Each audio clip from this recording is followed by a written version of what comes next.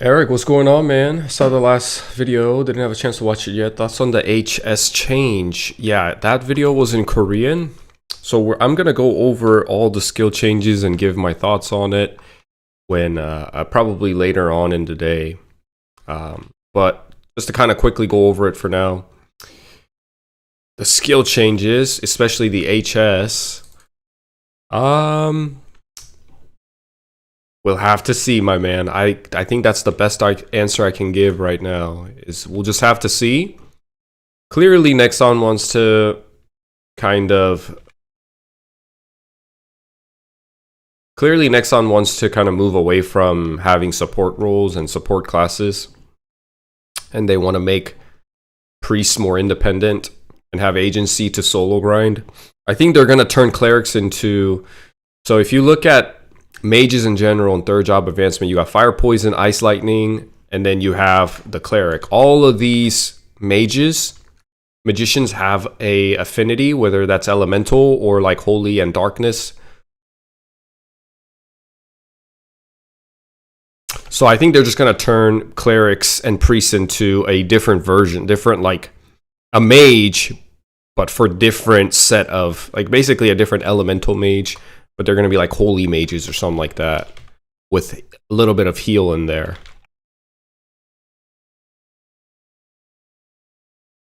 I think it's very early to kind of make any type of assumption or what is it, like a cemented judgment on it when the game is still so young and we don't know much about it. Blue L, what's up, man?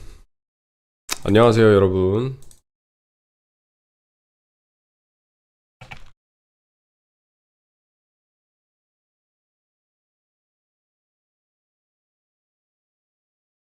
흑임자양갱님 안녕하세요.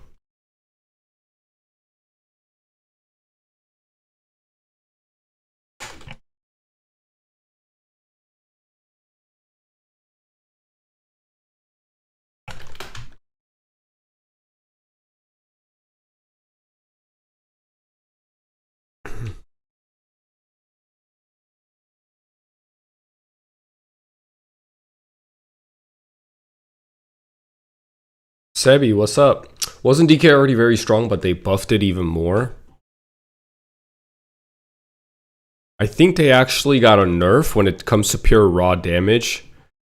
I think, what is it called? Like a spear crusher now or whatever. We're going to talk about the skills later. They are already very strong. I think they're the strongest warrior class by far. But we still have fourth job in the works, and this is already, you know, we already knew. I mean, I already knew, and most of us already knew that Dragon Knight, the spearmen, are the strongest class for the most part of the ride, but they do fall off later. So maybe the same thing will happen. Pages and Crusaders will see their light later on compared to the Dragon Knights.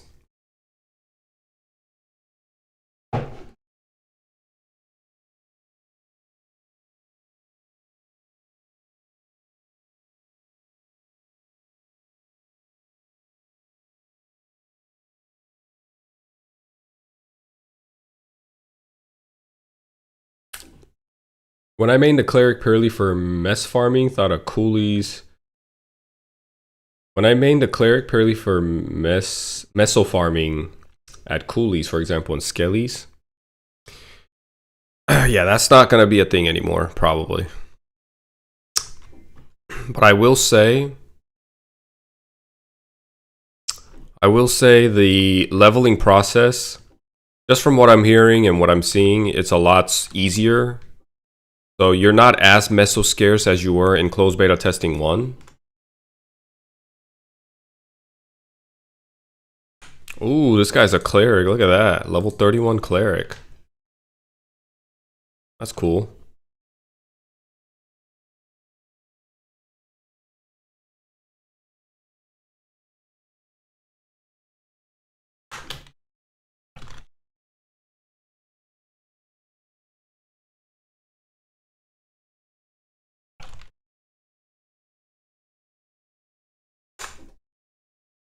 Oh, what is this guy? Level 20? He's a little ambitious, buddy. Level 20 being here.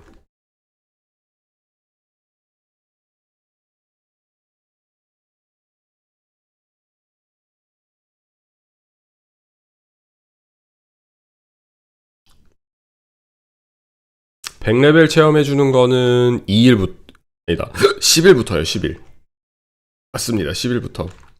What seems to be the best class? Best class, huh? I would say best class.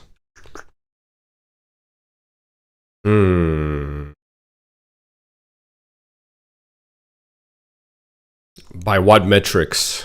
By what metrics, my guy? Because there's different ways that you could. There's different metrics, and not everything is good at everything. So.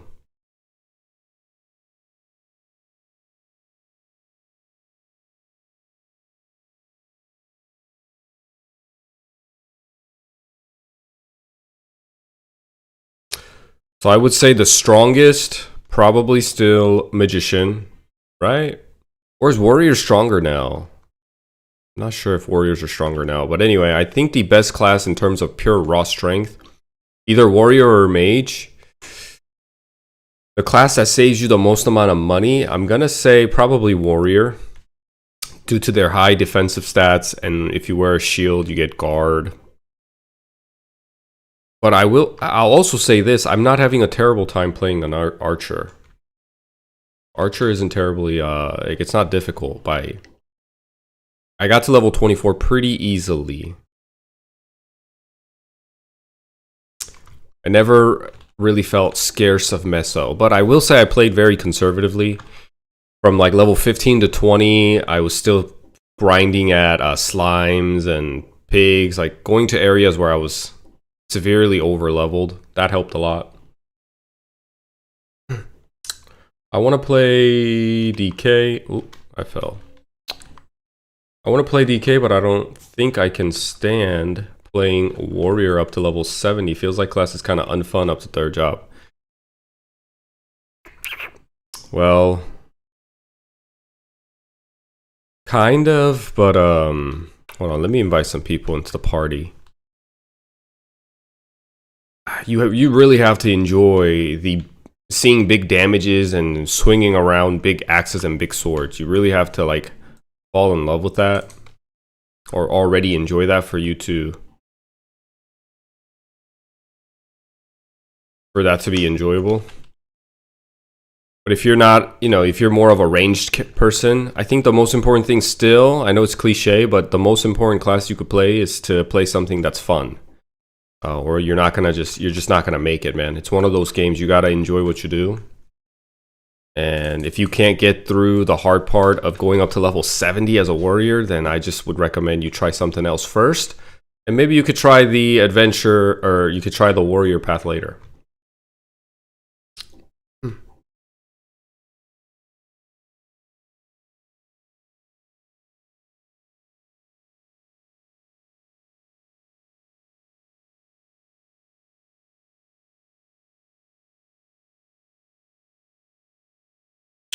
엔사님 안녕하세요. I love the third job skill. What is it called for spearmen?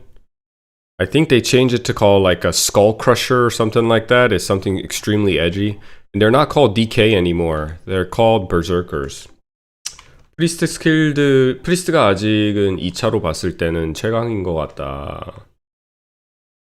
프리스트 스킬들이 다소 칼질당했다는 걸로 알고 있다. 그렇게 얘기를 하는데 뭐 홀리 심볼 바뀐 거 빼고는 뭐 그렇게 크게 바뀐 게 없기는 해요. 힐도 좀 이제 그러니까 우리가 알고 있는 클레릭의 이미지를 세탁시키려고 하는 것 같아. 하나의 법사, 데미지 쓰는 성법사 쪽으로 좀 더 가깝게. Hey Johnny, what do you think about the third job changes overall? So we're gonna go over the skill changes later on in stream.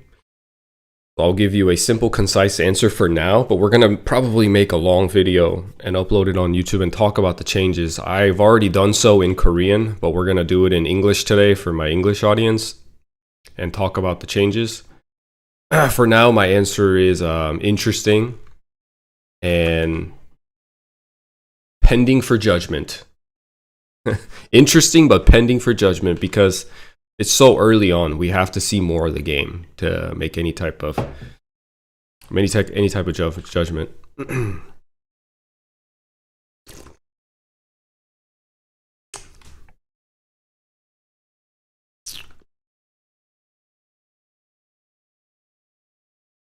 I was thinking about making a bishop and sell leech just to fund assassin. I don't think that's gonna happen anymore, buddy.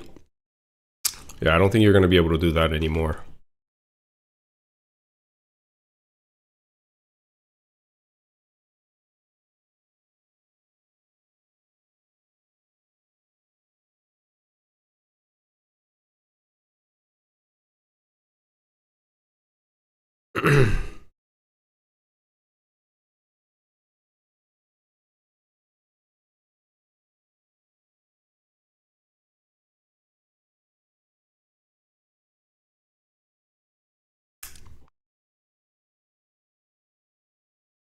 It's hard to not play your favorite class sometimes until you get funding.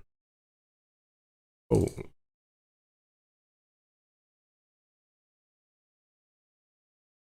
Take a magician.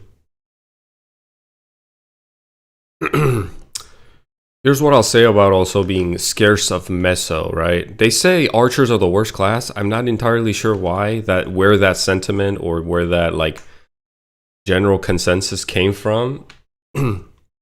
I think archers have been fine. Yeah, the bow whacking is annoying. I feel like the bow whacking, the distance at which when you bow whack has been increased, meaning like the enemy's distance can be further from you. They can be a little bit further than what I'm used to, and I'll still bow whack. Like I feel like okay, this is a good spot. I think this is just enough distance that I should be able to shoot my skill or shoot my bow, but I start bow whacking. So that's been kind of like eh. Other than that though, because I'm ranged, it hasn't been like super terrible. Oh, this guy's gonna die. Dude, what are you doing? Holy shit, dude. Oh my god.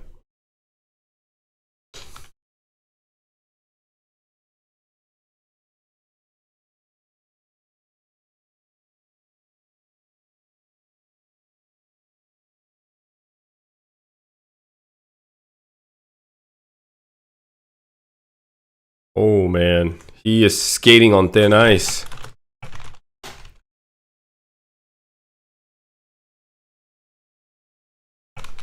But you know, I wonder if he knows that you can just die. It doesn't really matter.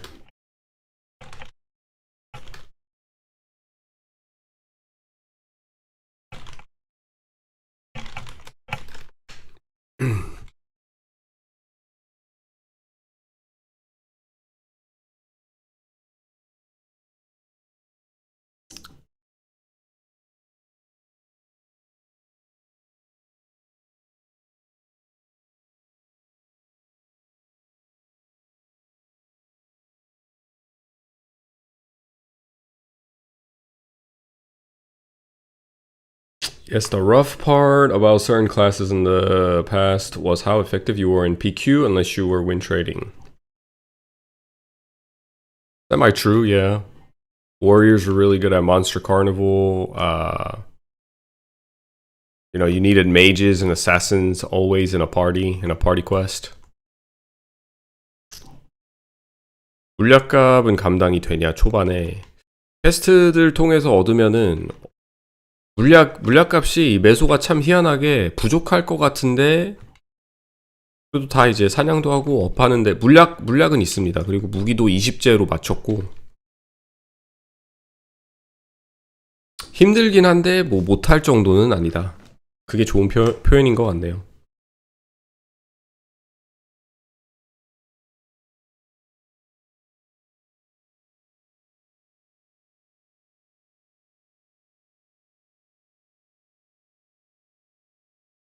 Ooh.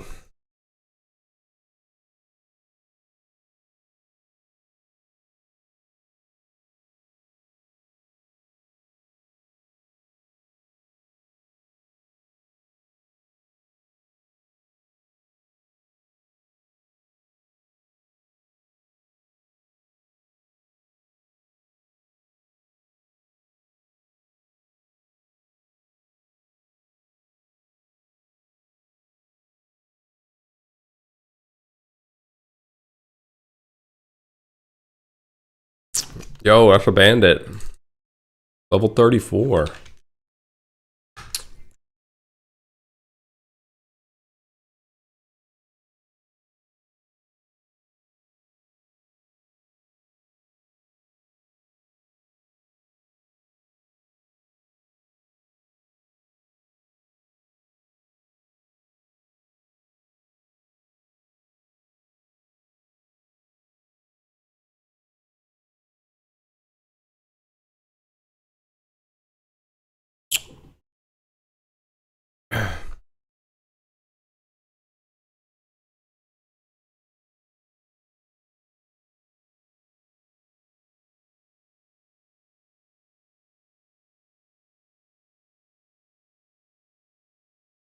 What's my ethnicity? I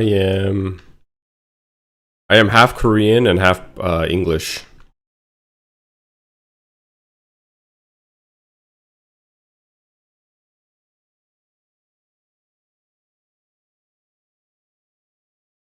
Ooh, this guy.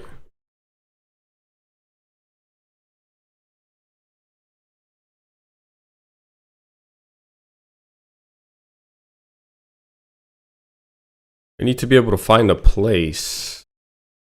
I guess I can stay up there. I wanted to come down to see if I can get my hands on some zombie mushrooms, but I think it's still too hard for me up there.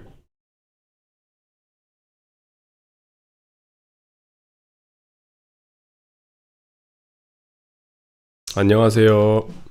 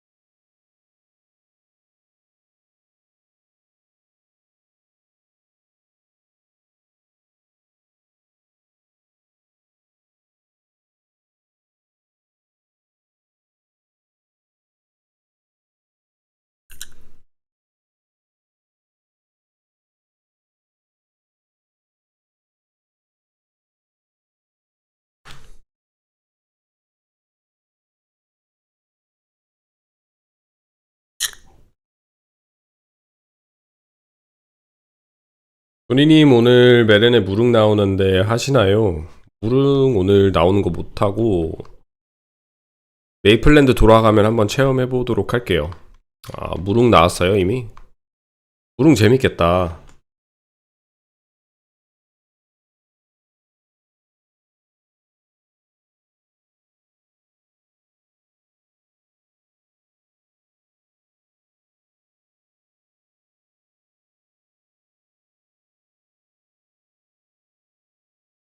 금요일에 나온다고 한다.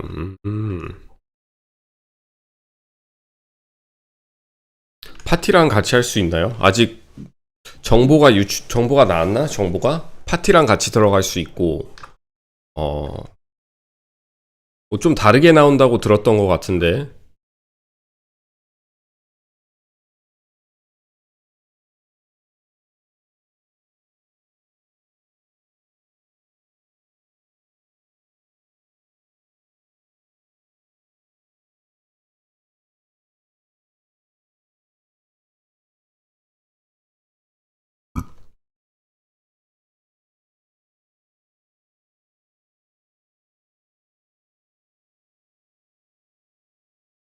Poor guy.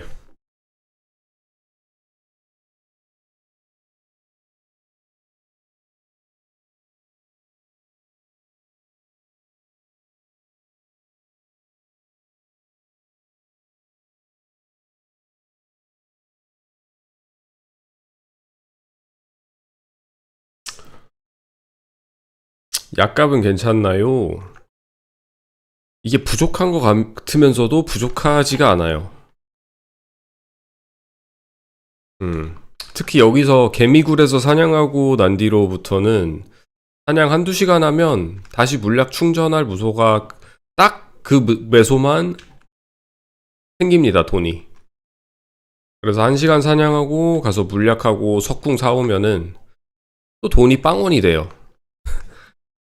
계속 왔다 갔다 하면서 하니까 사냥할 만큼은 된다. 보시면 장비도 지금 그냥 맡길 수 있는 거, 돈이 되는 걸로 맞춰서 끼고 있는데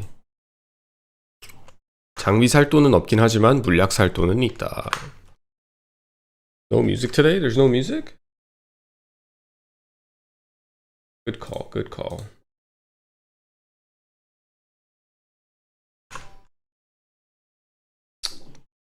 The way I have to do this is this.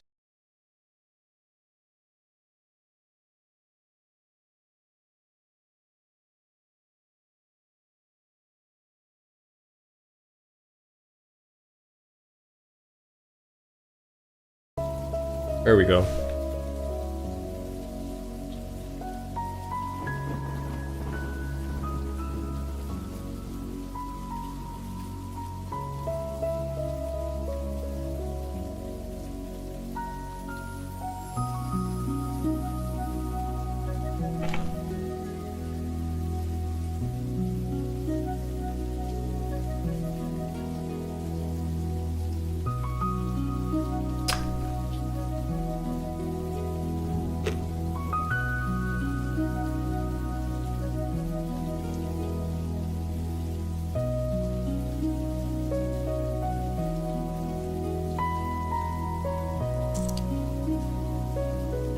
Yeah, let me turn it down just a little bit.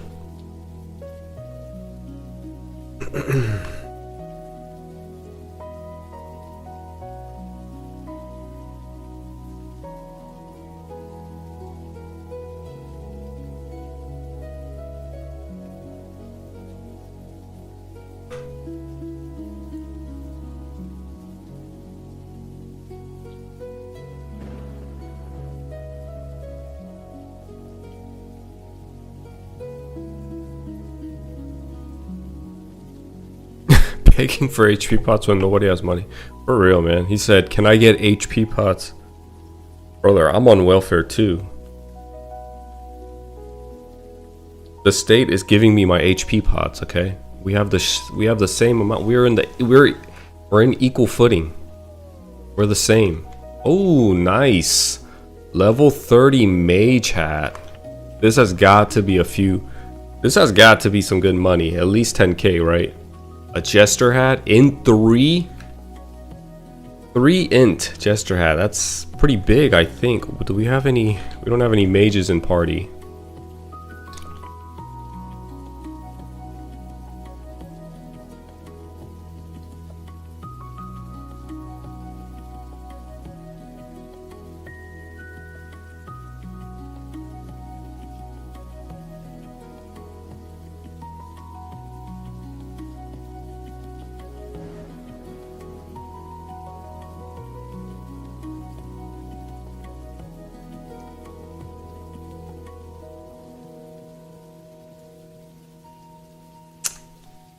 Jade, what's up, man? What's going on from Toronto? Nice. Is it cooler up there in Toronto? It has to be, right? Because you guys are up more north.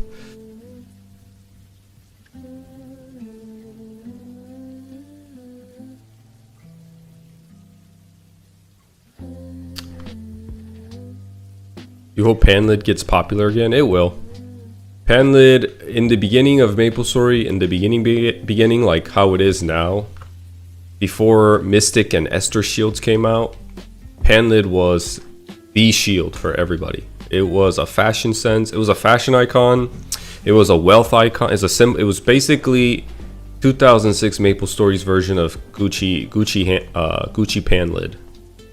You wore that, you have money. Yeah, that's what it symbolized, wealth. All the magicians and even the rogues, the bandits would wear that. Until they released the newer shields for those classes, Panlid will probably have its moment again of its glory days. We get hot summers in Toronto. Oh yeah, you're in Toronto too.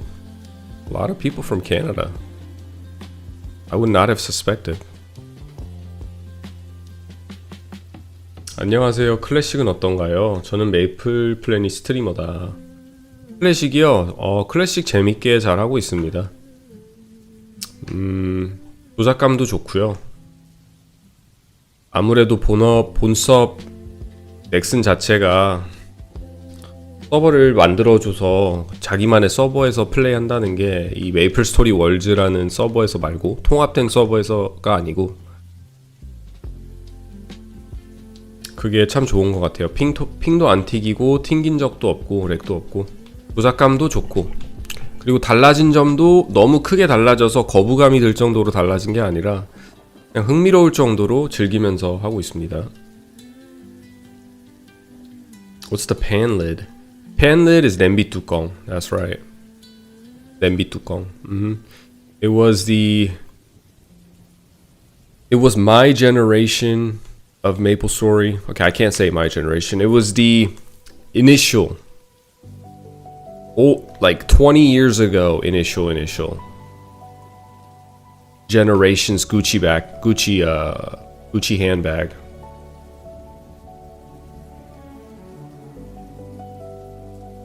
Honestly, the stats are extremely underwhelming, but it was just so cool, you know. Having a Panlid as a shield, I think that's what it was. It was like that. It was the best thing you could get at the time. So even if the stats were underwhelming, there was nothing really better for you. And then it just looks super damn cool. So.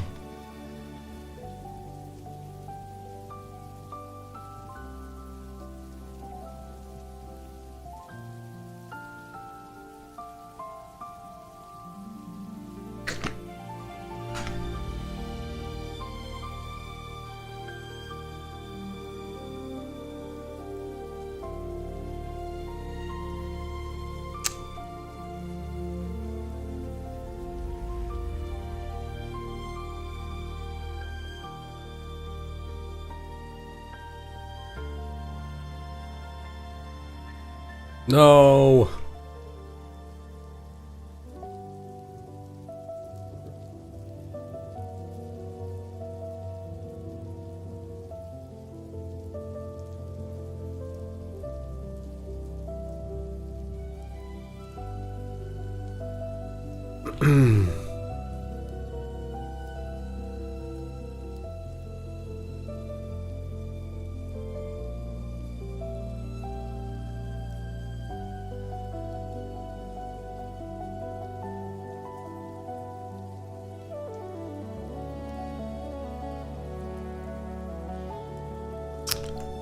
How is the Archer feeling so far?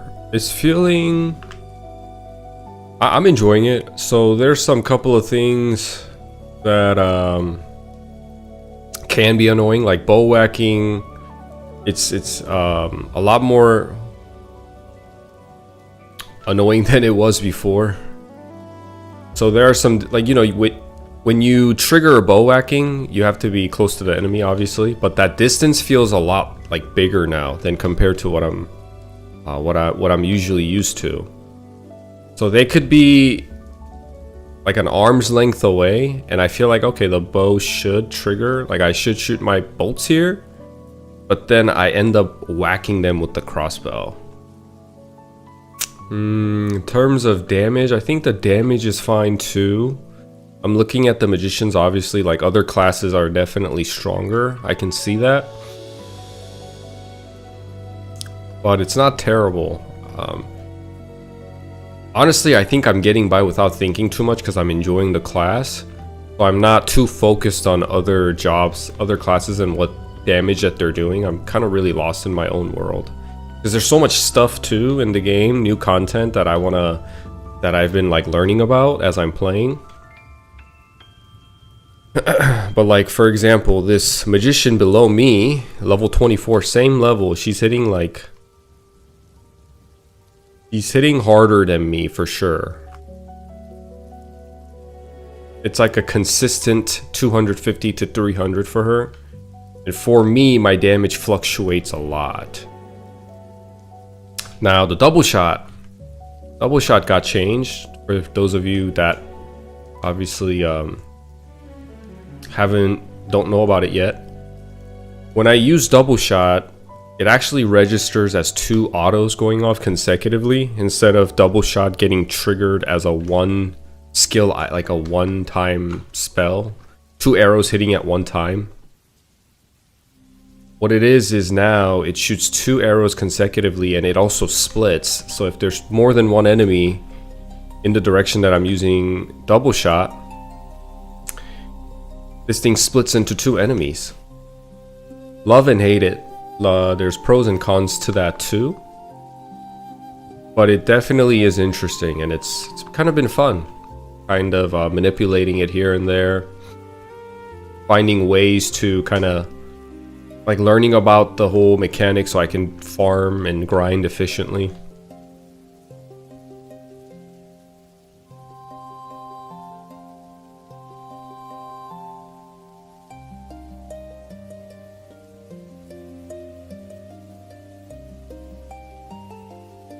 형님 생각이 많거나 외로울 때 어떻게 하시나요? 사람을 만나는 게 최고로 좋은 것 같은데, 그럴 때는 사람을 만나가지고 사람이랑 만나서 얘기도 나누고 이런저런 얘기도 나누고. 외롭거나 생각이 많으면 그걸 할 수 있고, 아니면 정말 너무 힘들다, 아는 지인이 없다면 교회 나가보시는 거 추천드립니다. 교회. Have Nexon addressed anything about HP washing? I really hope HP washing isn't a thing. I don't think HP washing is going to be a thing. You can raise your HP every time you level up, yes. But they're very aware of HP washing, and Inkwell already said that there wasn't going to be any HP washing, that was a flaw, that was not by design or none of that, so they're going to make sure that doesn't happen. I remember him saying that.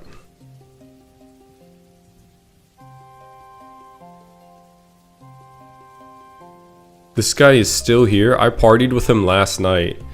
My man is still here.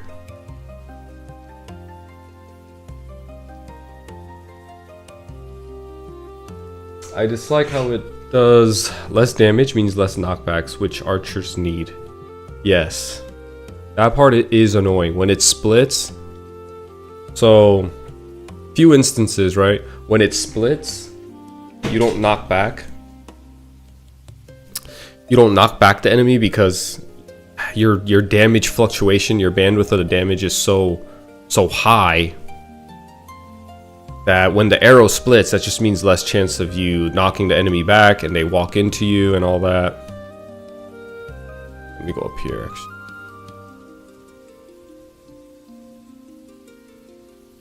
And then there's instances when you, oh nice, 2 items today in a span of an hour. That's a good glove. That has a lot of things that it's coming with. Accuracy, critical rate, max HP. And another instance where double shot being split sucks is I went to Sturgis. One of my friends said Sturgis is a good place to grind. That's where everybody's at. So I go. I was the right level to go. A lot of people there were around my level. But I used double shot and these Sturgis just swarm me. I can't one-shot them. So basically in instances where you need to one-shot the mob and you can't, that sucks.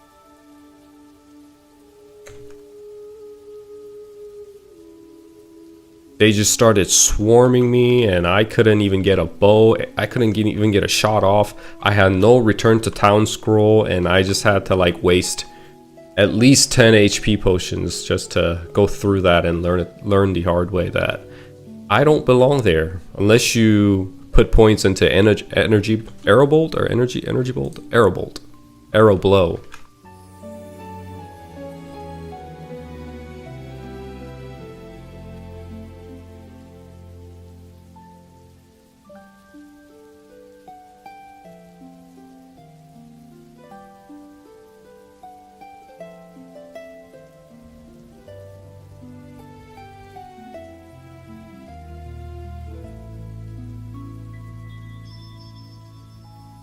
You just watched a video of a hacker in Classic World? Yeah, Arrow Blow is a single one-time hitting spell. It hits one time, one enemy, extremely hard. So it would work in instances like that where you need to just quickly one-shot and one-kill the enemy, right?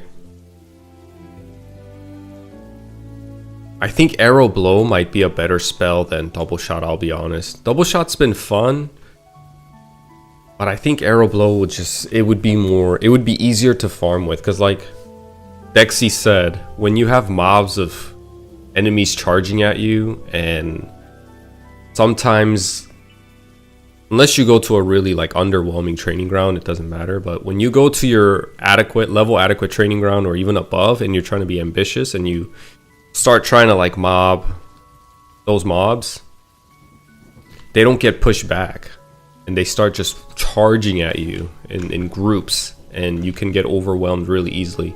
Compared to Arrow Blow, one time, one hit, one target spell, you can just kind of mow the enemies down as they come. But Arrow Blow, although it does more damage, I think, because you get 2 arrows and each arrow technically has a chance of critting. So your damage output is high, but damage kind of gets into an AoE form.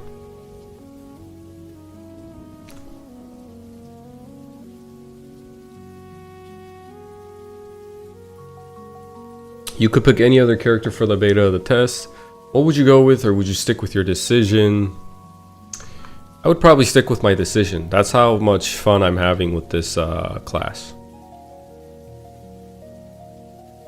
해외 서비 재밌어 보이는데 영어를 못해서 못하겠다.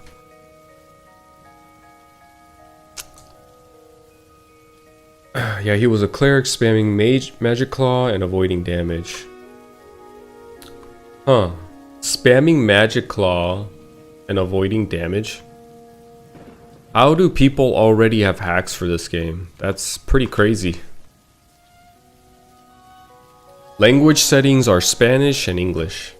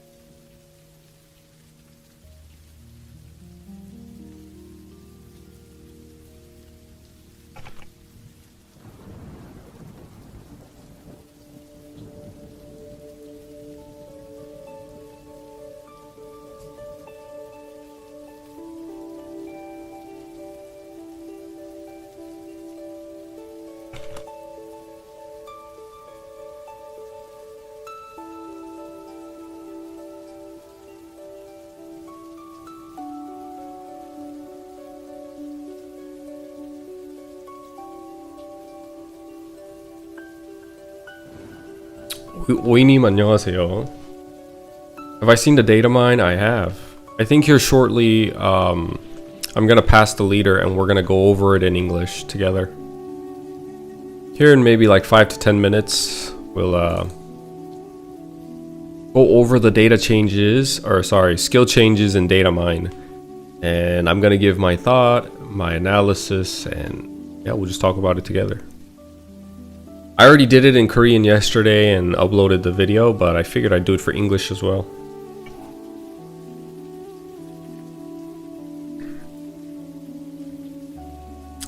해적 나올까요? 왠지 느낌상은 나올 것 같긴 한데 스탯을 새로 낼 것 같아요. 카리스마 같은 걸로 버프 지속시간 달라질 듯?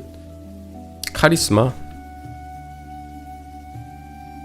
버프 지속시간이 달라진다. 흥미로운 아이디어네요.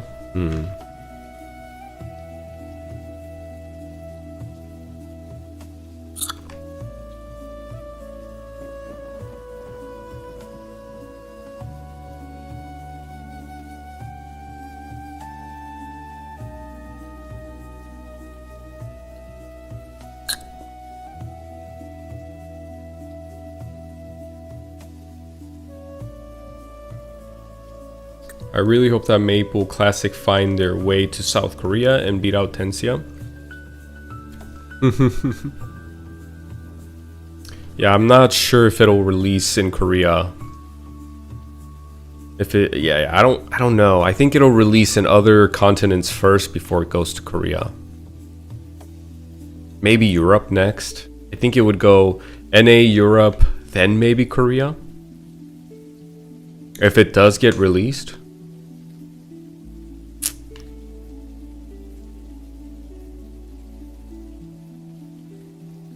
No, the language options, bro, I'm telling you. I was kind of shocked too. And even in the Spanish, it says in parentheses beta. So they're like, hey, our AI's not there yet. It can't quite capture the nuances of language yet. So, parentheses beta.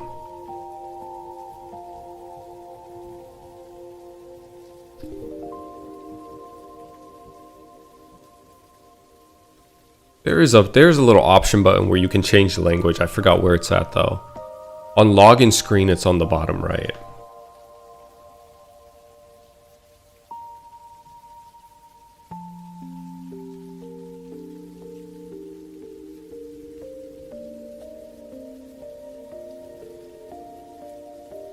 보는 맛은 전사가 제일 재밌는 것 같다. 전사가 그 큰 무기를 휘두르면서 큰 데미지 들어가는 게 재밌긴 하죠.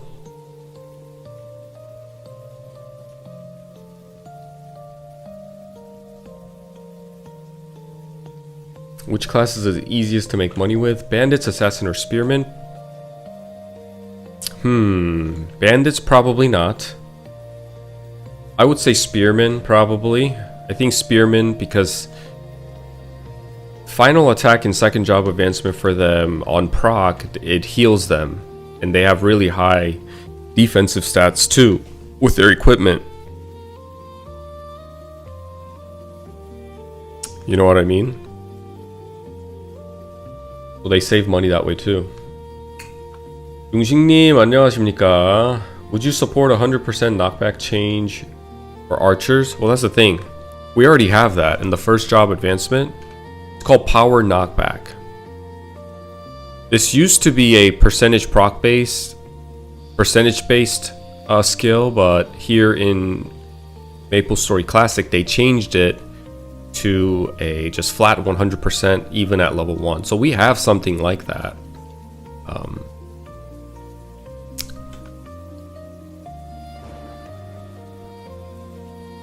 Ooh, I am out of MP.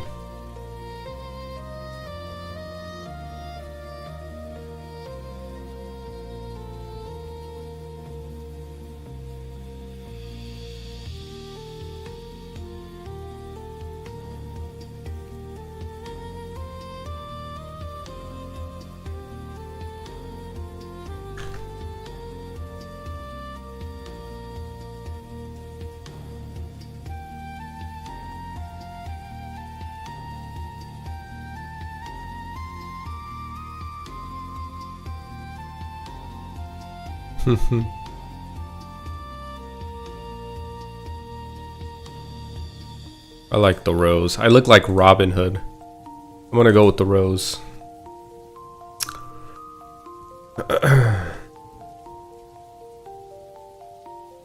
Okay, I'm gonna go past the leader and we can go over the skills.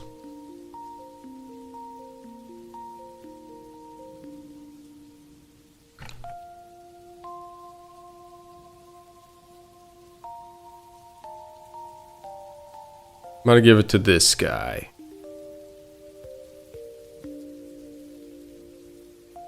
I've partied with him since last night. My man is grinding. Level 29. He's about to hit 30.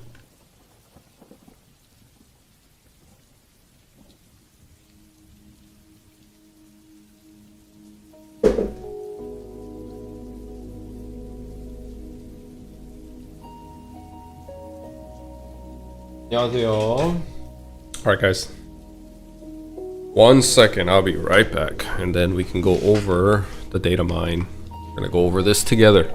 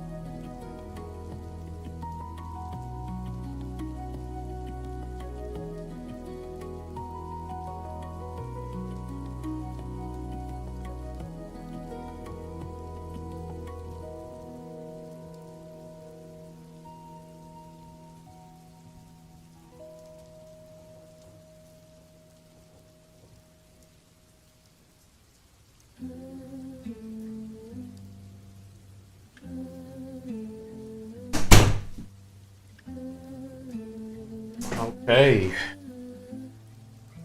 I am back.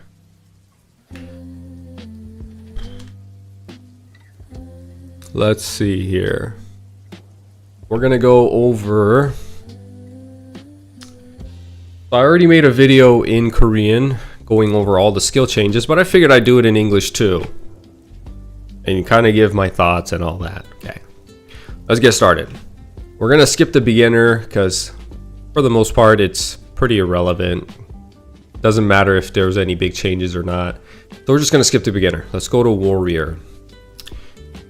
We'll basically go one by one, each class by class, all the way up to third job, and branching out to different third job advancement and second job advancements as we go. And we'll start with warrior. Okay, so I was looking at this and I saw that there were a couple of things that were interesting. So basically, warriors now have their own alchemist skill that hermits had in their 3rd job advancement. It reads, HP naturally regenerates over time.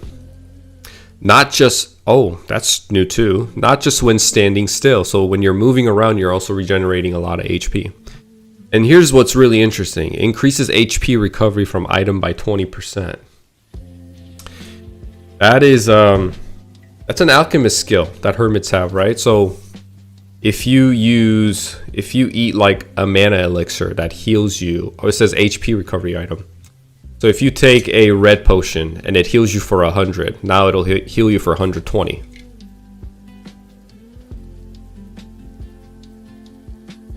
I think it's a pretty smart way that Nexon went on about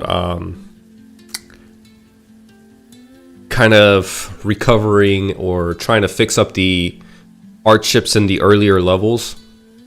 From the first closed beta testing, a lot of people said the grind was too hard in the early phase, that meso was so scarce they didn't have enough meso to even buy consumables. And it looks like they tried to make that up by adding in something like this. Pretty cool. Max HP increase. This is a change as well. So basically what it was before is you would have to put all your skill points into max HP increase. At level 10 through 20, warriors were notoriously weak, and it took them a while for them to actually pick up in the 1st job advancement, and it made it so hard because they had to dedicate and prioritize this skill over anything else in the 1st job advancement. That's how it was before, because it would give you more HP each time you leveled. Instead of a flat HP of max HP of 25%, every time you leveled, you gain more HP. So people were like, okay, well, I need to put points into this as soon as possible, because every time I'm leveling that I don't have the skill, I'm losing max HP. So that's how it was, but they changed it now where you can raise it later. You can put it lower in the priority list and go straight to like putting points into Power Strike and Slash Blast. Because how it was, like I said, you have to max this first, and by the time you put a point in Power Blast or Power Strike and Slash Blast, you're like level 15, 16, and for it to actually be somewhat decent and powerful, you're looking at late teens. And all the way up till there, you're basically just swinging your fat mace around and your dull sword and killing snails the entire time. So now you don't have to do that. It's a good improvement. Precise strikes. It gives you accuracy and critical rate. Accuracy, one of the most important stats for warriors. Now you can get it early. It used to be that you get it through mastery only in your 2nd job advancement, and that is no longer the case. The accuracy that you would get from the mastery in the 2nd job advancement has moved down to the 1st job advancement, and now is called precision strike. And precision strike also gives you some crit rate. Pretty cool. 5%, that's decent. That's half of a 10%. Yes.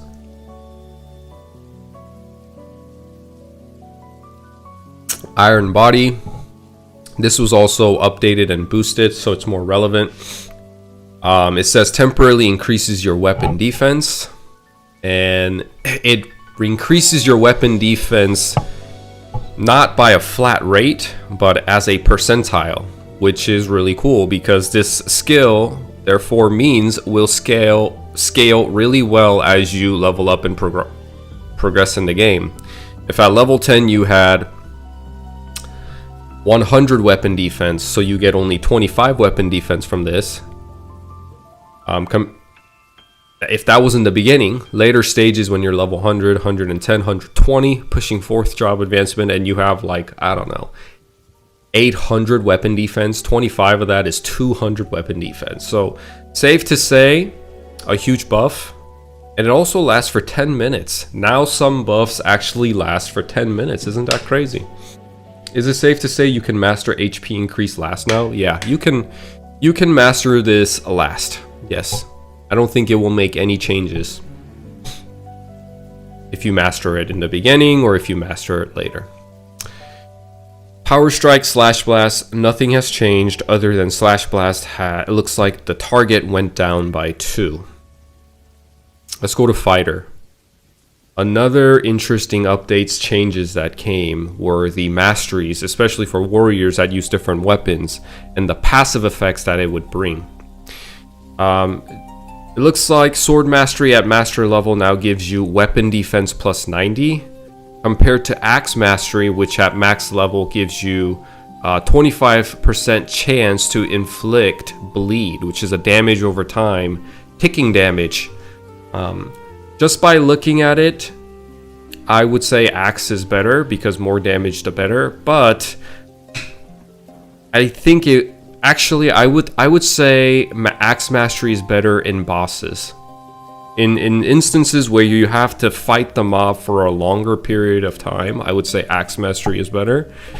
And then for just mobbing, just grinding, maybe it's better to go with Sword Mastery. Here's why I'm unsure. We know it says weapon defense plus 90, but we don't really know what that means yet. We haven't seen the game enough to kind of determine, like, to really, how would you say, it's not personal, right? Like when we see weapon defense 90, I don't really, nobody has really figured out how, is that a high number? Is that a low number? The only way we can kind of make a judgment is when we look at like other skills, which we'll see, that gives you a shit ton of weapon defense, like buffs and stuff. The weapon defense 90, we have no idea what that means yet. But I think this damage is really underwhelming for Axe Mastery. 25% chance to inflict bleed, and it only does 100% damage over 3 seconds. It's a nice addition, and maybe it'll be nice to see that damage tick, and aesthetically it'll be pleasing and the game will be more fun. But if you think about it,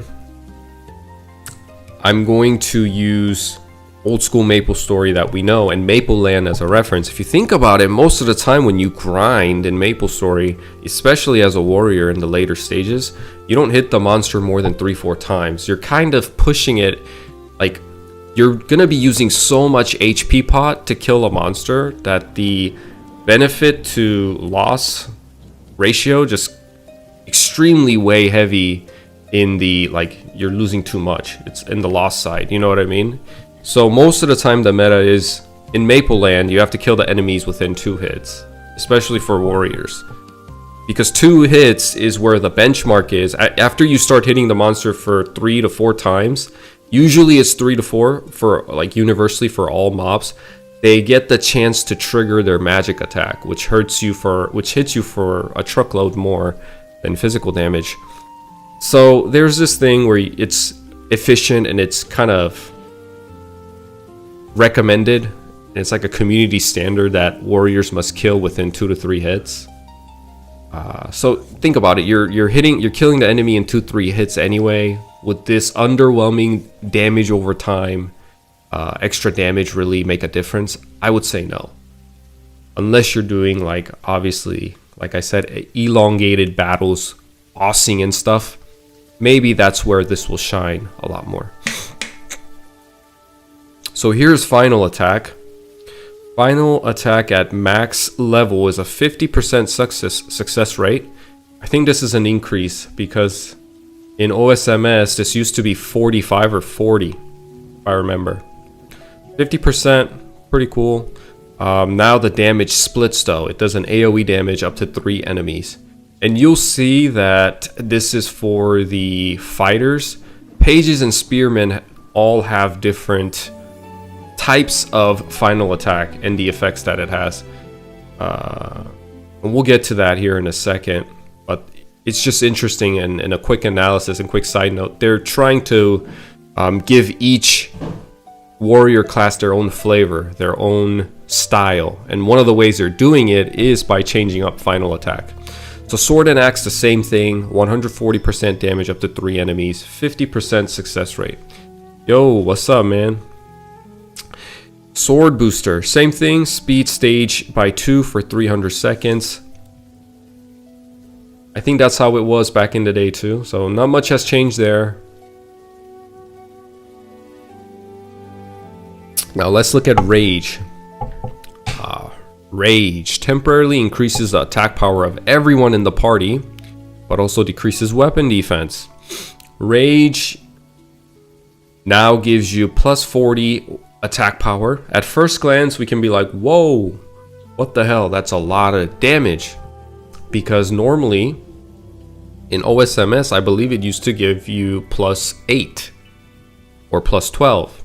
Anyway, around that number. It was not up there in the 40s, 30s, 20s. And just at first glance, it can seem a lot, but we don't really know what attack power means yet. So we'll have to keep an eye on this for 300 seconds, 5 minutes. Now here's the big one, right? For warriors. Now at second job advancement, warriors can rush. It says, rushes forward a certain distance in the direction you are facing. If there are monsters within the rush range, you can deal damage to up to 4 of them and knock them back a certain distance. While rushing, you will not be knocked back even if attacked by monsters. That's pretty cool, right? So a lot of people have a lot of things to say about rush. I will show you why this isn't that big of a deal. First of all, the range is extremely small. This range is smaller than flash jump and other mobility skills that got added into the game. It's just like a slight momentum forward. I've seen other YouTubers use it, and it just doesn't. You can't jump and use it. Which for flash jump, most of the momentum actually comes from you being able to jump and use flash jump. So you have that aerial momentum, and there's less like drag. Because once you hit the ground, any type of platform, you experience that great drag that slows you down immediately. It's like a nice smooth slide. But because you're in the air for longer, you can't jump while you're using this. So it's like a push forward and you're immediately like halted. But it's a nice add. I think it makes the second job advancement phase of warriors a little bit more engaging and fun. I think it was already engaging and fun anyway with final attack. But maybe they thought they needed to do more. I would say warrior class got the most amount of significant change. And majority of it, the significant amount of it was positive. I think they really favored the warrior class in the past few months of updating after CVT number 1. Okay, let's look at pages. So pages are the knight class that uses a shield. I guess fighters can use a shield too, but pages use blunt weapon and sword. Sword mastery, same thing. Mastery at 10, weapon defense 90. Now blunt mastery is different. At max level, blunt weapon mastery does 20% chance to ignore enemy weapon defense. I think this is the hugest one, and I think naturally pages are going to be the best bossing class later on, with their ability to change their elements whenever. Some bosses do have elemental weaknesses, like Pianus, for example. Imagine you having elemental advantage over Pianus, and then you also ignore 20% of his weapon defense. Mind you, this is percentage again, so this scales extremely well to the late game. Naturally, you're gonna be smashing bosses, right? You're gonna be a boss smasher. 20% chance to ignore enemy weapon defense. And this doesn't even have like how much weapon defense, it just says weapon defense. So and usually when it doesn't apply to bosses, it'll say it doesn't apply to bosses, but it doesn't have that. So I'm just naturally assuming this is going to apply to all sorts of bosses. It'll be huge. Final attack, sword. Okay, here it is. With pages, their final attack is actually condensed into a single enemy. They do less damage. Well, I guess it's about the same damage. It doesn't really matter. But their final attack is how we remember it to be. Now, I don't know, because basically when you use Slash Blast, an AoE skill, and final attack triggered, final attack would mimic Slash Blast at an increased percentage level, increased damage. But this probably will stop it from doing that. You'll probably just attack one enemy with a high single damage. And some people made a really cool point that someone made an interesting point on why they did that. I think they said something like what did he say? Let me see.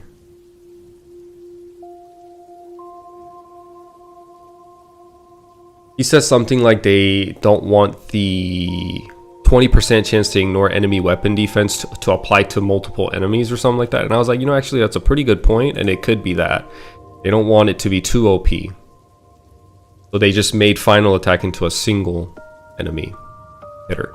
Okay, let's move on. Sword booster, blunt booster, same. Threaten, they need to do something with threaten. And I said this yesterday in Korean too. Nobody's going to use this. This is just a point dumper. Leftover points. There we go. Put it in threaten. Enemy speed by -35 and weapon defense by 10.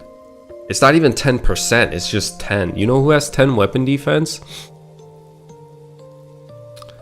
The red snail probably has like 10 weapon defense. So this one is just extremely underwhelming. And for 30 seconds, like I can't imagine a single instance where you would actually use this. Most bosses are stationary, so enemy speed, even if this applied to bosses, you're gonna take 10 weapon defense away from a boss and take away a speed, maybe at Papilladis, because he flies around. If it's able to slow him down, sure. There's your one case of usage, but other than that, extremely underwhelming. In Maple Land, they made it into a percentage base, and it applies to bosses. So what it does in Maple Land is it increases everybody in the raid, whoever is hitting the boss. It's a debuff on the boss, so everybody hitting the boss does more damage. That's how Threaten works in Maple Land, by a percentage. I think it's like it increases the damage intake of a boss by 7%, something like that. So when you use it on a boss, everybody hitting the boss does 7% more damage. They need to make it into something like that, because this is terrible.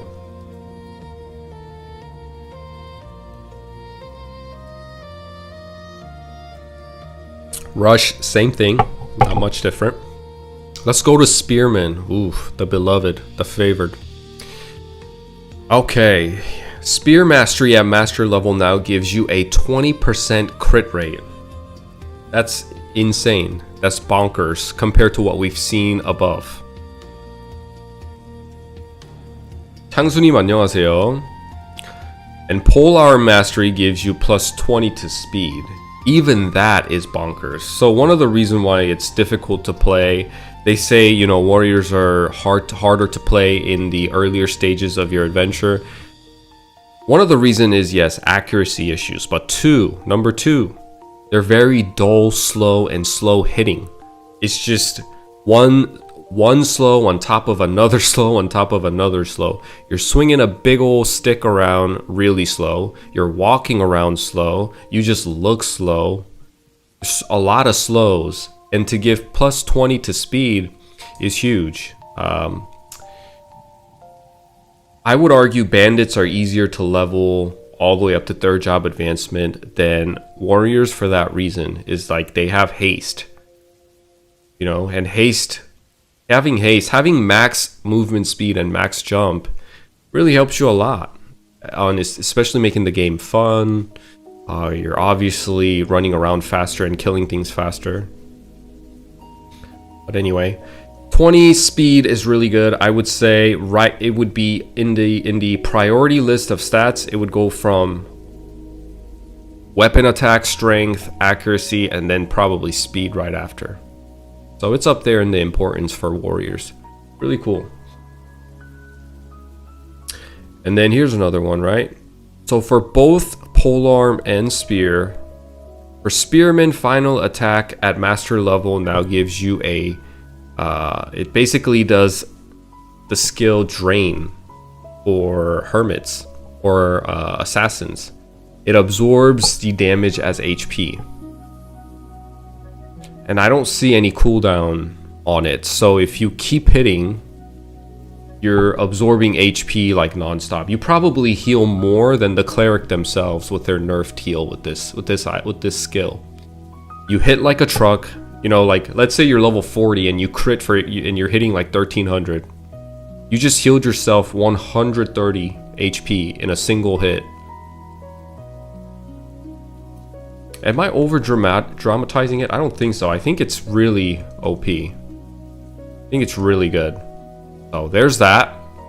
Now you can see why they're saying spearmans are heavily favored. Booster is the same. Iron Will also got a buff. At master level, at level 30, your weapon defense gets plus 50. 35 chance to ignore knockbacks. So essentially a stance effect for 5 minutes. That's huge. 35% chance is not high, but not terrible, you know. You'll definitely feel it while you're playing it. 35% chance, you're gonna notice when it's like kicking off, you know, and it's working for you. And there's gonna be times when it really saves your butt, when you're on an edge of a platform and you're about to fall off. But it triggers and now you're saved, you know. I can see instances of that and like getting high satisfaction from that happening. And then they have rush. So quick thing to note is, hey, where's hyper body? I don't see hyper body in the spearman. Yeah, hyper body has moved to the third job advancement. So we will get to that later.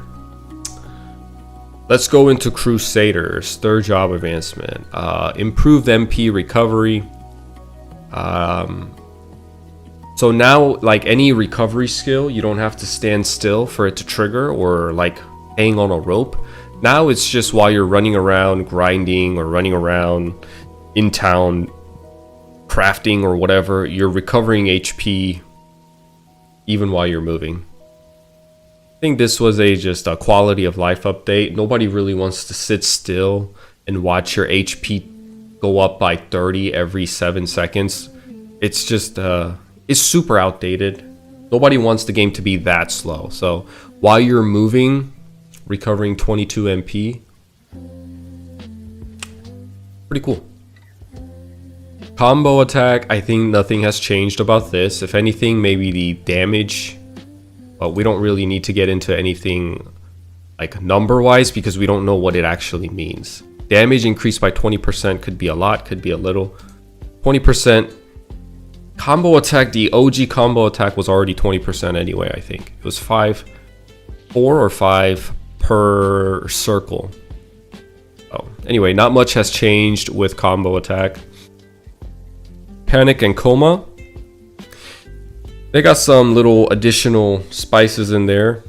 It looks like Panic consumes combo count to attack a single enemy with sword or an axe with a certain chance to inflict darkness. So that's new, right? We can now inflict darkness onto enemies and decrease their accuracy. The power of an attack increases based on number of combo counts. Yeah, that's we already knew that. So the more combo you have, more combo stacks you have, when you use Panic, it does more damage. And on top of that now, at max level, it has a 100% chance to reduce enemies' accuracy for 9 seconds. And on here, it doesn't say anything about bosses. So this is something you can use on bosses, right? Not only that, now you have a reason to proc Panic. Because what it used to be was, it was almost like a finisher move for Crusaders. The way I've seen Crusaders play is they keep the combo attack up at all times and just use Power Blast and Slash Blast. Power Strike and Slash Blast. And then use Panic to finish off a mob here and there. But now I think you just have a more reason to weave in, especially at bosses, to keep the boss's accuracy down. You know, the ceiling gap, the skill ceiling has gone up a little bit. So if you want to play it more efficiently, then now you can weave in panic for the accuracy debuff, yada yada yada. And coma also got a change. It's an AoE skill still for monsters, right? It has some range to it, and then it also inflicts a bleed at max level, dealing 100% total damage over 3 seconds. So you could technically, right, if I'm being hyper efficient, I would stack all my combo attack. Then I would use coma to get the bleed dot on him, and I would stack it up again and use panic, and it lasts for 9 seconds, so I can use like coma twice before I have to use panic again. Kind of like that, just weaving in skills. It makes the class feel more interactive and active than before. Pretty cool. Shout, not much has changed. I don't know too much about shout. It's an underwhelming AoE skill. I don't know if it had evasion for -4 to evasion though, but it does generate combos now. So if you use shout, when it hits an enemy, it grants 2 combos instead of 1. But most likely you will not use shout unless they fix because when you use shout, you're kind of animation locked for longer than you'd normally like to be. So most people don't use shout. I guess their idea was, well, we don't want people to just sit there and spam shout and not use these cool skills that we developed for the Crusader. So let's lock people. It's kind of like Dragon Roar 2 for the Dragon Knights. When you use Dragon Roar, you're animation locked for at least 2 seconds. Right? And it's just not ideal to use that as a mobbing skill. And maybe they had the same idea with shout. So my thing is, will we sit there and get animation locked to generate 2 combos? I don't think so. I don't see that happening. Maybe if it generated 3 combos, but even then, why would you use shout when you can just use power strike 3 times and move your character around and not get animation locked? Yeah, maybe they'll have to do something more to shout, or maybe it's different. Maybe this version of shout will be different and you're not animation locked and whatever. Let's go to armor crash. At max level now, it reduces the physical defense of nearby monsters up to 4 and set it to 0 for 15 seconds. Set it to 0. So I kind of want to emphasize this because I did it in the other video too. This is extremely OP, by the way. This has no statement about bosses or whatever and whatnot. Even if you're not bossing, let me show you guys something. So right now in Maple Land, Time Temple has come out, and the monsters there, the monsters at the end of the map, right before Pink Beam, I believe they have like 1,000 something weapon defense. So right here, that's the weapon defense, and they have 1,060, right? And this is just kind of for reference. Obviously, we don't know what Classic is going to be. I would imagine the weapon defense for monsters are going to be higher because a lot of things seems to be elevated in this server. But to set the weapon defense to 0 for 15 seconds, you almost have to weave this in. Although there is a cooldown. Man, do they intend on you using this in bossing? Is that what it is?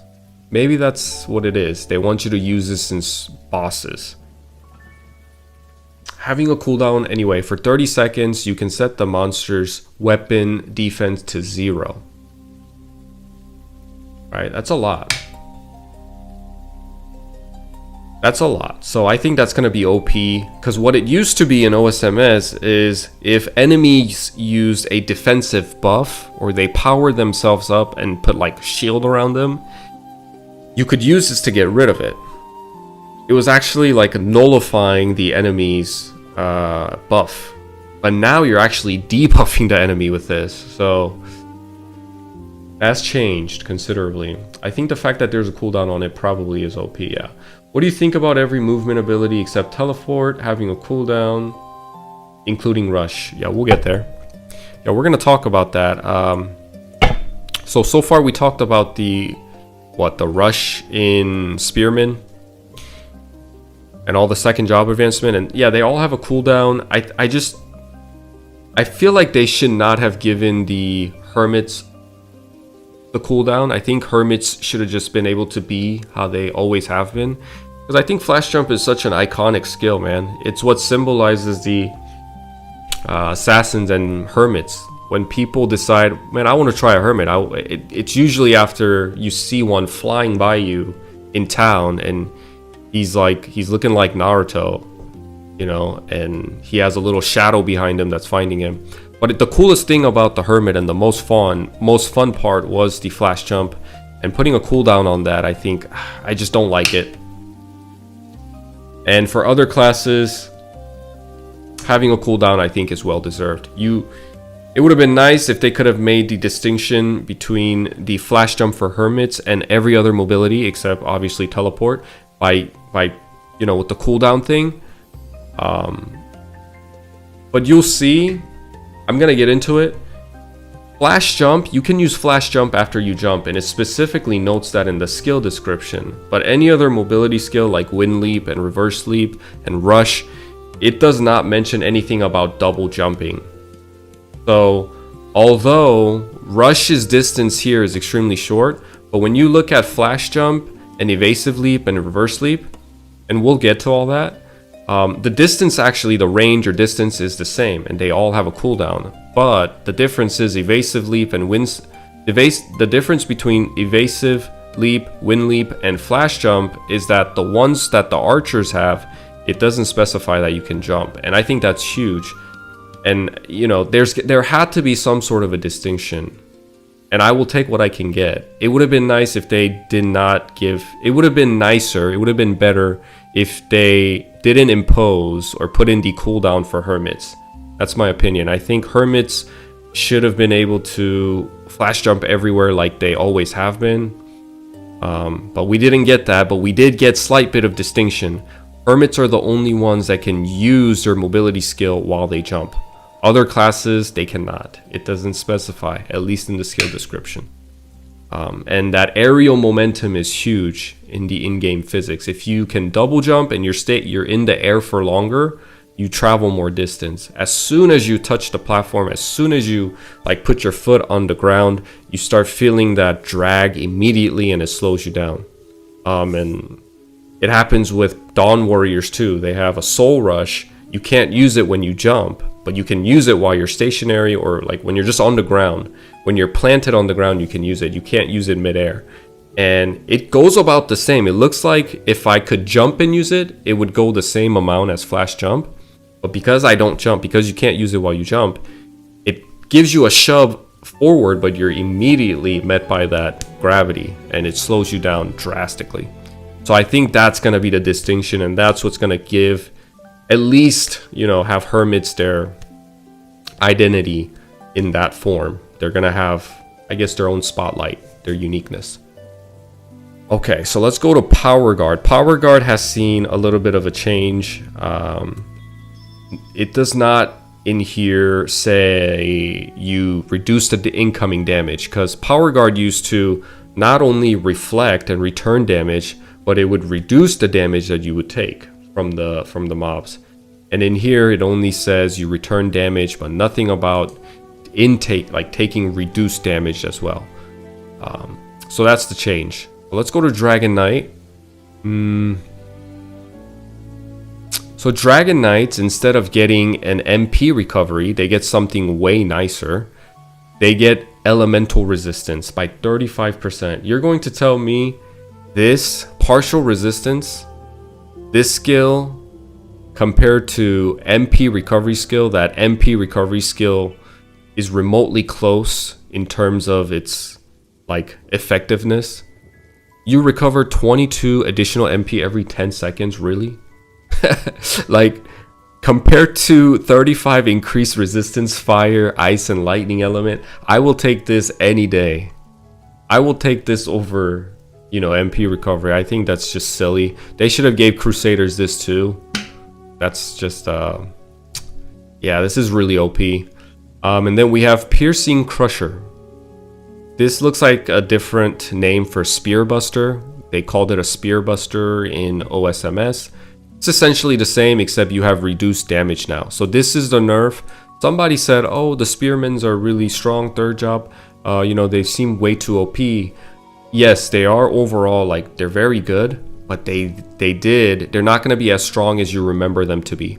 120% is kind of low, although you're attacking 3 times. So what you're going to see is the Crusaders and Knights doing single target damage that is extremely strong, like really high damages, especially when they crit. They're hitting 4, 5, 6,000, and what you're doing is hitting enemy, like mobbing enemies. Essentially, you have the ability to hit 3 enemies. You're really like, imagine a warrior who has like a spear, and it's like a 3-headed spear, it's like a trident, and you're like a blender. You're poking, you're grinding them down, right? Because 120% 3 times, you're gonna see damages like 1,500, 1,800, 2,000, compared to your counterpart brothers in arms who's doing like 6, 7k on crit. They're gonna feel like a cannon. You're gonna feel like a little ninja grinder. And then they have Dragon Fury. You can attack up to 4 enemies. This is the Slasher or Thresher.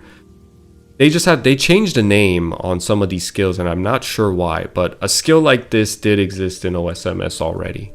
It has a longer x-axis of reach. It has longer reach. You can now attack up to 4 enemies. I just think this is pretty underwhelming as well. I just don't think you need to have 2 mobbing skills. I think they could have made Piercing Crusher a little bit more, a little stronger. Maybe 2 enemies 3 times, but 3 enemy 3 times, it does feel good though. I will say, I have a level 35 Dark Knight on Maple Land, and if they told me that they're gonna change it to hitting 2 enemies 3 times, I would cry.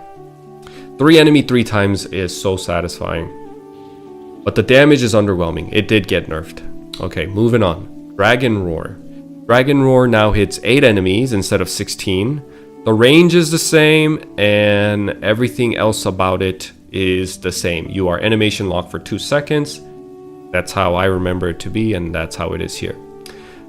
Okay, here we go. Power Crash. Power Crash is, I guess it's okay, but I don't think it's as good as Defense Crash or Armor Crash up above that Crusaders have. And maybe this is the trade-off.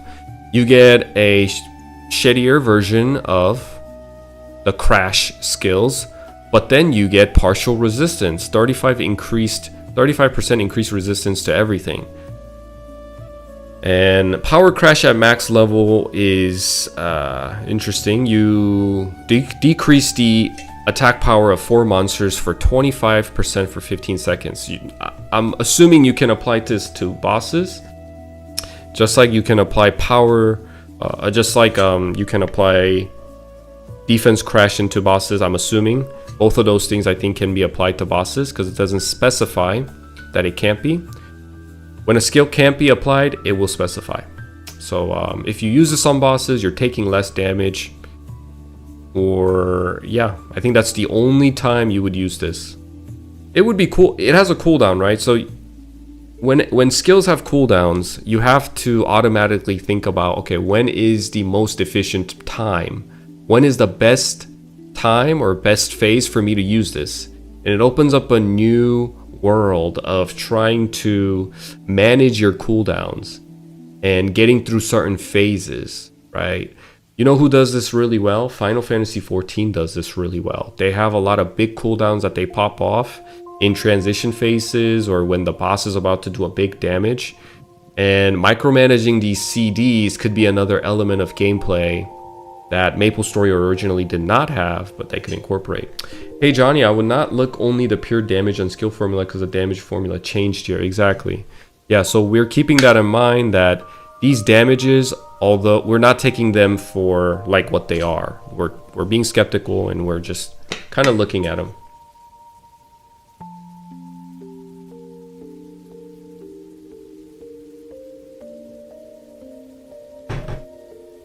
Let me make this bigger for you guys. I'm gonna take away the chat because it's kind of in the way. Actually, I can move the chat. Put it up here. Perfect. Go.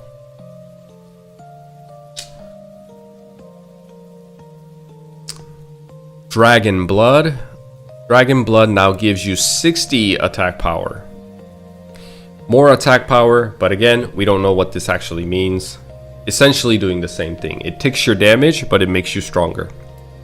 Hyper Body.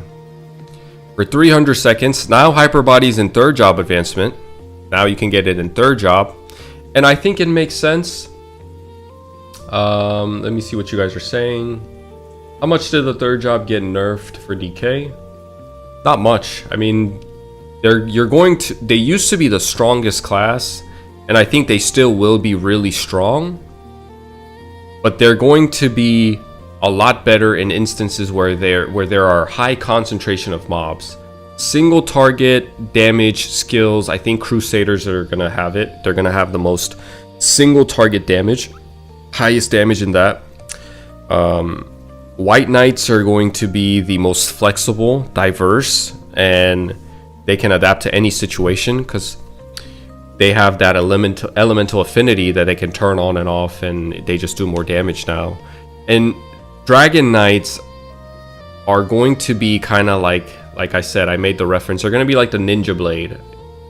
They're going to be like the grinders, right? They're going to be really good when the boss, or like when you're in a training ground where a lot of monsters are grouped together and stacked.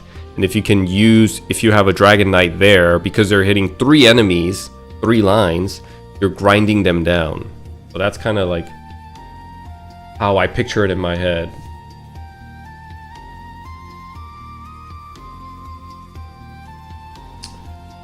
Okay, I'm gonna move on, Naranjo, but I see what you're saying.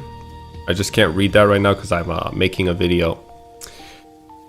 Okay, so Hyper Body going into third job, I think is I think it's a good change. I'll be honest, Hyper Body in the second job doesn't really need to be there, in my opinion.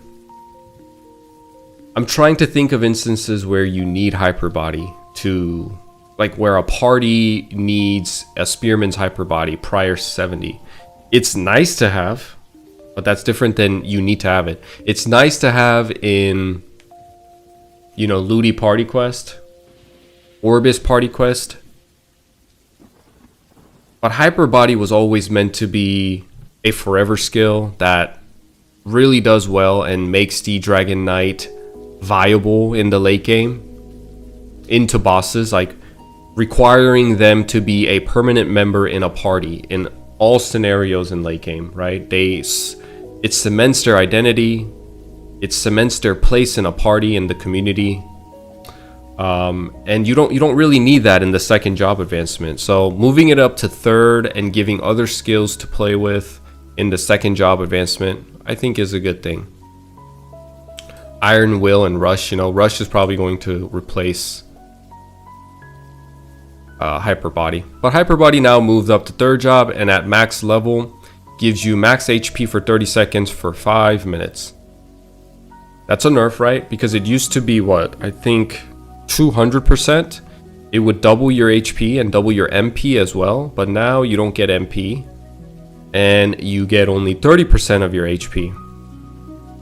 Again, it looks like a nerf, but we are thinking in the paradigm of OSMS. This is new MapleStory. This could actually still be very well viable and good. It is actually good. Just taking it for what it is, increasing your HP for 30% is a great skill. White Knight, improved MP recovery. Again, I don't think this skill is kind of pointless to put points into. Let's look at White Knights. So White Knights, I'll give you guys a little, like, those of you that might not know how White Knights work. White Knights are people that play White Knights did not use charged blow for the most part, because it would remove your elemental affinities on weapon, and the time that it took to recharge your weapon was just not worth using charged blows on enemy. So what people did was they just did not put points into this skill up here, and they would stack lightning charge with fire charge. And although the kit's intention is for you to go to different training grounds and make you more flexible than any other class, damage was king and is still king in MapleStory. And how they had it in the past was lightning charge was a stacker. It just enhanced whatever stack you had prior to putting on lightning charge, but it's split between fire charge and ice charge. And fire charge did more damage, and ice charge did significantly less, but they were able to freeze enemies. And then you would add lightning charge on top to make your charges stronger. But all of that has changed. We're about to go over it. But what happened in OSMS and in Maple Land 2 is people obviously prioritize weapon defense. So I'm gonna remove this just for now. People prioritized weapon damage, more damage than anything else, and they would kind of get locked into Elnath after hitting level 70 if you were a White Knight. But now that's not the case anymore, because with Charged Blow, the most significant change is that at max level, you have a 100% chance to maintain charged state. So where prior, even if you maxed out Charged Blow, you were not, I don't think it was even a chance thing. You would just lose your charge, and you would have to recharge after you use it. And it was just a hassle. So now having a 100% chance to maintain your charges is pretty good. Let's look at fire charge, ice charge, and lightning charge. I see your guys' chat, but I want to finish this video. So if it's like super long, I can't read it right now. I want to get through this. I'm sorry. Like I said, prior lightning charge was just a stacker, but all of that has changed now. And ice charge was weaker, freezing. Fire charge did more damage. Yada yada yada. But now everything does plus 20 damage. Lightning, ice, and fire. And then it comes with 75% chance to do their own thing based on the charge that you have.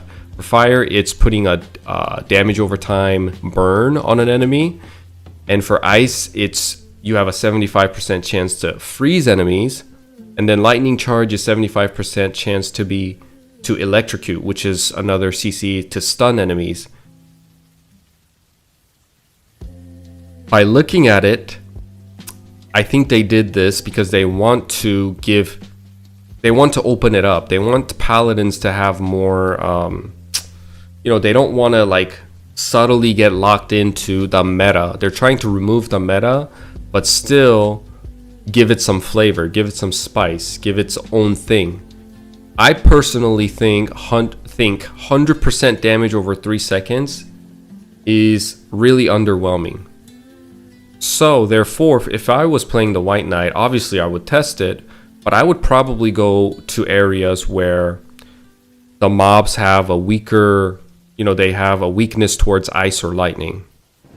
I think stunning them and freezing them is a lot better than doing 100% damage over 3 seconds, because you're not going to play this. I don't think it's going to make a significant change. Whether you hit the mob, it's not going to change from hitting the mob 4 times to 3 times. You're probably still gonna have to hit the monster the mob same amount of time, because warriors' damage is extremely strong and powerful. They do chunks of damage to the enemy. So damage over time sounds good and cool, but realistically, you're not gonna really get the effects of it unless you're bossing, unless you're fighting something with a high HP pool where the battle is longer than just killing monsters in a local training ground. So I would probably go looking for areas where I can freeze and stun enemies so they don't hit me and try to save money. But to each their own. It doesn't really matter because the damage is all 20% at max level. And it lasts for 5 minutes. And you can use charge blow at max level to maintain your charge states. It hits 4 enemies. The range is decent. It looks like it's longer than your average melee range. It's like a enhanced version of Slash Blast. So for White Knights, when you get into third job and you're doing your thing in third job, your main attacks are going to be Power Strike, and by third job, Charge Blow will take the place of Slash Blast, and that will be your 2 main skills that you use as you grind. I don't think you can stack the charges anymore. No, it doesn't say anything like that. So Lightning Charge, like you said, used to be stackable with other charges. They've completely taken that away.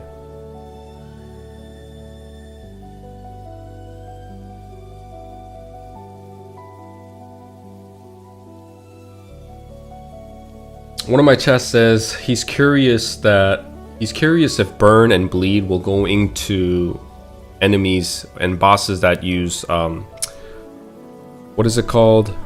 Weapon damage. I can't nullify weapon damage, nullify magic damage. They have those buffs like Zakum does, and Pianus and yada yada. He's wondering if bleed and burn will still tick when those are up. 그거 좋은 질문이네요. 나도 궁금하긴 하네. 공무 반무 썼을 때 출혈이나 도트 데미지 들어가는지. Let's look at Elemental Crash. Removes enemies' resistance to fire. Okay. Kind of makes sense. You're an elemental warrior. You can remove the enemy's resistance to those skills, to those elements. Pretty cool. I wonder if I wonder how this works. Do you just what if they don't have any resistance? Do they take increased damage? What if you go to a mob and he doesn't have resistance to fire? I don't know. I guess you would only use it when you know the enemy has resistance. A little underwhelming, I will say, compared to the Dragon Knight and Crusader. I think Crusader's what was it? Power Guard? No. Armor Guard, Armor Crash. I think Armor Crash was the best one. Okay, let's go over to Power Guard. Same thing as the Crusader. You return damage, but you don't reduce. Alright, those were the changes for warriors. Let's go to mages. Mage's first job, improve MP recovery. Just like the warriors, magicians now have increased MP recovery from consumables. And the max MP increase has also changed, so you don't have to prioritize anymore and swing your wooden wand like a circus freak at the snails and the slimes. You can actually use your energy bolt and magic claw early on. Great change. Magic Guard. Magic Guard, the idea is still the same. All these numbers we don't really need to get into. We're just kind of looking for the idea, because these numbers we don't know. Replaces 80% of HP damage with MP while active. I think that's pretty much the same. And it's a toggle now. That's the main difference. Magic Armor. Magic Armor is so huge. Look at this. So just for reference, Sword Mastery for warriors in second job advancement, when you maxed it out, it gave you plus 90 weapon defense. Magic Armor, first job skill in the mage, for the mages, active for 10 minutes gives you 120 magic and weapon defense. That's why I said we have to the only way we can put these skills on a scale when it comes to numbers, the only way we can make a judgment is by comparing with other skills that give the same boost. And when you put both of these magic armor and sword mastery on a scale and you weigh it, sword mastery seems a little underwhelming because you can see magic armor gives 120 to not only weapon defense, it gives 120 to magic defense. Now you put sword mastery and spear mastery on a scale and you weigh it. Now you can kind of see why people are saying spearmen are extremely like OP. You would always take 10% HP absorb over plus 90 weapon defense. I think almost everybody would prefer that. Okay, energy bolt. But that's fine. I mean, we don't need to make everything fair. Dragon Knights have their shine later on. They can be compensated later on. And swords, I don't know. They'll make a comeback somehow. You know what? The compensation can be, they've had their run for 20 plus years. Now let's make blunt weapons and pole arms and spears and axes mainstream now. Let's move on. Energy bolt. Energy bolt's same. Just a simple one target monster bolt of energy that does damage. Magic claw. It hits a single enemy twice. Okay. The higher the mastery, the lower the damage variation. Okay. Basically the same thing, right? Nothing really has changed. It hits the enemy twice for a certain amount of damage. All right. That's the magician. Now let's move on to the second job advancements. Warriors have 3, so this is going to take a while. Okay. Sit tight. MP Eater. So this, I believe, is a nerf than what we are used to. 50% success rate to absorb 50% of enemies' max MP. Right, at max level. I believe the success rate and absorption of the max MP was higher in OSMS.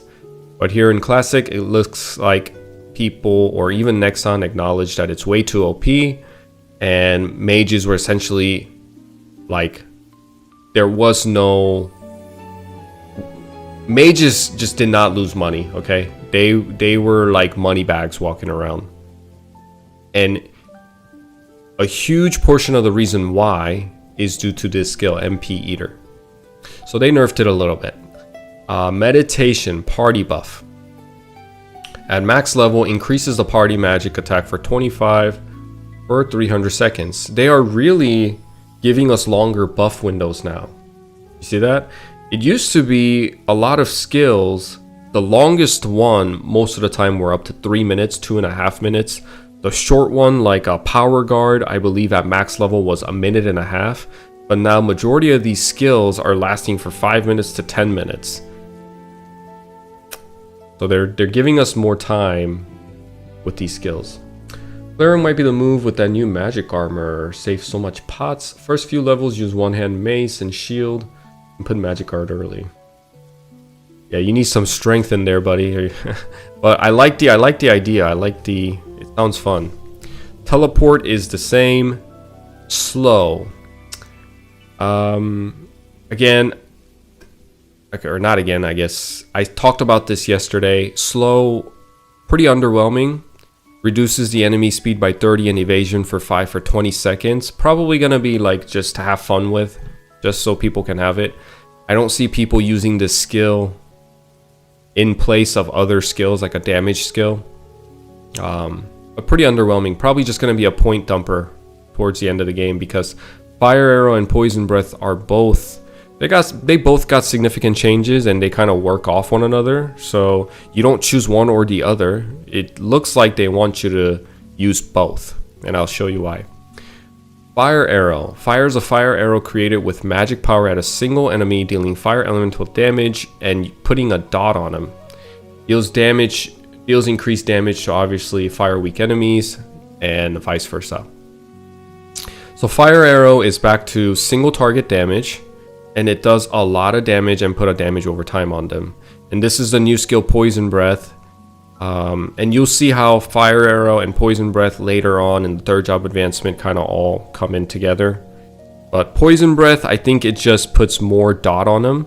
So you have to weave both of these skills in and out. You want to keep these dots up to maintain high DPS and be the most efficient Andy you could be. Level 30, Fire Arrow, this. Level 30 Poison Breath, it also puts a dot, right? Yeah, it also puts a dot of 40 basic attack over 5 seconds. And it works like an arrow bomb. When you throw the Poison Breath, it explodes on contact and it hits enemies nearby. So think of it like you throw a smoke grenade, a poisonous smoke grenade, and it pops in the area that it makes contact and it contaminates every monster in the vicinity.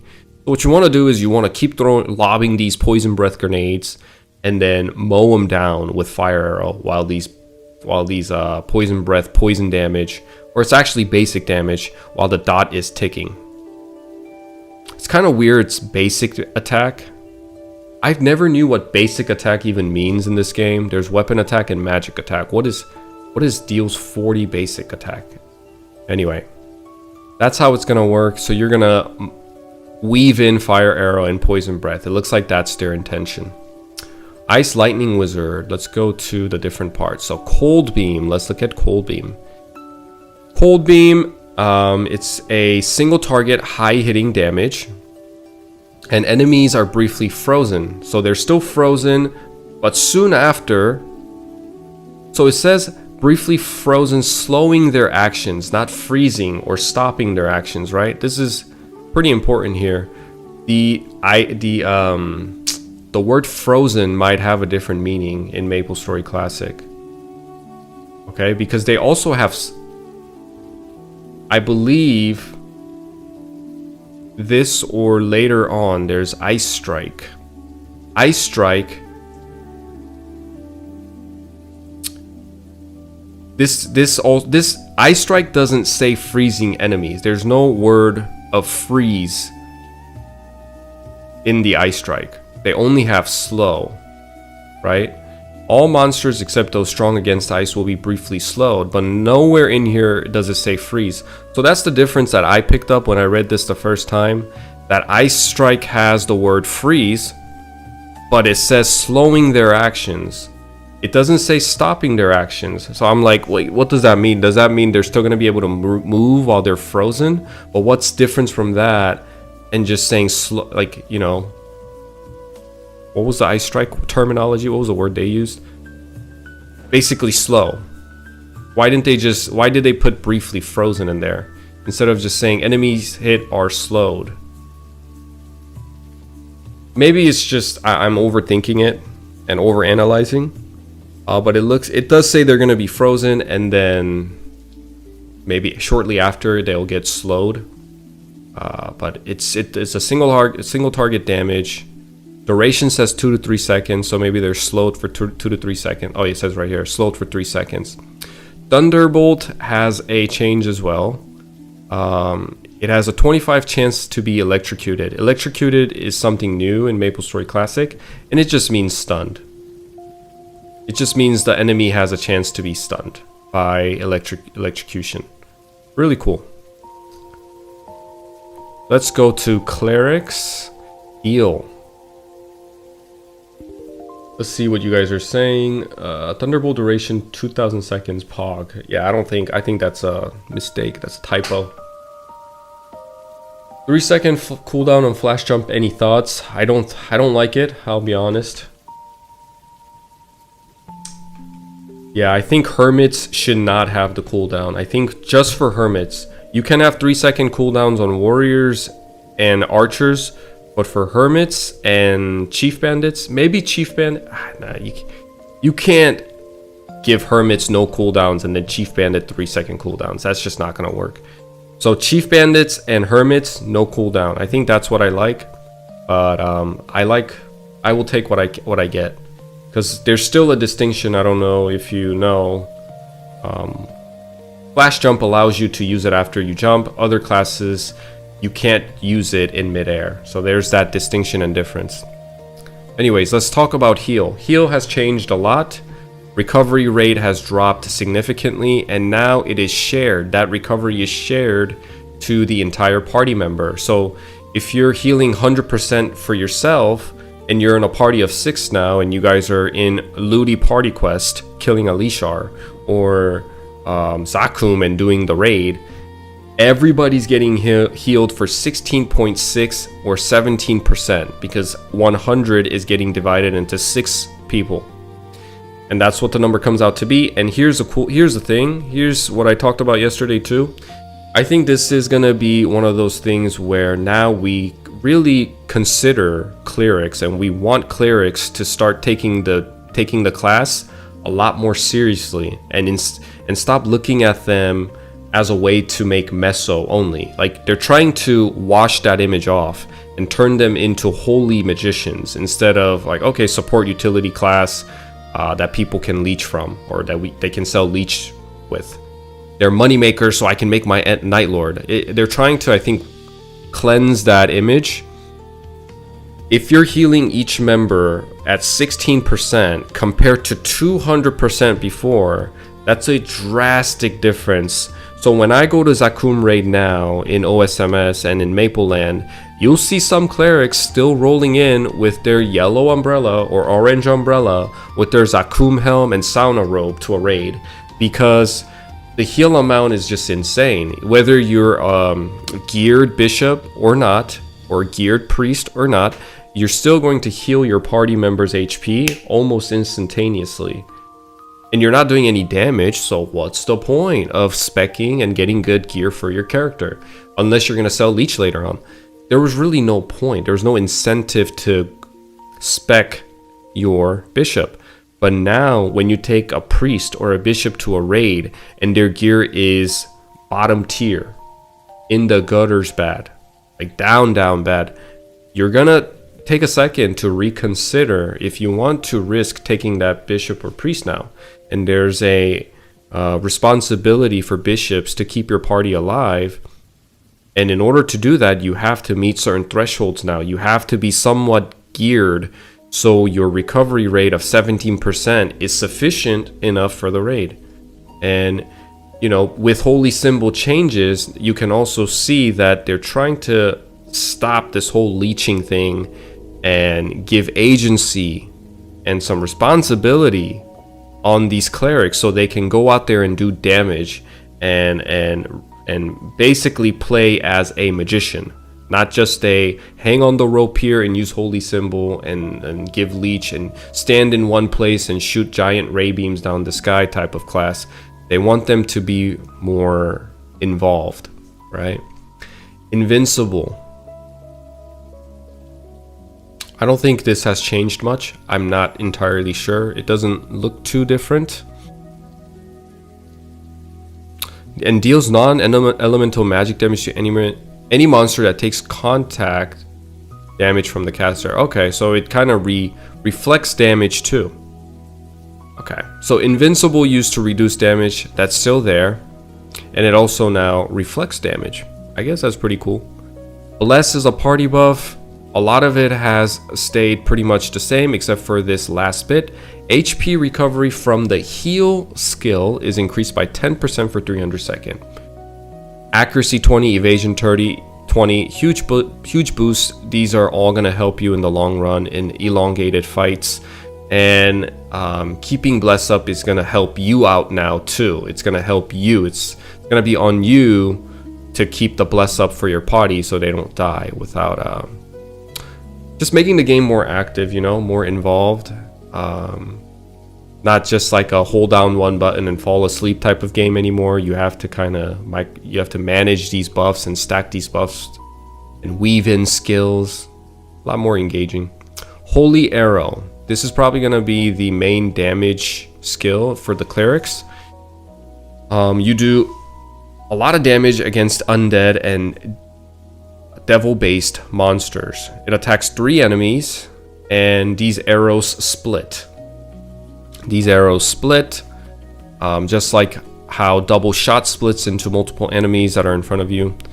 And it's probably going to be your main source of attack.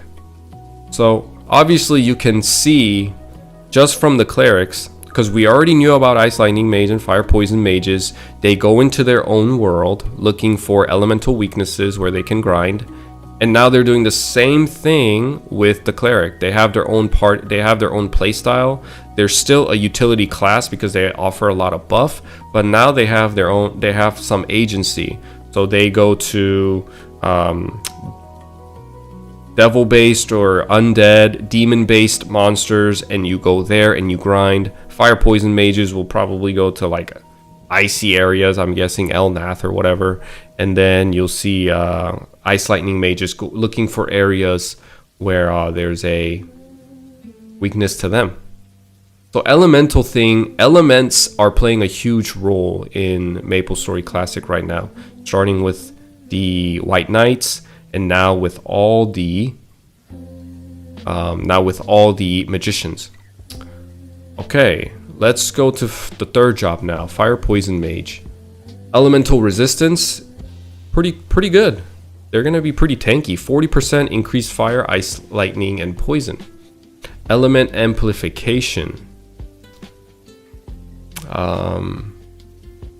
Use additional MP to increase the damage dealt by all magic attacks. So it's a toggle.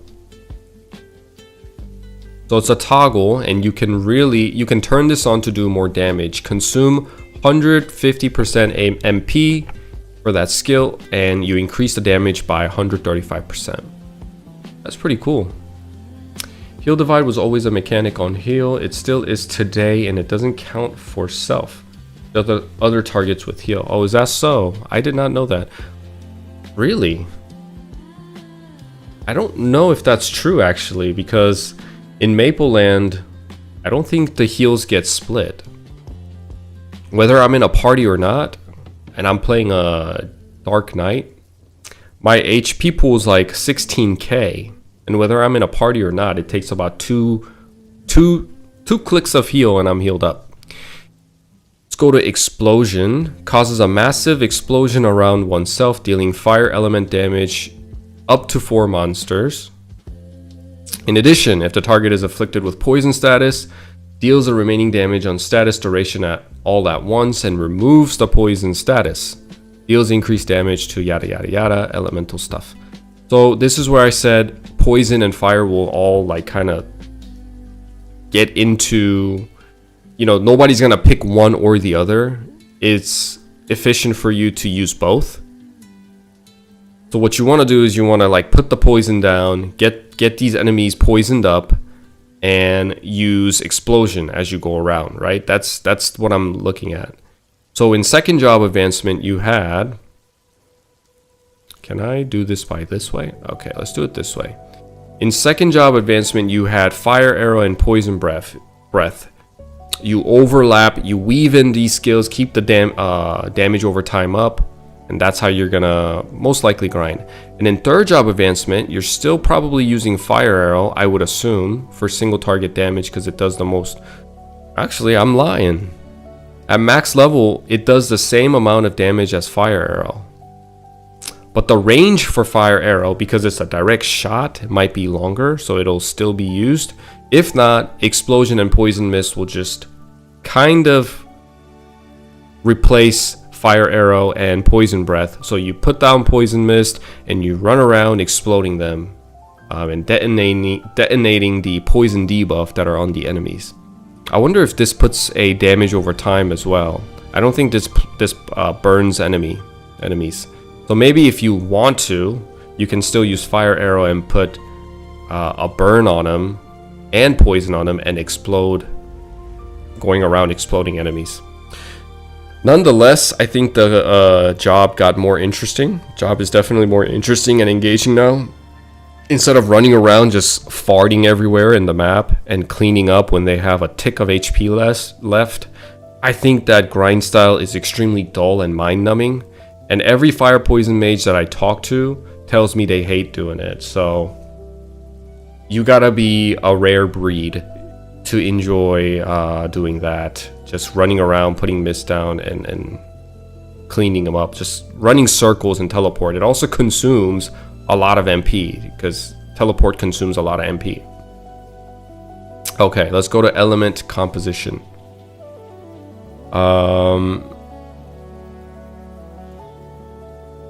So this one was interesting. It basically fuses your fire and poison into a single arrow, and you can do a lot of damage if the enemy is weak to both elements, fire and poison. I can't think of a single monster that has a weakness to fire and poison at the same time. Can you guys? So that's going to be a challenge to find enemies. And elemental composition is not only in Fire Poison Mage, but we'll see that it's also in Ice Lightning Mage. And to find enemies that are weak to both elements, it's going to be really rare. But we don't know what MapleStory Classic has planned, or what they have in mind. You know, maybe they will release monsters that kind of fit nicely into this skill. Seal. Don't see people using this too much. So as you can see, it says does not work against boss level monsters. And you'll see this once or twice more. Some skills will say this, because if you can seal a boss, I mean, it's completely broken. Of course, they're not going to allow that on the boss. And they have to kind of put that on here.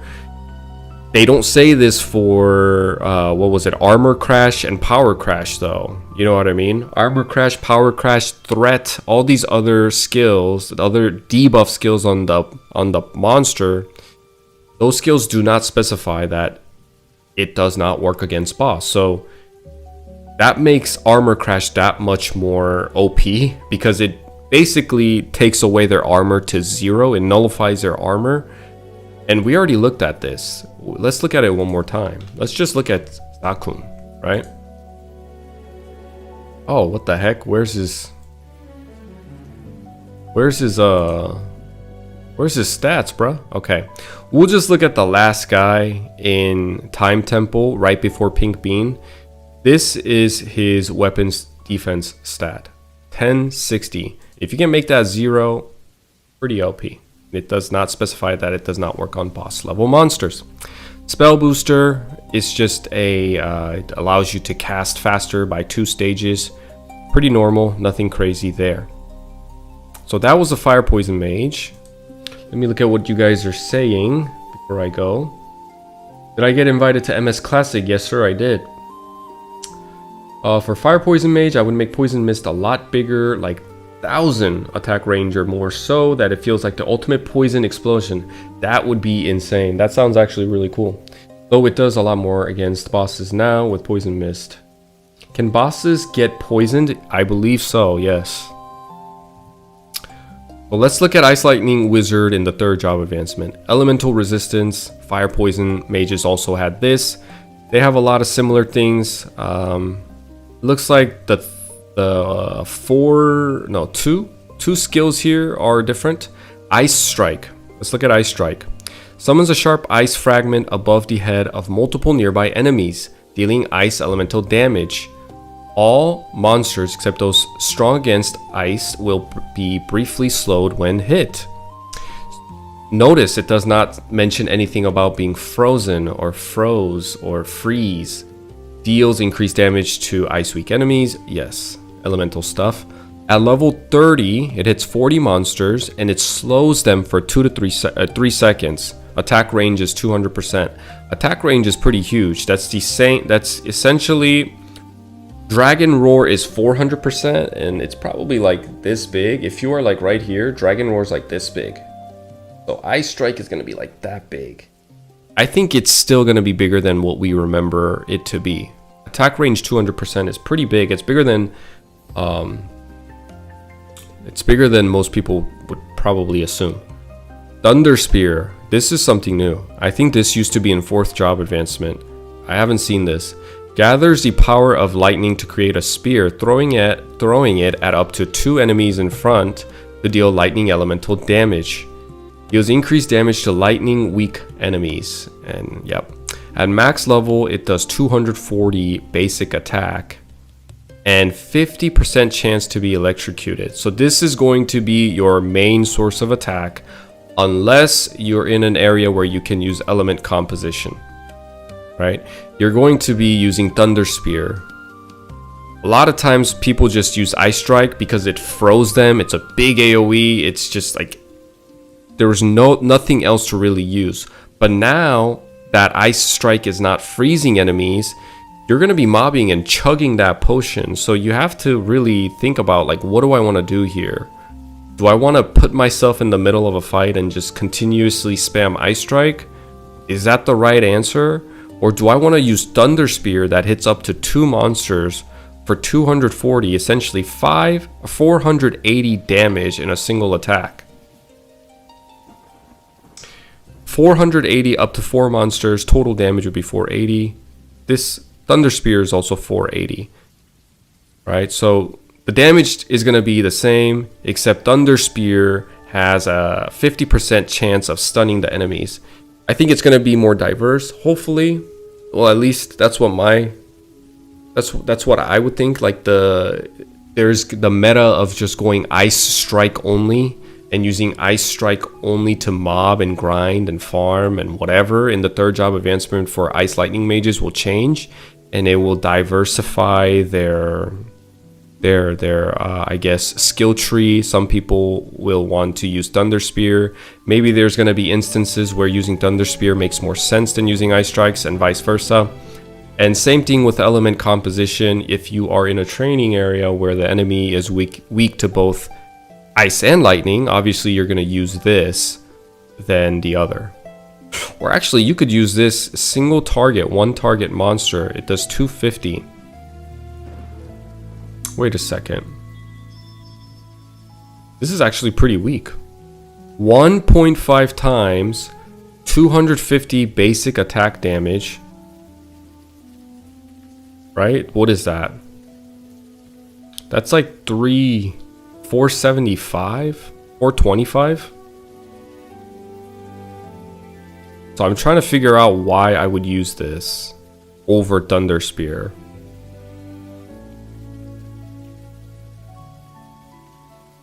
If the enemy is weak to both elements, the damage is increased up to 1.5 times. 1.5 times 250 is still under. Oh, I guess when you're bossing. No, bossing. Yeah, maybe when you're bossing, I guess. This makes more sense. Because the boss actually, yeah, you're right. Because Thunder Spear, they need to have lightning weakness to do more damage. But elemental composition, it does more damage to a single target, first of all. And then if the boss has lightning weakness but not ice weakness, you're still doing more damage. And vice versa, if it has a ice weakness and not a lightning weakness. So I guess in bossing I can see people using element composition.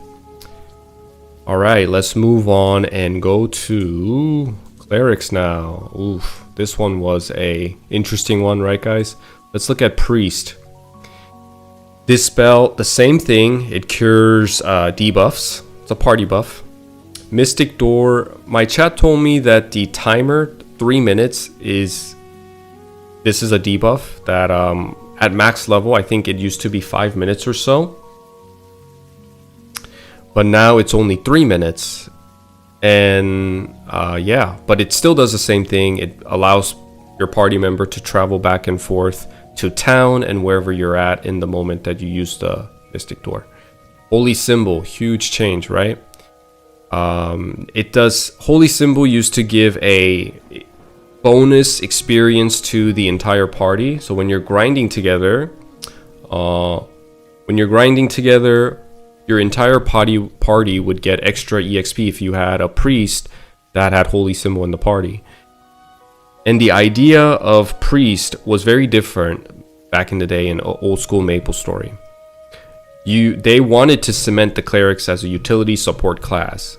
And now they realize that brings on its own set of troubles and flaws, and people manipulate the game. People take advantage of it and like sell leech and stuff. And I think they want to get rid of that and turn this class give this class more agency, less dependent on parties, less OP if you are selling that benefit for money.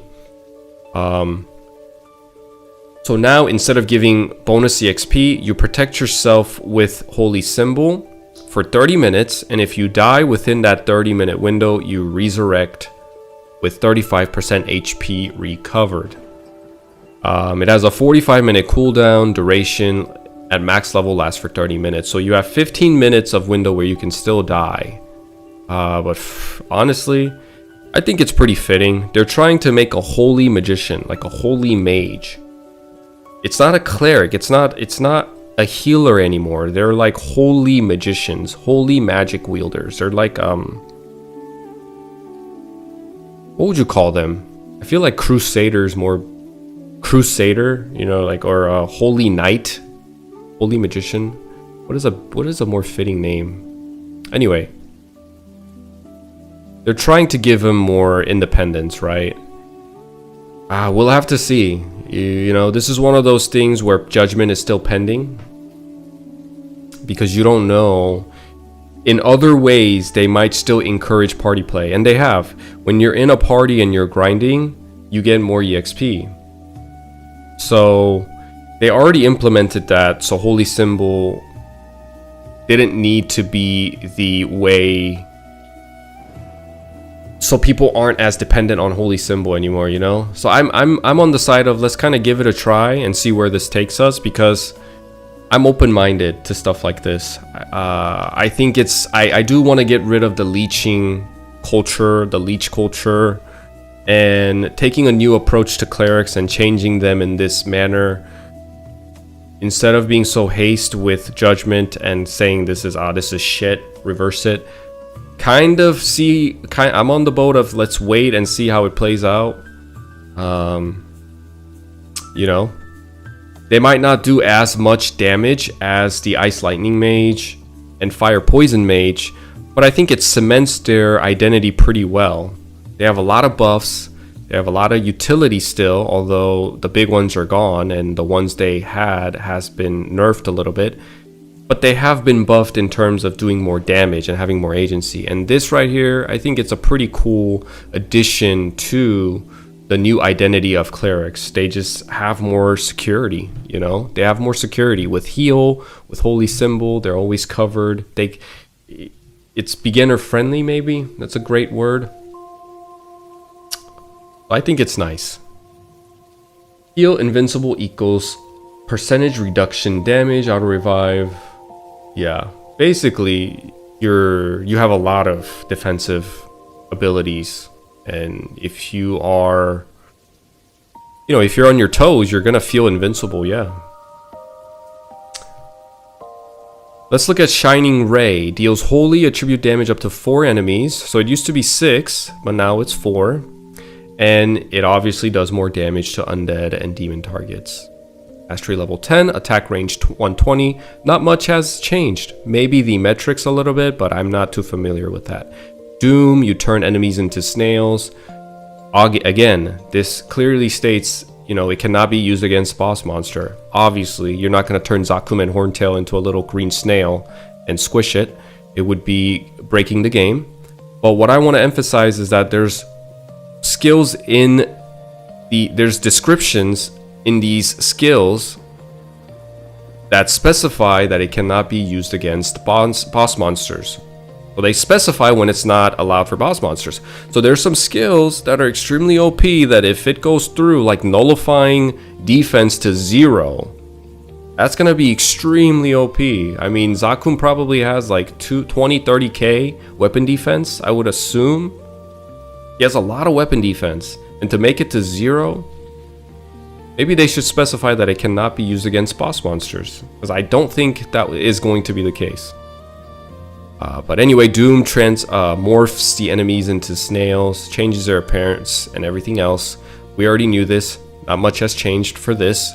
It's a cool, cute little skill, but you're not going to use this much when you're just playing every day. When you're hanging out and being a heneho and you're hanging out with your buddies and you're like, hey, come here, I can turn a red snail into a green snail, watch this. Show a noob, you know, make them freak out like, how'd you do that? Summon dragon, not much has changed. Again, you summon a little dragon. It's the same thing as always. Summon a dragon and it does damage next to you. Let's go to bowman. All right, second job advancement, hunter. Bow mastery. When you level up bow mastery now, it gives you evasion. Really cool. It used to give you accuracy. No longer is that the case. Give us more evasion. That is so cool. Because bow wielders and archers already prioritize dex as a stat, your accuracy was never lacking. And for bow mastery to give you more accuracy on top of it, it just made no sense. Clear error. They fixed it and now they're giving us evasion. Big win. Amazon's Judgment. This is something new. And at max level, basically, when you crit, 100% chance to reduce enemy speed for 5 seconds. So this is where I'm going to talk a little bit about archers. This is where I was like, okay, why would they give archers a flash jump, quote unquote flash jump? That's what people are calling it. Why would they give them such a mobility when they know at the same release, in the same release, they're going to give us Amazon's Judgment, which basically cements your identity as a stationary artillery, like ranged damage dealer. Clearly they understand that if they give Amazon's Judgment and you're slowing enemies, right? You have power knockback in the first job, which pushes enemies away. You keep your ground. You have your little area, right? You have your little radius where you don't want enemies you want to keep the enemies away from you. You use power knockback, push the enemies away. You use Amazon's Judgment. When they're getting close, you crit, you slow them from charging at you. All of these skills tells me and shows us that Inkwell and Nexon NA understand the identity of an archer. And it was perfect because it basically was a contradiction. It was basically a contrast of what the assassins were, what the hermits were. Hermits use flash jump all over the place. They create their own space. They run away from the enemy. They kite enemies. Archers, on the other hand, create space by pushing the enemies away from them. They're more stationary. They're not as nimble. They're not as fast as assassins. And you can see that they understand that as well. And what's another one? You know, like Arrow Bomb. You use Arrow Bomb, you stun enemies. They have CC, they have agency, they have a closet full of skills that can keep the enemies at bay and not allow them to get close to you. What's another one? There's one more. You have Puppet. Enemies are distracted by a puppet far away from you. You have Ice Shot. This one's Inferno, but ranged snipers had Ice Shot. You can freeze and slow enemies that way too. So all of these, Silver Hawk, another one, you stun enemies. 100% chance to stun enemies 1.5 seconds. And then you add in this skill called Wind Step, which basically covers the same distance as Flash Jump. So I already looked into this. The distance covered by Flash Jump is the same as Wind Step, and it leaps you a certain distance in the direction you are facing.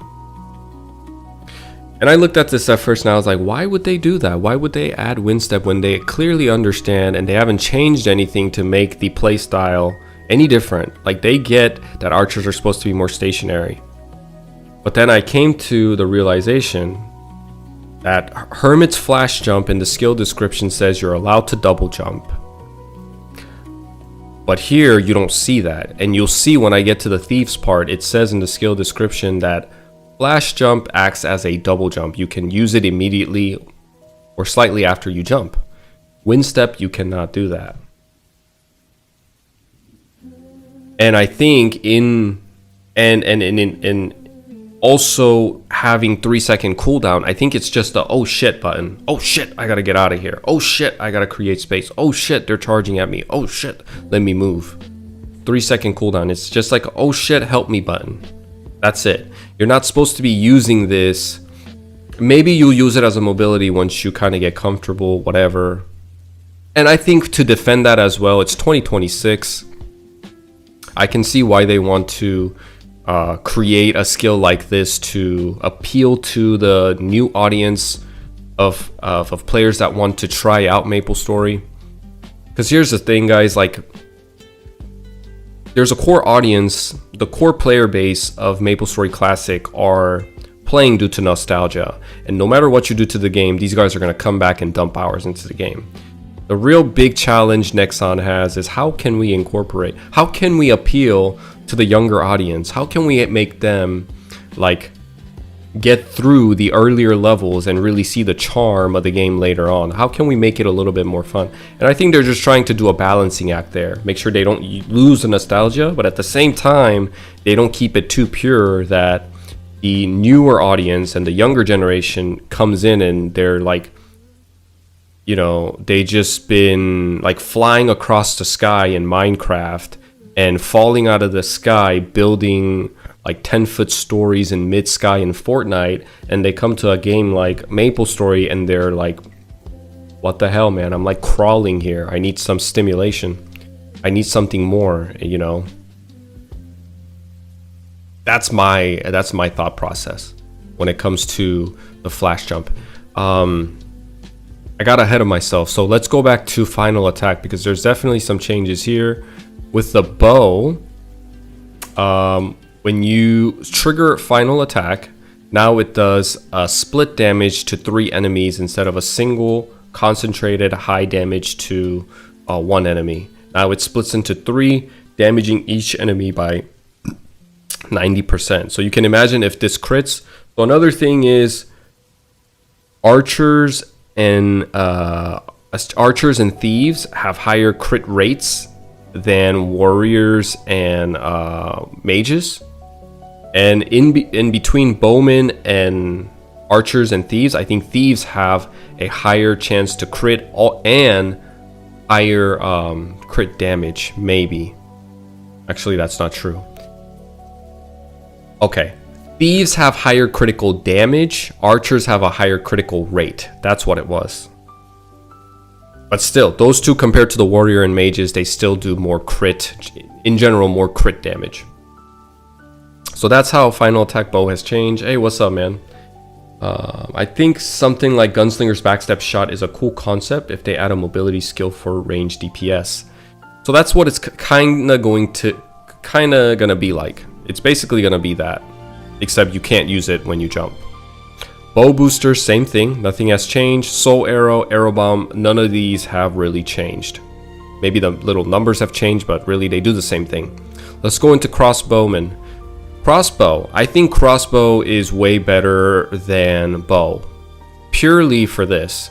Not to mention, I think iron arrow is better than arrow bomb. But crossbow mastery now has a 20% chance to ignore enemy weapon defense. And this does also, this, as you can see, does not specify that this does not work on bosses or anything like that. If you ignore enemy weapon defense and there is no number to specify how much weapon defense or how much percentage of weapon defense, it just means you're gonna ignore weapon defense. And that's a lot of weapon defense. Compared to the bow mastery, you get evasion. It's nice, but I think crossbow mastery is a lot better. 20% chance to ignore enemy weapon defense. That's pretty huge, by the way. So Amazon's Judgment, critical hits reduce enemy speed. We already seen this.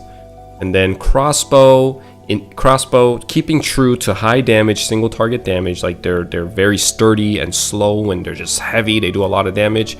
Their final attack does 250% damage to a single target. Booster the same, soul arrow the same, and crossbow iron arrow is a little different in sense that now it targets 4 monsters instead of 6. A slight nerf, but I think their damage got buffed. Okay, let's go to third job for rangers. Mortal blow is I believe this got nerfed a little bit. Basically what it does is if you're in range where you're about to bow whack, if the enemy is below 50% HP, instead of bow whacking, you have 90% success rate to immediately kill that. Or wait. You have a 90% success rate to trigger Mortal Blow, which does 200 damage instead of bow whacking. And if they are lower than 50% HP, you have a 20% success rate to just immediately kill them. And this does not work with bosses. Again, it specifies here. Puppets. Puppets have not changed. You summon a puppet and distract enemies, creating more space around you and keeping the enemies at bay. Inferno, not much has changed. Again, not much has changed for this, except that it now does a damage over time thing. It has a dot damage. Arrow Rain. Arrow Rain has a cooldown now. So no longer are you a bow mage. Congratulations. We have conquered. We have done it. We have no longer made the bowman into a mage now. Snipers and rangers cannot spam Arrow Rain and Arrow Eruption anymore. No longer is that the case. You have to use it smart because it has a cooldown, and you have to kind of weave it in here and there, and it forces you. The game and the developers are now forcing you to play the game in a more diverse way, in a more fun and diverse way. Some people are not going to like that, but I think it's a good change. Strafe, same thing, attacks 4 times, damage is 100%. I think the damage got a slight bit of a boost. Silver Hawk. Use a summoning rock, summons a Silver Hawk for 300 seconds, so 5 minutes, and it stuns enemies that are closest to you. If an enemy is charging at you, the Silver Hawk will attack it and stun it, and keep the enemy away from you so it doesn't come and kill you. Wind Step. Wind Step, we talked about this. They're calling this the Archer's Flash Jump. It allows you to leap forward and get out of sticky situations. Has a 3-second cooldown, and it is not a flash jump because you can't use it after you jump. And that's the distinction between flash jump and wind step for rangers and hermits now, archers and thieves. Wind step has to be used while your foot is planted on the ground. Flash jump, you can use it in midair, which that difference alone is going to keep the hermits hopefully relevant and cool and not upset the hermit users too much. Let's go to snipers. Same thing all up here with Mortal Blow and Puppet. Blizzard now, basically I don't think it freezes enemies. It shoots an ice arrow that freezes the surrounding area on an impact, and it's an AoE damage that explodes, right? So you shoot an arrow, it hits the enemy, and the 4 enemies near that enemy will take additional damage. And they do not freeze, but they suffer from a slow. I think they're really trying to keep the freezing thing out of the equation. And now anything in terms of ice damage briefly freezes them if it does, and most of them just kind of become slowed. But yeah, 75% chance to inflict slow even at master level. This has no cooldown. You can spam it if you want to, but the damage is pretty underwhelming compared to your main damage, which is where is it? Strafe. You basically want to use Blizzard to slow them from approaching you, Puppet, whatever, and you just want to mow them down with Strafe. That's what they want you to do. And Arrow Eruption is probably going to be situation dependent. Depending on what situation you're in, you can weave it in, and if not, you don't. A lot of Rangers are going to be using Strafe, which I love to see. I love Strafe. I think Strafe is one of the coolest and the most satisfying skill in the game. The way it shoots out 4 arrows, especially if you play a crossbowman, the sound effect of 4 bolts going off consecutively is like music to my ears. And it's just sad that you had skill like Arrow Eruption and Arrow Rain, and most people just wanted to spam that all the way up to level 120 because it's an AoE skill.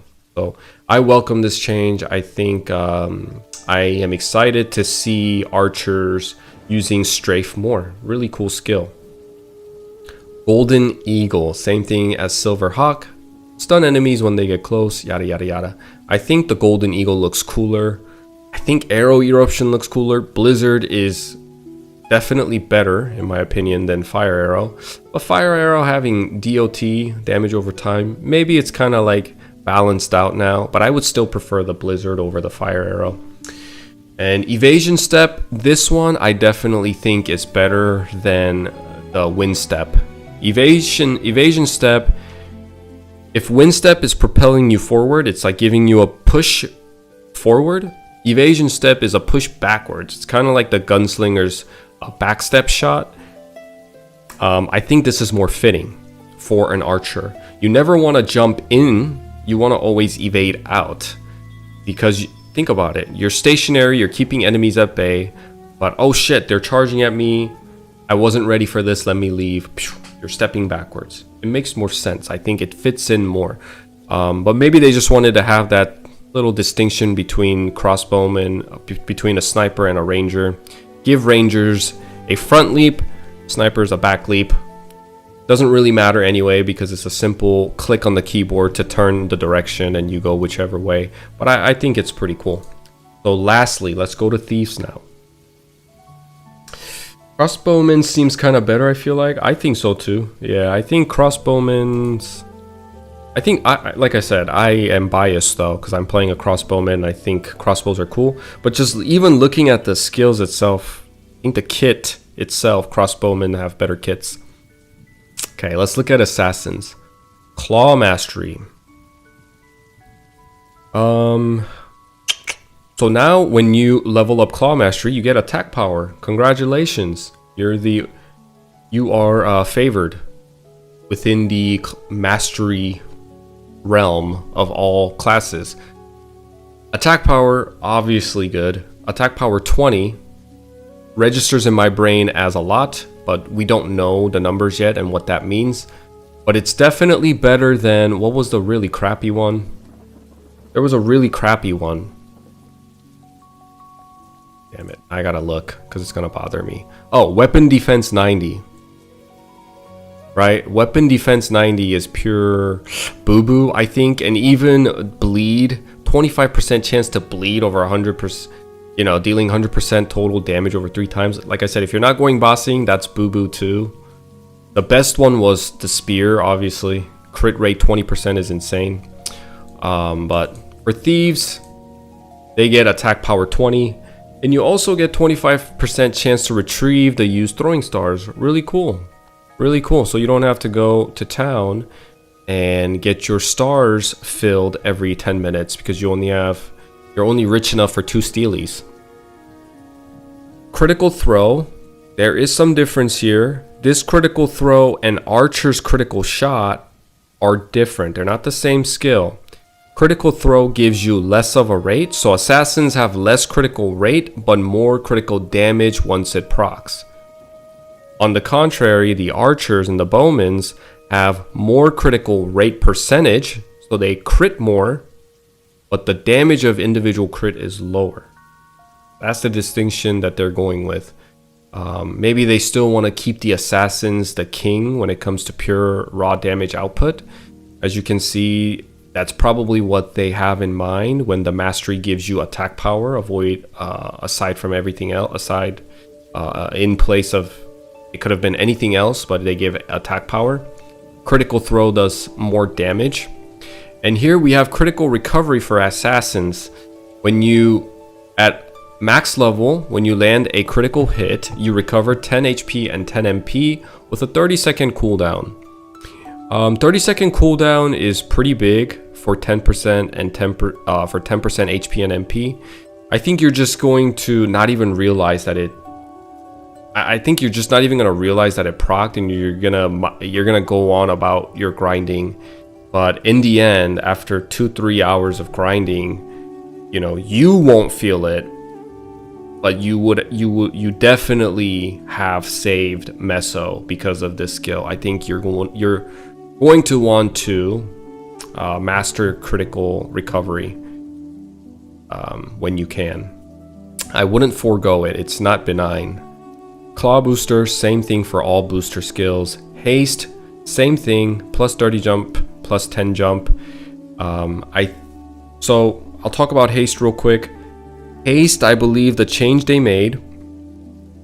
So I believe the changes they made with MapleStory Classic when it comes to speed and jump is that although at max level Haste is now giving 10 less speed and 10 less jump, the end point when you receive level 20 Haste and get plus 30 and plus 10 jump, you're still going to reach the same speed, velocity, and jump, same speed and jump as you would have in OSMS. I think that 10 extra speed and 10 extra jump was just given to players. Because as I'm running around in MapleStory Classic, I do feel like I'm running around a lot quicker and my jump seems to be a little higher.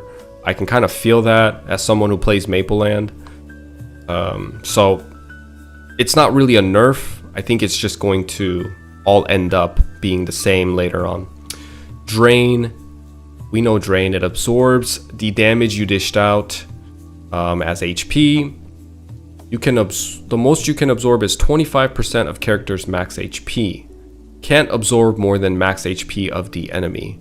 This has no cooldown, but it has a 12% chance to proc a 15% damage as HP, and you're hitting about 240. So it's just kind of compare, just to kind of compare, Lucky 7 at master level does 140 damage. So 280 for Lucky 7, Drain does 240. So the damage is not too different. It's only 40% damage difference. So I think you won't have a huge loss of damage if you're throwing this, because 12% chance is kind of low.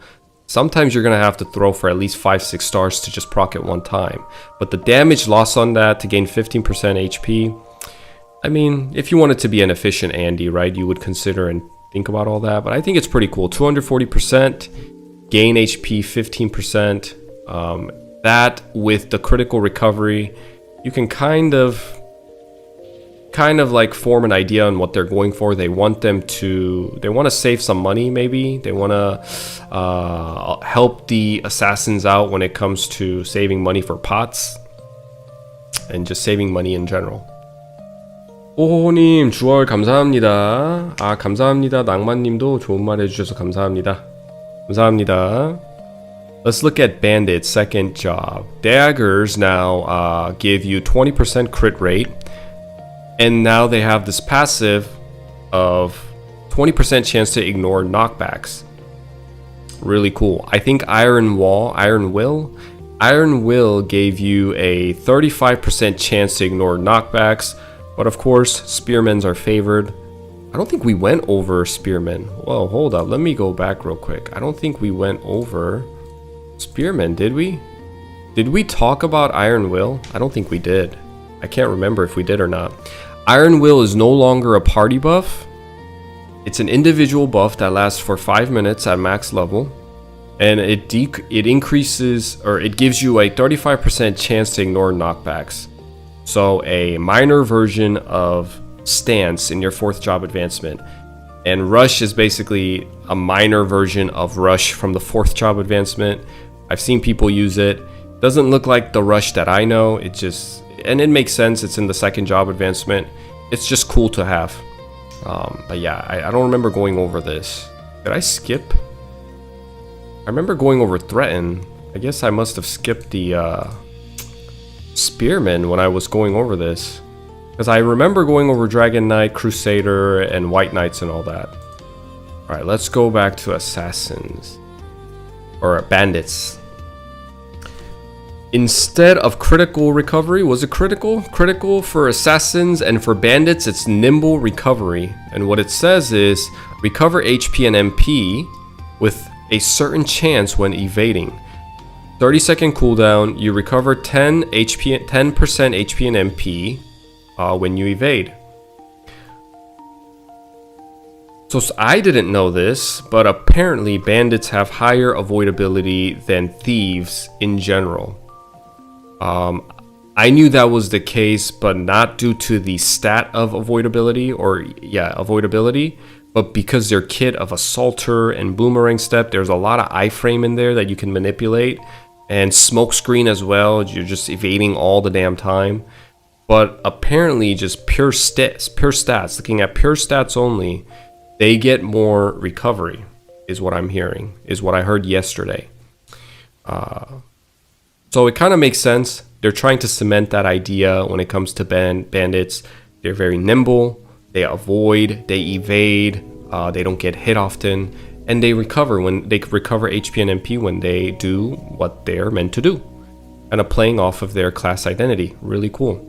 Booster the same. Haste the same. Here we go. Steal is what has been changed, and now it has changed into a self buff. It lasts for 30 seconds, and when you, I think on a successful steal, at max level you have a 90% chance to steal. It applies 180% damage, and upon successfully stealing something from the enemy, at 90%, you might as well be 100%, that's pretty high.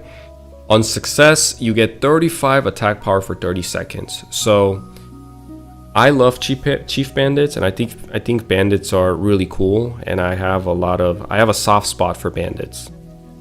But I will say, Savage Blow is one of those skills that look cool but get boring extremely fast. It's kind of like Hurricane for Bowmasters. Bowmasters, Hurricane, everybody thinks, oh, Bowmaster's so cool, man. Hurricane, they're like SMGs, they're like machine guns. That's so cool. I want to shoot that fast. But you know what happens? In OSMS, when you play a Bowmaster, you press down one button on the keyboard at a boss, and you're just like, hey, George, come on, dude, wake up. You gotta use sharp eyes. Oh, my bad, dude. Sharp eyes. Press booster one time, and then you press down control for Hurricane, and you fall asleep. George, wake up. Sharp eyes, please. Oh, my bad, bro. It's extremely boring. Same thing with bandits. When you become a bandit, up to level 70, in OSMS and in Mapleland 2, you're only using Savage Blow. And there is no dynamic change of pace, or there is no offbeat proc based attacks or weaving in with anything. It was literally just Savage Blow, and it was on a rhythm. It's the same pace of skill. Da da da da da da da da da da da da da da da da da. Da, da, da, da, da, da. Looks cool as hell, saying some crazy Japanese, Chinese words that I have no idea what the hell it is, but it looks cool as hell. I'm doing 6 lines of damage. Looks really cool, but when you're actually playing through it, up to level 70 before you learn Assaulter, it's mind-numbing. Okay, I've done it, and it's mind-numbing being in Golem Forest. And once you hit level 70 and you unlock that bad boy, Assaulter, nothing quite feels like it, because now you start weaving in Assaulter with Savage Blow, and that weaving in, giving players more than just one button to press, I think is essential. Don't overwhelm it, right? Like WoW or Final Fantasy 14, where you have like 70 icons on a screen that you have to manage. Weaving in Steal and Savage Blow to upkeep your attack power while using Savage Blow to grind, and also even stealing, stunning and stealing, it fits really well with the class identity. They're playing off the class identity while introducing that element of weaving in 2 skills as you're playing the game. Really like it. I'm a fan of this change. Damn it, George, always falling asleep on the goddamn boss, bruh. Wake the hell up, George, or you're kicked from the guild.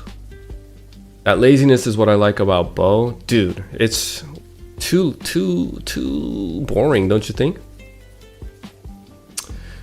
What class is more dynamic? What do you mean more dynamic? What class is the most dynamic? Is that what you're asking? The most dynamic class, I would say, in the second job advancement. Ah, man, that's tough, because I want to say warriors. Warriors? I don't know. Really, it's really all class is pretty dynamic now, because warriors get final attack, and that's pretty dynamic. It's offbeat. It's fun.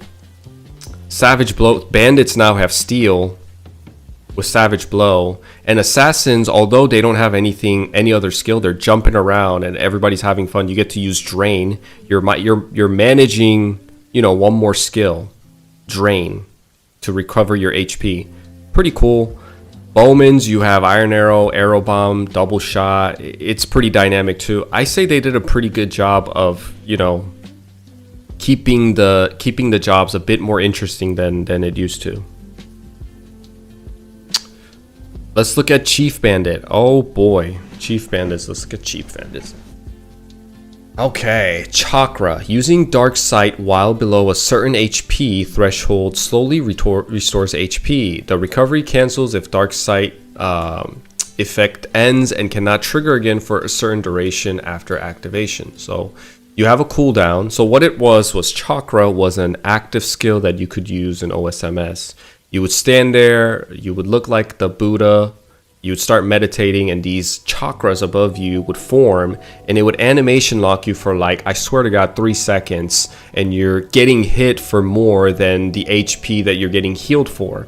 So realistically, the only time you could use chakra was to go out of the way, go to a safe platform, sit there and meditate for 3 seconds, when you could have just sucked on 2 inagis, spent maybe even just 1 inagi, 1000 meso, but instead you want to go up there and look cool and get animation locked to summon the Buddha for 3 seconds and heal you for 50% of your HP. Now what it is if it's a passive skill and it works off of Dark Sight. So when you use Dark Sight and you're below 50% HP, it'll restore half of your HP over 3 seconds. I'm assuming you can move around and it doesn't animation lock you. But here's the thing. Here's the thing about Dark Sight, and by the time you're in 3rd job advancement and you're learning Chakra, almost all enemies post 70, post maybe 40 even, start using Magic Attack. And when enemies use Magic Attack, Dark Sight, even if you use Dark Sight, you got hit. So are they gonna fix that? Are they gonna fix that issue of not getting hit? Not only physical damage, but magic damage as well when you use Dark Sight. So maybe they'll do that, and this will be more worth it, because now this can be like a oh shit button. It does have a cooldown, but let's say your pet ran out of potions to munch on. Let's say you ran out of HP potions to munch on, and you're like, oh, I'm freaking out. Let me use Dark Sight. You press Dark Sight. You're invincible, and now your character's healing itself for 3 seconds. And I feel like that's too OP though, you know what I mean? But I mean, it is what it is. I think it's pretty cool. Chief Bandits needed some boost anyway. They were heavily they needed help. Okay, and I think giving them a oh crap button is fair game. Meso Guard, not much has changed. Use mesos to block incoming damage, and you also reduce the meso consumed from the damage you take. Really OP skill. How do you feel about the holy symbol and heal changes? Also, Sin seems pretty good at saving mesos now with drain. At least that's what people keep telling me. Yeah. I did talk about holy symbol and heal changes. I don't want to talk about it again because this video is going on YouTube and I want to go down the list, but you'll be able to see it when I upload the video. Let's go on. Let's move on with Assaulter. So Meso Guard hasn't changed much. Assaulter, even at level 1, it's doing 480% damage. Just to kind of give you guys a perspective how stupid OP that is, I'm playing Maple Land right now. At level 30, Assaulter did 480% damage. Although the stun chance now at max level is like 90% for me, Assaulter got a huge buff. Even at level 1, it does 480% damage, and at max level, it goes up to 600%, but enemies are stunned at 100% chance. I think this is a huge boost. When you hit level 70 and you put that single point into Assaulters, a lot of bandits are going to feel so good. This is going to be a huge dopamine reward, a huge achievement, pat on the back. Good job on going through hell to get to level 70 to unlock one of the coolest skills in the game, Assaulter. Now you're swerving and you're doing damage and you're dodging and you're jumping platforms and manipulating game physics and breaking the game engine. Good time with Assaulter. Band of Thieves, not much has changed. You summon, it's an AoE skill, Not a fan of it. I don't like to use Band of Thieves. It's the same reason. I feel like they should use, they should put CD on here as well. Just like they did with Archers with Arrow Rain and Interruption. They need to put a cooldown on this because we don't want people just standing there summoning their Band of Thieves looking like a mage more than a dagger wielder, just using AoE the entire time to grind. Nobody wants to see that. We want to see bandits do bandit things. That's what makes them cool. We don't want it to just be a fantasy or an idea. We need to realize it and like have chief bandits using assaulter and savage blow and all that crap. Okay, so here's another part. Let's talk about flash jump first before I talk about pickpocket and meso explosion. Flash jump, as you can see, this is what I was emphasizing. In the skill description, it says jumps again in midair.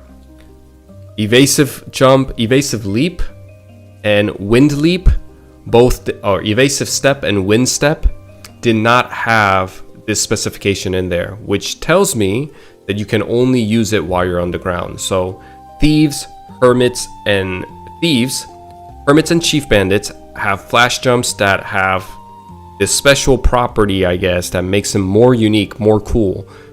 They can use their version of mobility skill flash jump while in air. So they can essentially double jump. Therefore, they're going to cover more ground. And they're going to go farther. So let's talk about pickpocket and meso explosion. Pickpocket got nerfed. 60% chance to drop mesos upon max level is still the same. But max 15 meso is a huge nerf. So just to kind of paint a picture for you on what I mean by this, I used to grind on my chief bandit with pickpocket mastered first, and in about 10 minutes the entire map on the floor would be covered in coins. Covered, I mean we're talking like at least 100 if not more coin. And exploding all of those coins at once with meso explosion, I'm not advocating that it was a great skill or anything. It's just a satisfaction, right? The feel of it and hearing all those meso exploding in conjunction, in like one after another and after another in bulks. It sounds like there's a terrorist attack outside your house. It just ear rapes you with the amount of decibels that are coming through your headphones and your earphones, but you love it. That's what makes Chief Bandits so cool, at least for me. You know, I personally didn't put any points in the Band of Thieves because I thought I really enjoy this whole identity of Chief Bandits working meso offensively and defensively. And it's extremely unique and no other class has anything like this. So when I was playing the Chief Bandit, I mastered pickpocket and meso explosion. But even then, the damage was super underwhelming. I gotta be honest. I mean, to use it as an AoE, because that's what it is. It's an AoE. When you explode 15 mesos, it hits like 15 monsters, right? I don't know. This is new, but in the old school MapleStory, you can explode up to, I believe, 15, 16 mesos, but you would have like 100, 200 mesos just in the map, and you can just explode it. There were definitely flaws, okay? Like if it was a really, you can only use meso explosion and pickpocket for efficiency and to actually grind efficiently in certain maps where it allows you to. It was very map dependent. I just want to show you guys what I mean. Most skills, let me show you. So this place is called Laboratory 203. It kind of looks like this. Here it is. It looks just like this. Can I make this bigger? It looks just like this, right? So this is how the monsters spawn. And when you're standing on this platform here, these guys could walk over to you and they would not touch you. So what you do is you go around the map and you gather the map, and you would make sure to leave behind little trickles of mesos here, and you explode it, and you use Savage Blow along the way. You're jumping around using Savage Blow, leaving trails of little coins, and you drag them all over here, and you start spamming Savage Blow. While you're standing on this stair, you start spamming Savage Blow, and these mesos would drop like you just got a promotion at the job that you don't care about. Confetti it comes out like a confetti. You just like hit a jackbox and it broke, and coin is just flying out like crazy. They didn't have a limit like it does now of 15 mesos. So at some point, you really have like hundreds of mesos just sitting on this small platform. And what you do is you take the first wave, you grind them down with Savage Blow and collect the mesos, and you clean up these little mobs here, and they all respawn. And you drag them all back all here using Meso Explosion with those little trinklings of coin that you left. And you bring them back to a fixed location here, and you stand right there and you spam that fucking Meso Explosion button, and they melt like cheese on a hot summer day. And it was so satisfying. But that type of grinding, that type of training was so dependent on where you grind that you couldn't do that like everywhere, you know what I mean? And there was definitely flaws.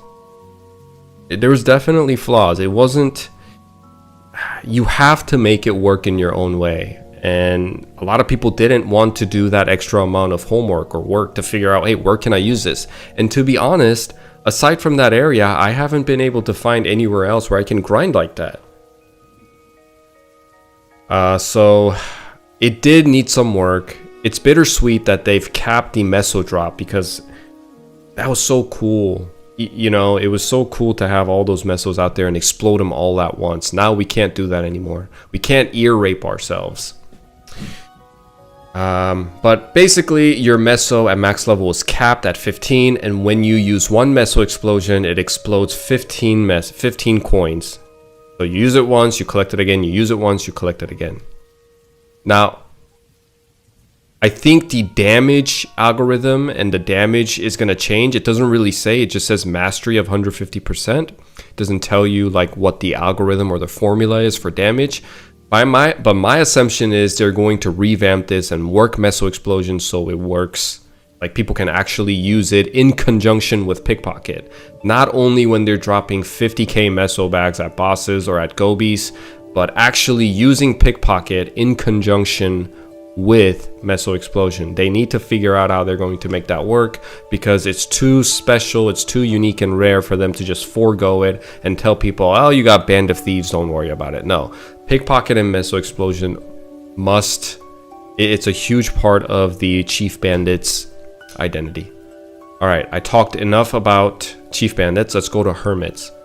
Hermits have something called a Claw Guard now. So when you have a claw equipped, you get weapon defense and 5% chance to block physical attacks. Really cool, right? Pretty cool. Really interesting. It's nothing too crazy. It's a very subtle 5% chance to block damage. And when you're about to die, there's definitely gonna be instances when you're about to die and that 5% triggers and it saves you, and you're like, thank the Lord that triggered, because I would have died at level 80 and lose like 7% of my hard-earned EXP. Pretty cool. I like it. I have no complaints. Meso Saver. What is this? This is new. I don't think I saw this yesterday. Wait, what the hell? What is this? Did they update this today? Again? I think they updated this again. Hold up. I definitely did not see this yesterday. Meso Saver for Hermits, right? Protect yourself with Meso. While the effect is active, it prevents death once when in critical danger and recovers a certain amount of HP. Okay. I did not see this yesterday. But anyway, it looks like it's a holy symbol for Hermits. And it consumes a magic rock. That's pretty crazy. Let's look at Shadow Partner. You consume a summoning rock, and you summon a Shadow Partner that deals extra damage. This has not changed at all. Shadow web, snaring enemies for 5 seconds. This hasn't changed either. Not much usage. No, like I can't really think of a scenario where you can use this and incorporate this. This might be just for fun, funsies. You throw it around, kind of shoot your web everywhere. Shadow Meso replaces MP with Mesos and attacks enemies with the damage based on the amount of Mesos thrown. Nullifies the monster's weapon defense and magic guard up. Okay, so throw 500 Meso to deal 8x damage. What is 8x damage? Chance to reduce Meso cost by 50% based on dex. Interesting. Interesting.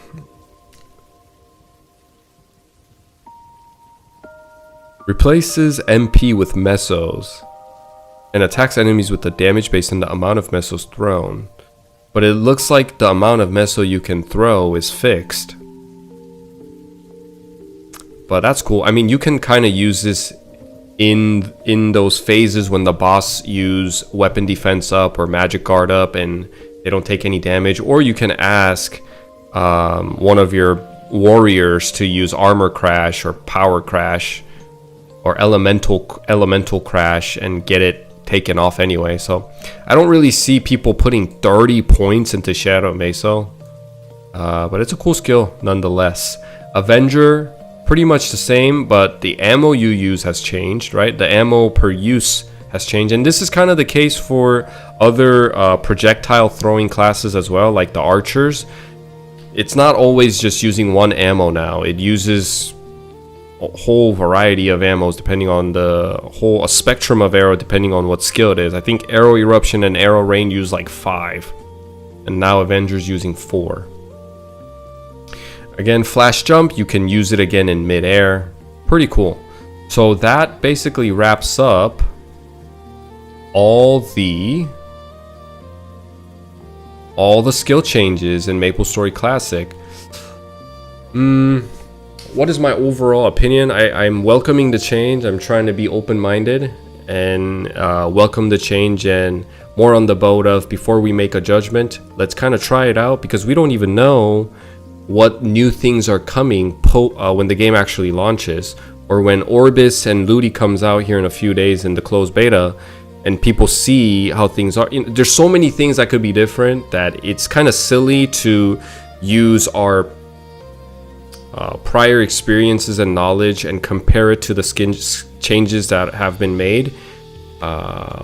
We'll see how things are when the 4th job comes out. I'm welcoming the change. I think it's great. I think everything looks cool. Even the warriors, mages, the priest with the holy symbol and everything. I'm all for it, up for it. I want to give it a go and I want to give it a try. Anyways, that's the video for the skill changes in MapleStory Classic. Flash Jump now has 3-second cooldown. Yes, they do. Yes, they do. I wish they took the 3-second cooldown away for thieves, specifically just thieves, but I don't see that happening really. Anyways, right, that's the end of the YouTube video. Sweet, we did it. We went over it. Now we can get back to grinding. Let me take a quick break here. I've been sitting down for like 3 hours. I'll be right back to get some water and stuff.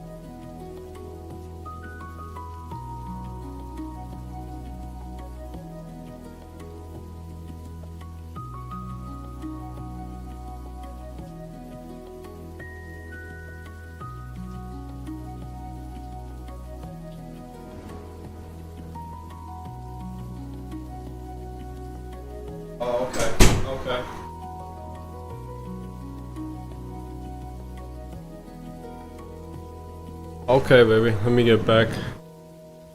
Love you, bye. 유준다매님 안녕하십니까? I had to change my shirt. Too hot in that damn shirt. Alright, we're gonna get back into the grind and check out a few things in the game. So I'm kind of trying to figure out if I want to level up more or kind of go check out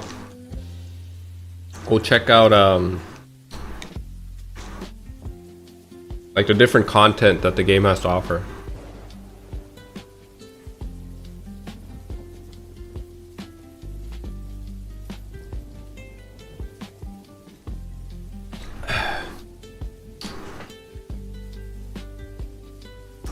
You're funny, man. You're funny, Melek. Yo, have you gone through the skill changes? I have. I just got done, buddy.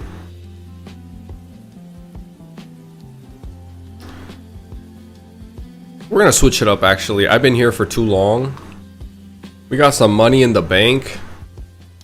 Let me see if anybody wants to buy this jester hat. You guys want to buy my jester hat? Where's some magicians at?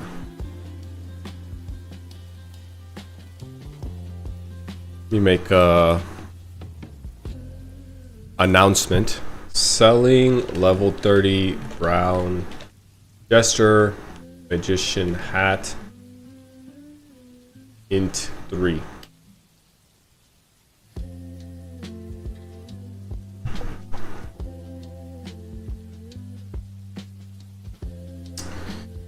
Well, let's look at our quest and see what we can finish. I think I'm gonna do some questing. We need to find garnet ore and 30 dark stumps. I think dark stumps are easy to find, actually. They're somewhere around here. Here we go. We could probably find some garnet ores. Oh, they bought them all. Oh, this guy's rich. This guy has a lot.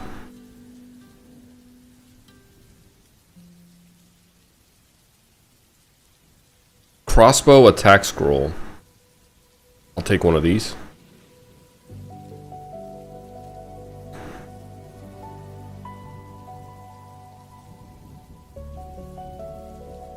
Cheaper than taxi. Is it really? It's pretty expensive.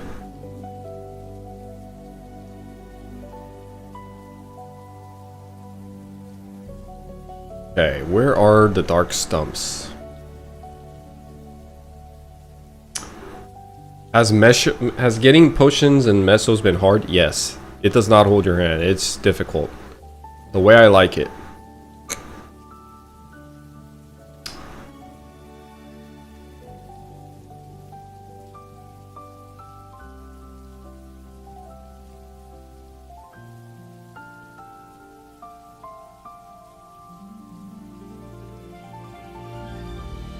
Ooh, I gotta get my my panda out if I don't die here.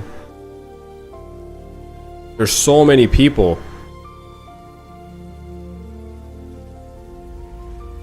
Look at all these people, man.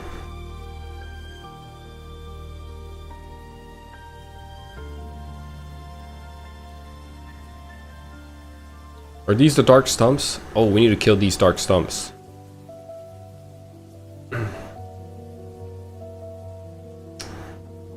처음 빅토리아 시절 보는 것 같다.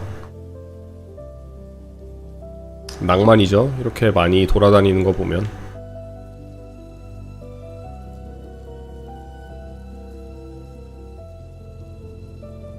I need to find my own little space here somehow. Oh, right above me. We go right here.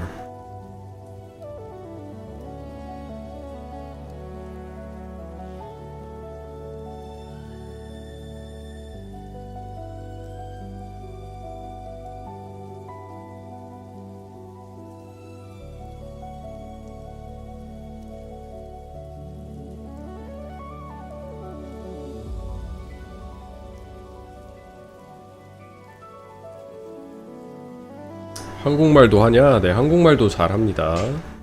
The crafting, smithing, leveling is so expensive. I agree. It is. It's very expensive. That's... You know, and I talked about this too. I think it's just not worth it to level it, especially in the beta. Because, you know, this time is so valuable. But to level up these crafting stuff, it requires like 100 mesos just to make one thing. Even just to make like a... well, actually, it requires a lot more meso to make anything relevant, right? It requires 2,500 meso to make a level 10 crossbow. So, level 3 crossbow, 3,500 meso. And the leveling progression is pretty slow too. I'm level 24. And I worked hard on crafting early on. I tried to prioritize it because I was like, well, it'd be good if I can craft my own stuff because I don't have to spend money to buy it from an NPC, right? And next thing I know, it actually probably would have been better to just grind and save up meso instead of like using meso to go around town and, you know, spending money on crafting the material. All of that just for me to be behind. Like right now I can craft a level 15 crossbow, that's it. I'm not even there to craft a level 40 crossbow yet.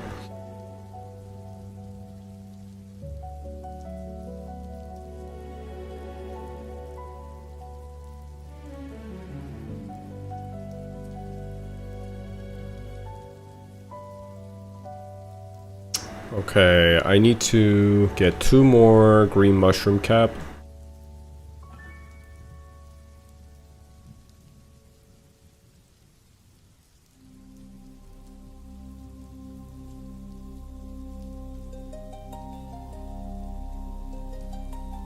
Why did I think you were level 30? Just peeped, you are 24. How difficult is it to level up? It's just time consuming, you know. Difficult, is it difficult? Like, am I stressed or anything? No. It just takes a little bit of time, you know.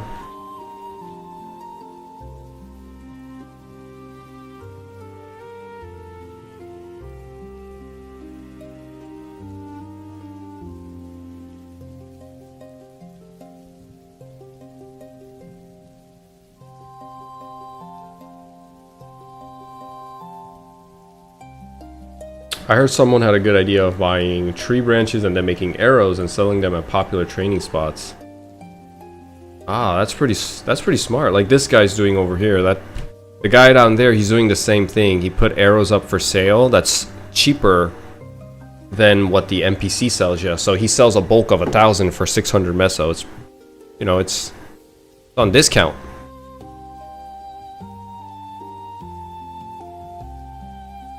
Okay, we need to find blue mushrooms. Now, blue mushrooms are pretty hard to find. Any idea where blue mushrooms are at?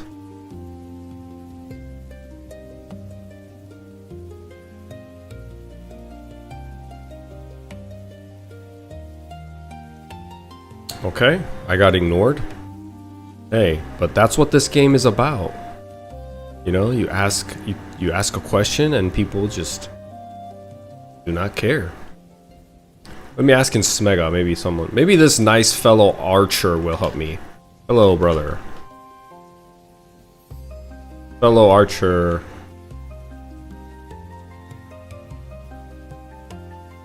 Ooh, I am out of arrow.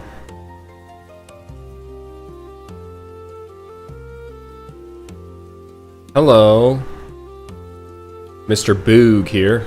Boog. Any idea where I can find blue kind around here?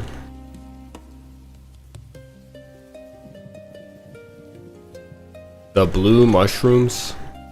You know, the stinky ones? Not the horny ones.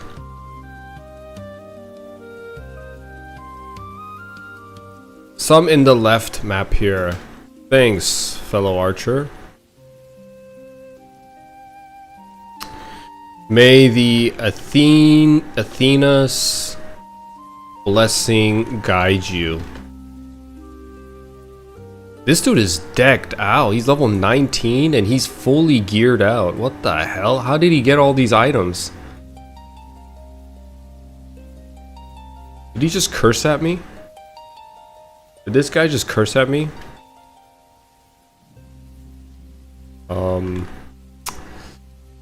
Censored is not allowing me to comprehend.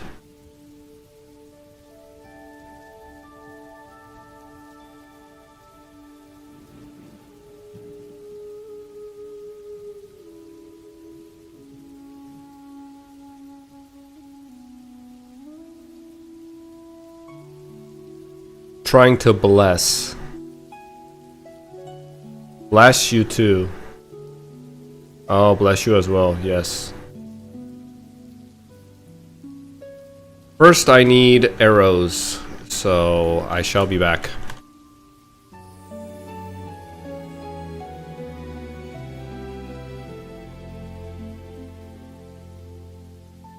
We'll buy some arrows, more pots too. Extremely poor, we're on welfare. We need to recharge our EBT here. Let's go here.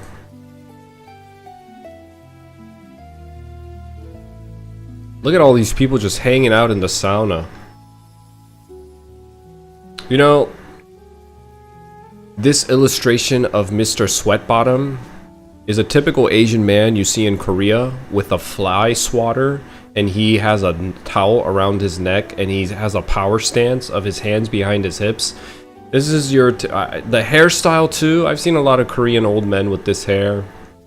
It's such a because it's such an old game.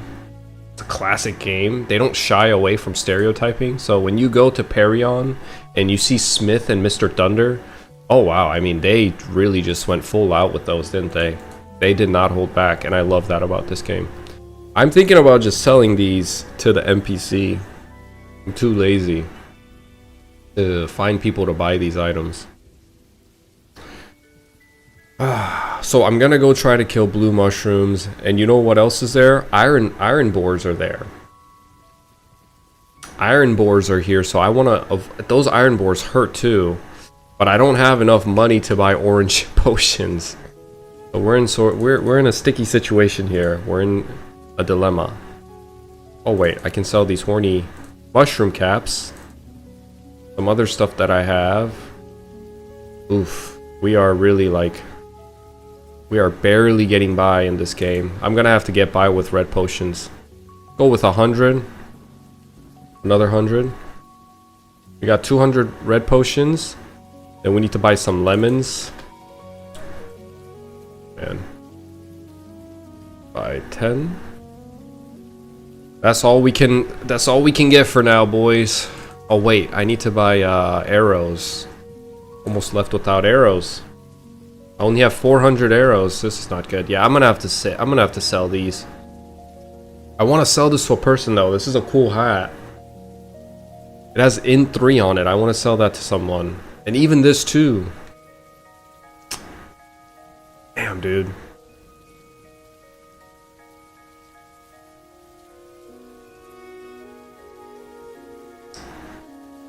Whatever. This is momentary anyway. We live for the day, boys. We live for the day. That's the mindset you gotta have when you're playing this game.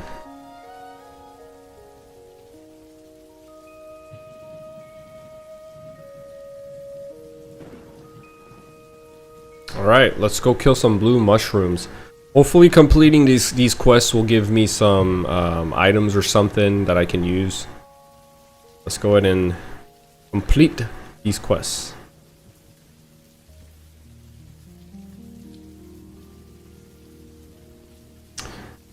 Is it true warriors got buffed? Warriors indeed got buffed. They got changed. A lot of classes got changed. Whether it's a buff or a nerf, only time will tell. But from the looks of it, they do look pretty good. It looks like they're in a good state right now. Accuracy is no longer a huge issue like it used to be. And their playstyle have been, I guess, modernized.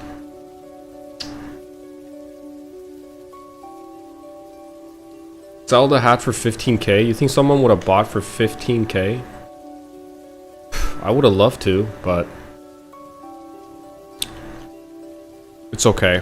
We'll run into more. Oh my, look at all these shops.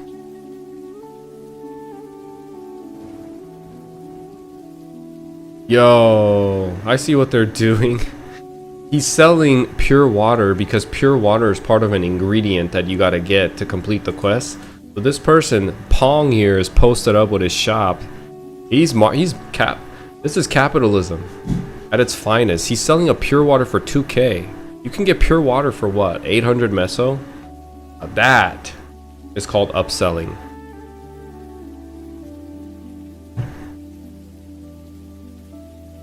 Sure.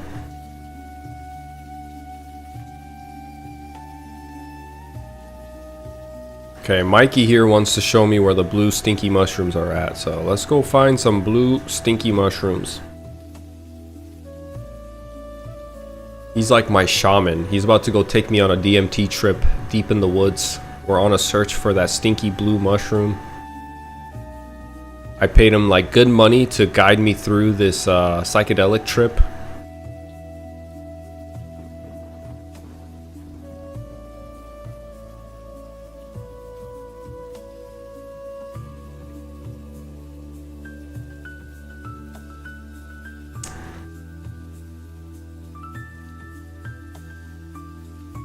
See, this is oh, here's one.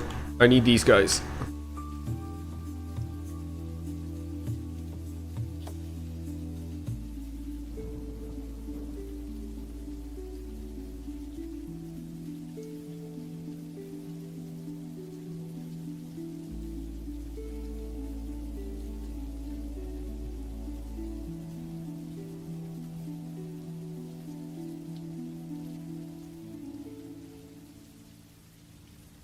I'm coming. Coming, Mike.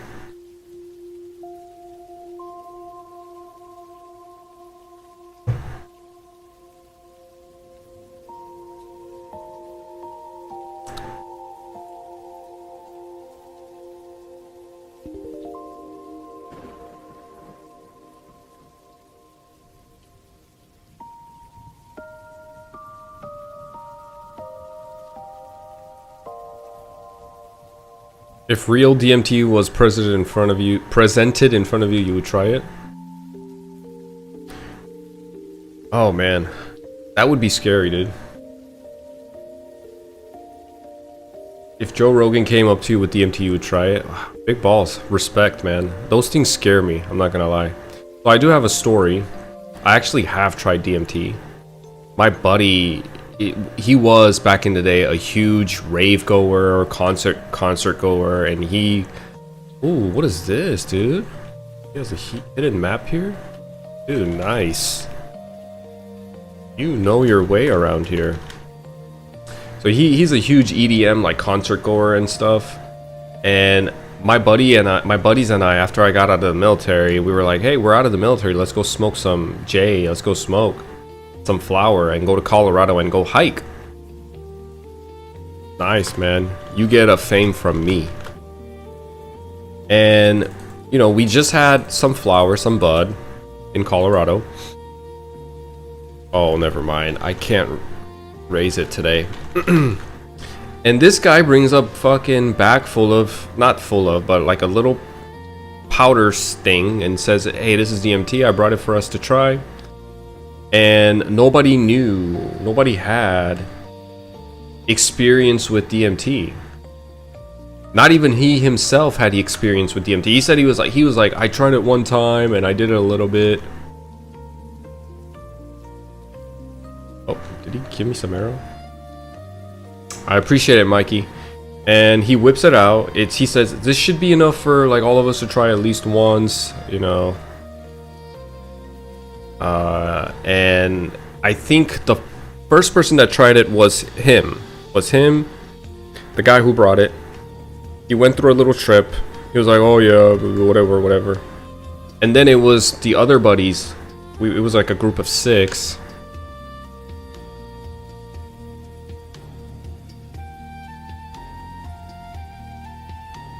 And we didn't know how to properly like smoke the thing. So everybody's like smoking it and coughing, and you know, I think one of my friend Raul got a good trip and he was like, dude, the walls are moving. I'm seeing geometric shapes. Is that God? Like, I'm seeing cartoon. I'm like, dude, snap out of it. You're in the cabin in the woods. There is no geometry going on, bro. And no, we're not in a cartoon. And I took some, and all I saw was just a ceiling wiggle a little bit. You know, I took some and I'm like, I don't really feel much. And then we had two goofballs in the group. That essentially just trolled and basically wasted the whole thing because they were trying to see what it's like and they couldn't smoke it properly. And you have to be extremely careful. I don't know too much. This is what I heard. They burnt everything, and that was our experience with DMT. This was like 7 years ago. Wow. But I wouldn't try again. I definitely would not try again.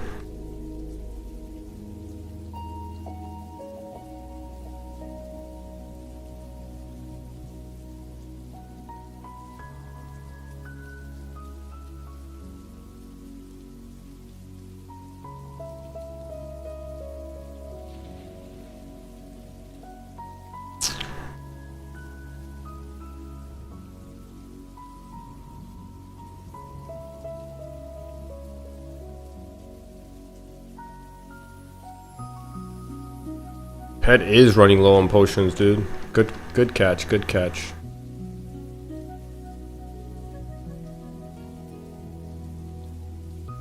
Good thing we stacked up with 200 red pots.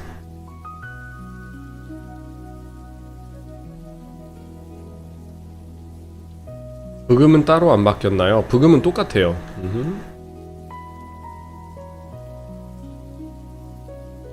오.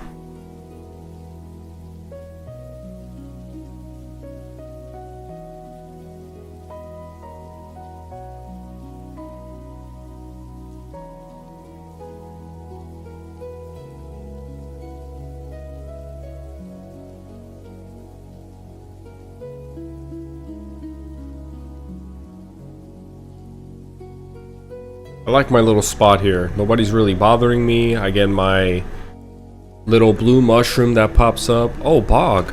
Boog.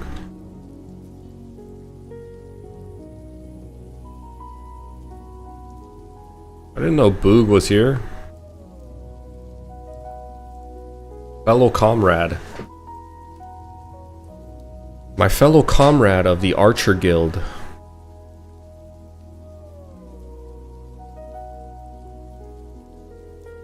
We archers have to, you know, stick together. It's a tough world out there. A lot of classists out there, you know. They talk crap about us archers. Let me stick next to my buddy here. My man is geared it out. I still can't get over how he managed to get enough money to, like, equip fully, except for the pants, in level 15 gear. Like, that's insane.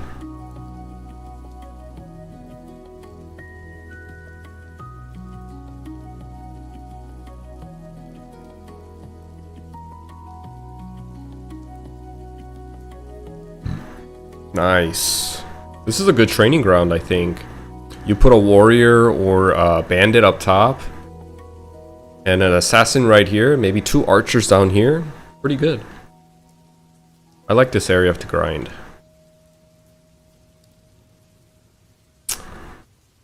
Although, I think blue mushrooms kind of got weak. Blue mushrooms, from what I remember, were level, what, 30 something in OSMS, but in here they're level 19. Interesting change.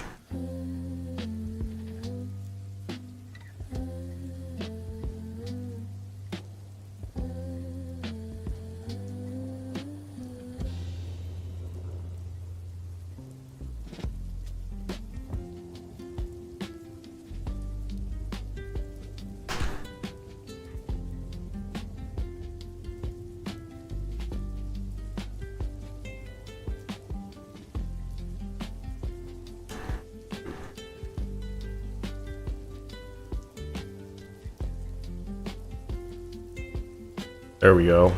That quest is complete. Let me see. I heard Expo and Bow are pretty much the same until late 4th with Hurricane. There's some slight differences here and there, especially with the passives.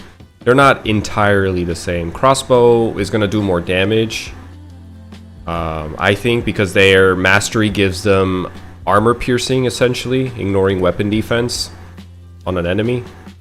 And Bowmans just have an evasion boost with their mastery, so there's that difference. And then Crossbowmans use ice in their 3rd job advancement, and Bowmans use fire. They do damage over time. I personally think ice is better, because the damage over time is pretty underwhelming, the damage, from just looking at it briefly. But yeah. Does DMT come in flower form? The way we got it was just when I tried it, the only time I tried it, he brought it in a Ziploc bag. So I don't know. I don't know too much about it, if I'm being honest. Looking back, I was pretty stupid to take something. Although he's he's a family friend. He's part of family. That's how close we are. So I would have never doubted he was gonna give us anything crazy. But I did just kind of take whatever he gave me in a Ziploc bag, and I was like, he's like, yeah, dude. And looking back, pretty naive. Stuff you do when you're young.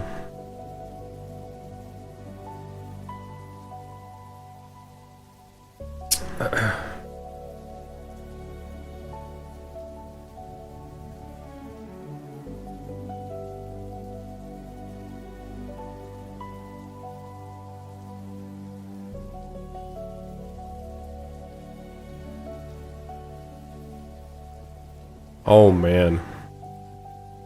He wants a garnet in exchange for her special sauce. Okay, we can't make the special sauce. We can do this one. Pure water. We gotta go kill some octopus. And then this one. We can do this one.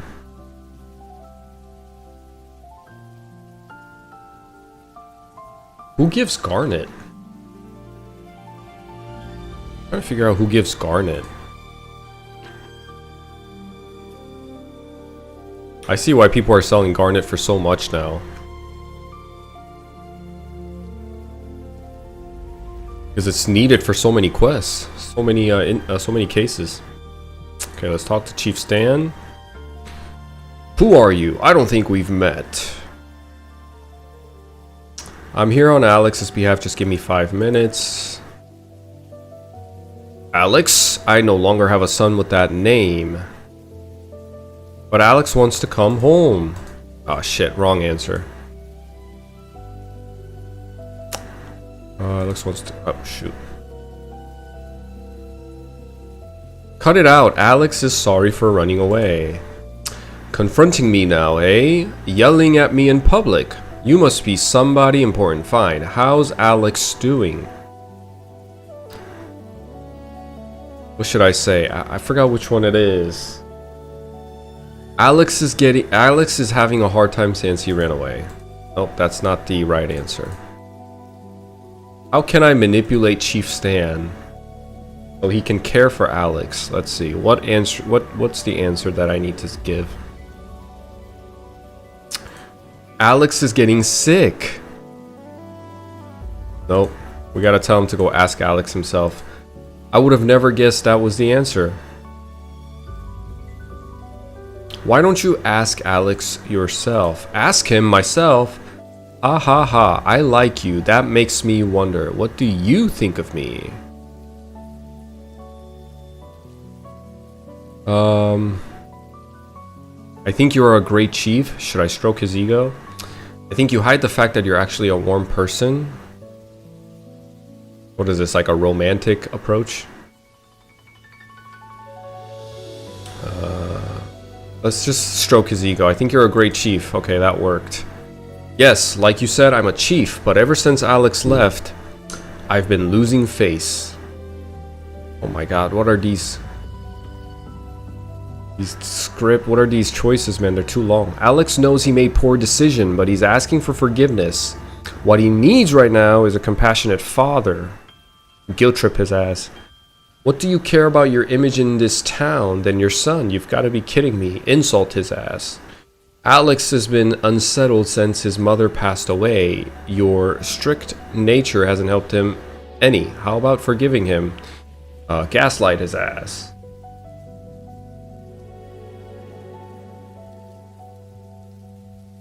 Options? Do I gaslight him? Ah, fuck, who cares? Do you care about your image more than your son? You gotta be kidding me. Okay, yes, he does care about his image to the town more. That was clearly the wrong answer. So you're telling me DMT didn't teach you a new meaning to life? I didn't get that deep. So my experience is really, like, I've done it, but like I said, I just saw the walls moving, that's it. It wasn't profound, it wasn't anything scary or revealing. And I'm glad. I don't think I can handle that stuff. I don't want to go there, you know? All power to you if you want to. God dang it. Okay. Let's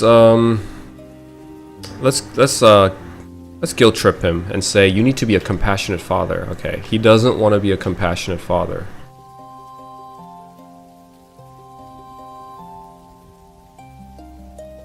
So it's this one. Talk about his mother. Oh, we're appealing to his soft side because his mother would be his wife, right? You know that much? I suppose it's true that Alex has been more rebellious since Anna passed away.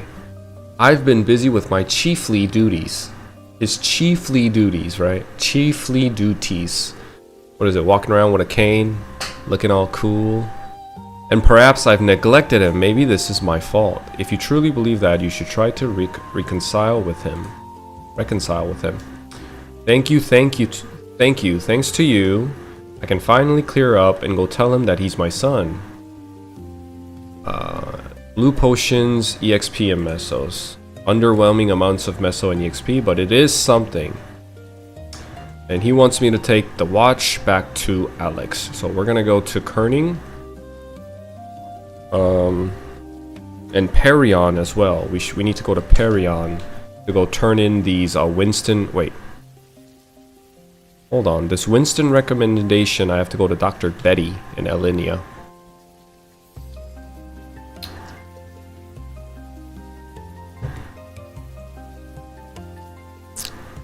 That's pretty dark. Defame me or you die tomorrow. Well, people are just vulgar, man. Vulgar. I think he wants some else stroked. You are inappropriate, sir.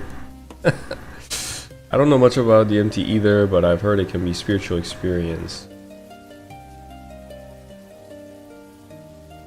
Yeah, most people say when they do DMT, it alters their life, it changes them. I just think they just been traumatized because they're forced to see things maybe they weren't ready to see. And, you know, you're shaped by your experiences. And when you get exposed to such a huge, such a life-changing experience, it alters you, it changes you. Dr. Betty. Okay, let's talk to Dr. Betty. We get some eggs. We delivered some fossils and reports from Winston. Let's see what she wants me to do. What do you want me to do? She wants plant samples. Okay, let's go get some plant samples. Where can I get these? Okay, just from these plants in Alinea. Easy enough.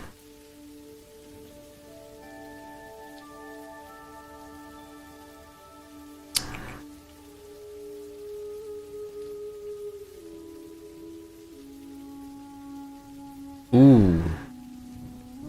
The ribboned pig headband has been changed. It has accuracy now. That's pretty cool, right?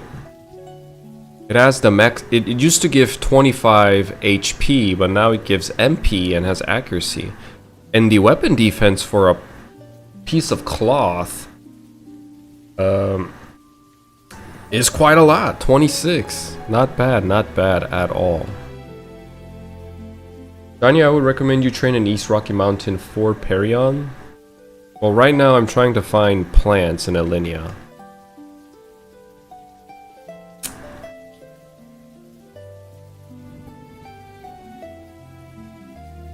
I'm not seeing any. Hi.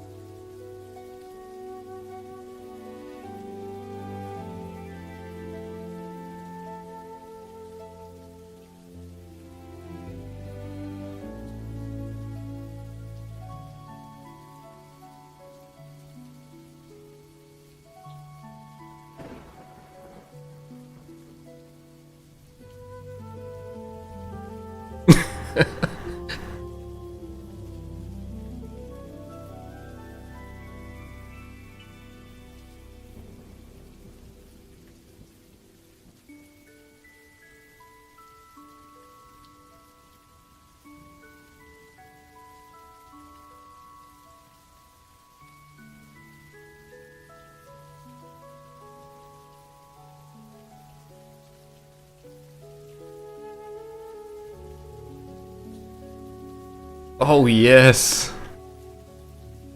Now, the real question. Where are these god dang plants to get samples for my wife, Dr. Betty?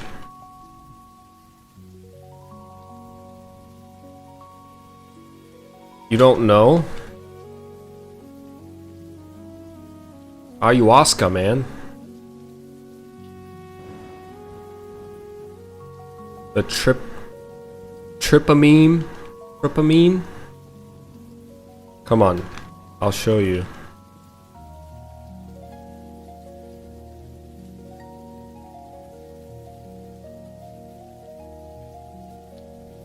Denial is the first symptom. I'm probably not high enough level for it yet. Yeah, I'm just trolling. Sorry, bro. Wasting your time. Good luck.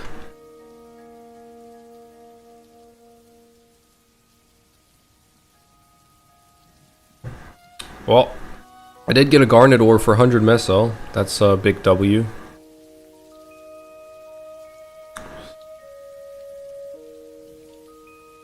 You know when you play like a WoW Classic and the NPCs in town are like, hey there, you there.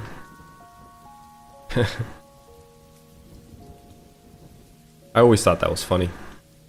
Alright, let me see. Let's look around for these plant samples. Maybe they're in the up north because I'm not seeing these plant samples anywhere. I know what they're supposed to look like.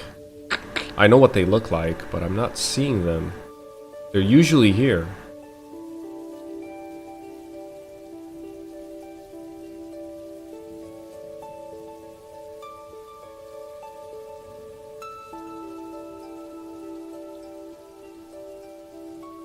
You there.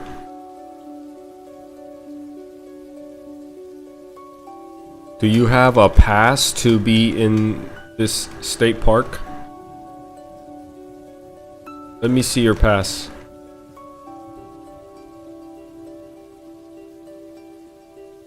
Drop it, please.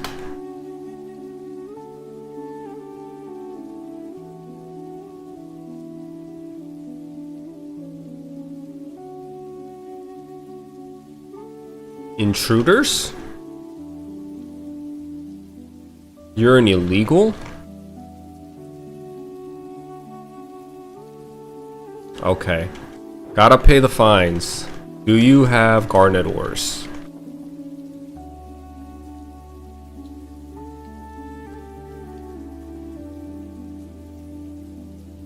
Okay, you must show me your pass as well, sir. Keep the change. Yo, your fee is 1,000 meso, not 10. Wow. This state park is just full of these illegals without their pass. Let me see your pass, sir.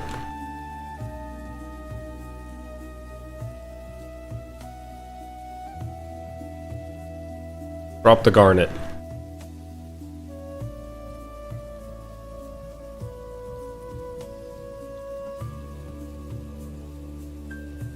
You're coming with me. We're taking you to ICE detention center. Come now.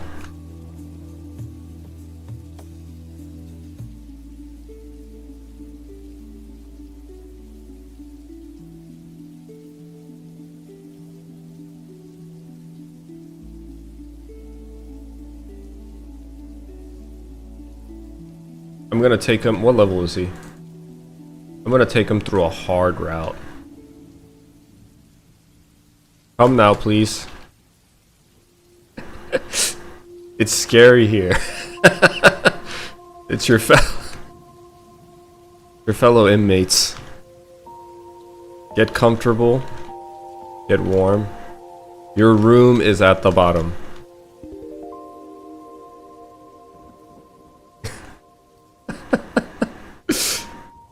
Come over here. Come here, sir. Okay. Here is your room. Hey, step.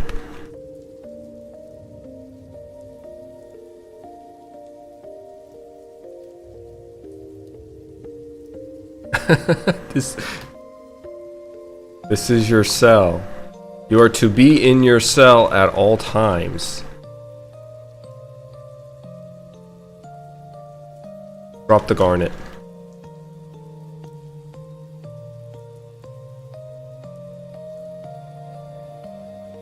Okay, how much, dude?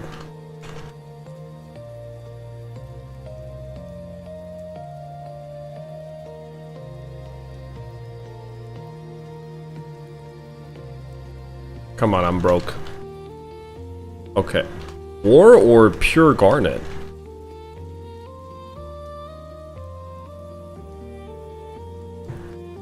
Okay, deal.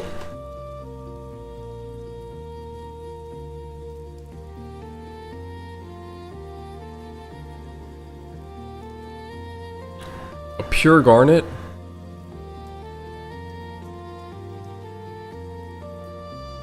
Your fee of 300 meso will be... What? What? Come on, man. He's running.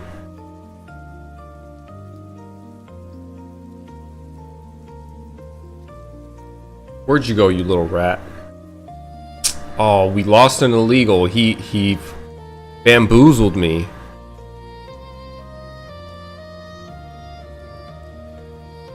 Oh, is this him? No, that's not him. I got bamboozled by an illegal immigrant. Man.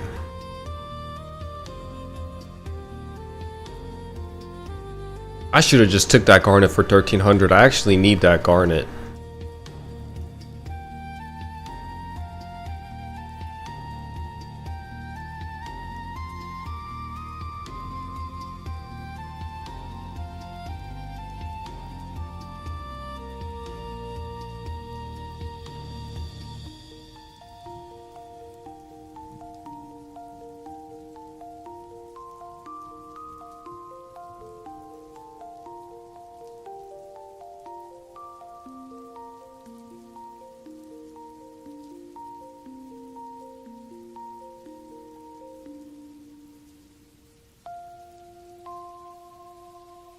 Well, that was a cute little interaction we had with fellow Mapler.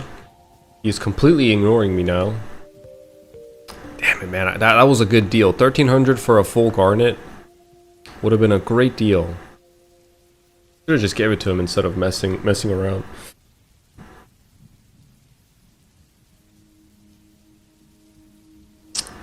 Okay, so it's not over there. Let me check one more place. I have an idea where it could be.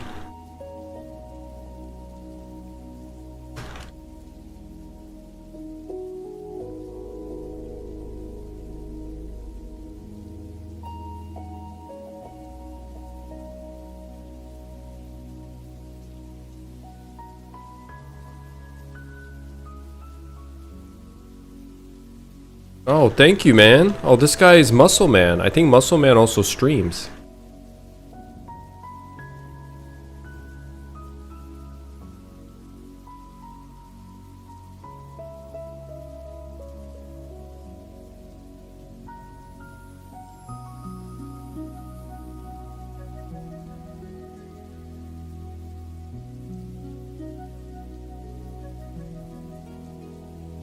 Any idea where plant samples are?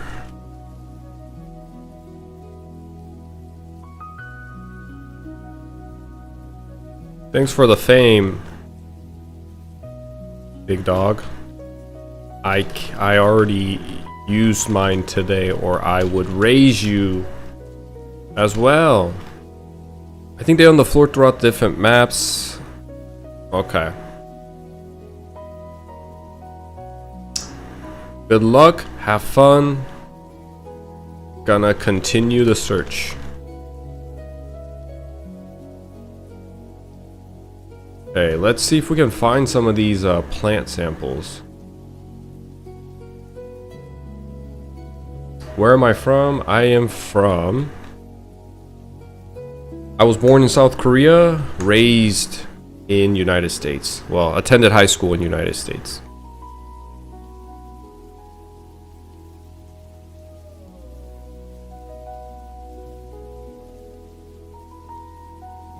Okay.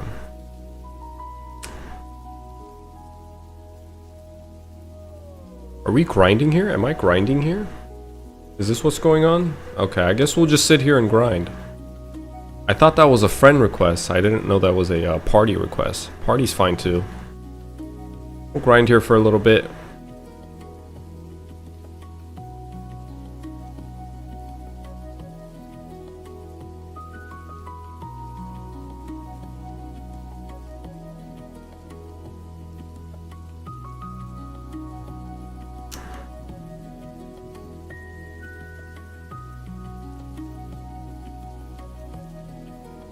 Ooh, there we go.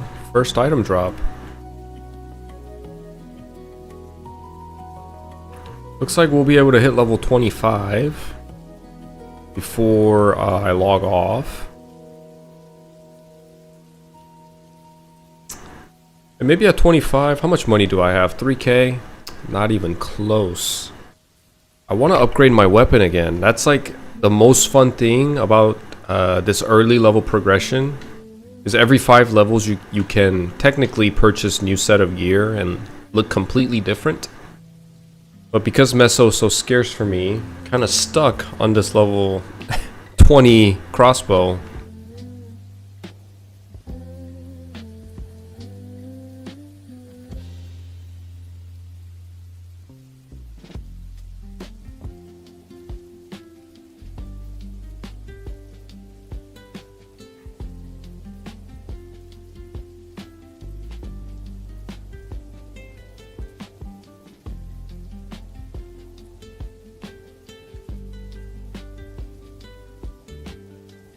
Am I doing a daily quest? I'm not.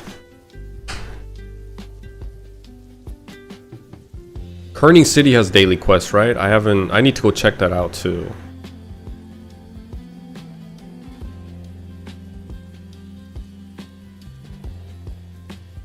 Oh my.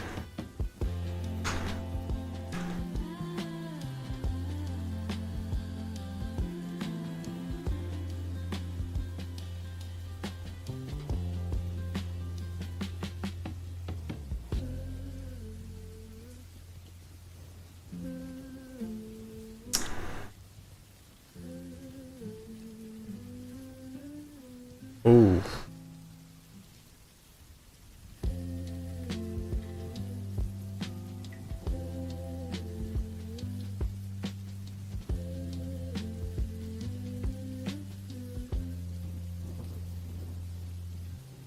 신궁보다 보호머스타가 간지 아니냐? 개인적으로 저는 신궁이 더 멋있다고 생각합니다. 폭풍의 시도 멋있긴 한데 신궁이 더 재밌고 멋있다고 생각해요. I need to go to Kerning City and get the daily quest. So I'm gonna stay here. I think I'll level here because the EXP is going up pretty fast. We'll level here, hit level 25, and kind of look for that plant one more time up in the north side of Elenia and see if we can find those plants. And if we can't, then we'll go to the next. We'll go to the next quest and fulfill that quest.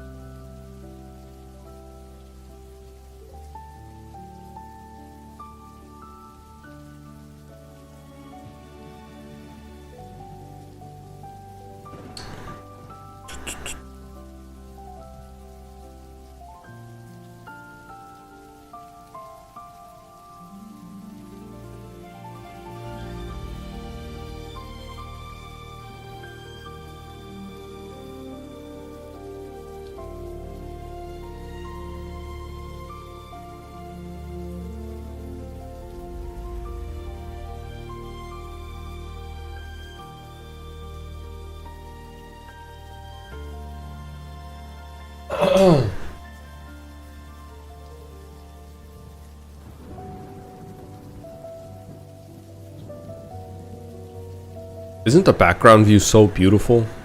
They upscaled the background, right? You guys can tell too, right? I mean, the resolution is crazy.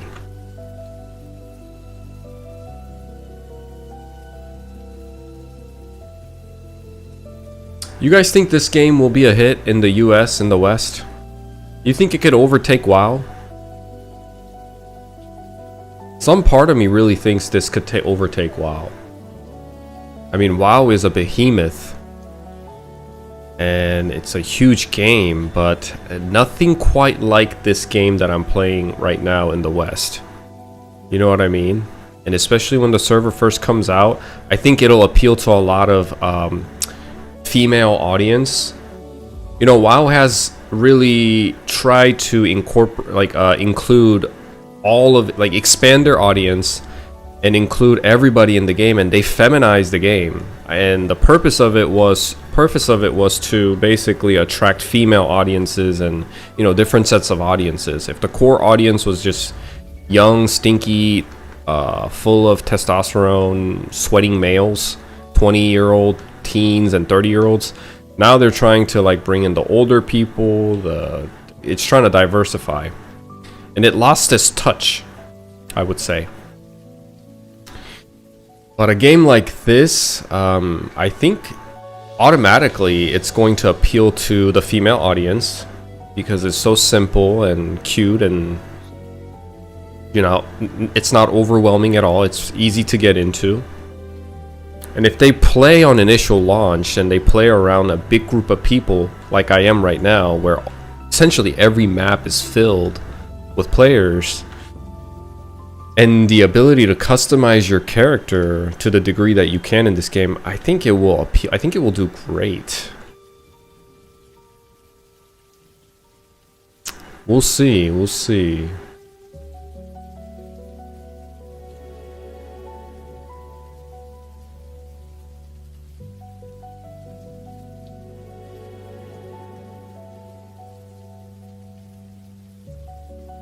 This is actually a really good spot to train.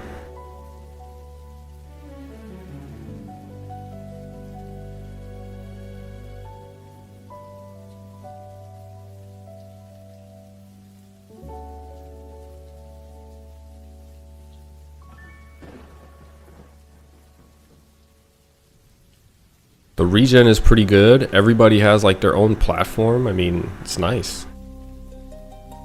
These guys drop Panlid, right? Why no warrior? Why archer? I've played warrior in Maple Land and in other times of me playing MapleStory, old school MapleStory, I've been playing melee classes, so I wanted to switch it up a little bit.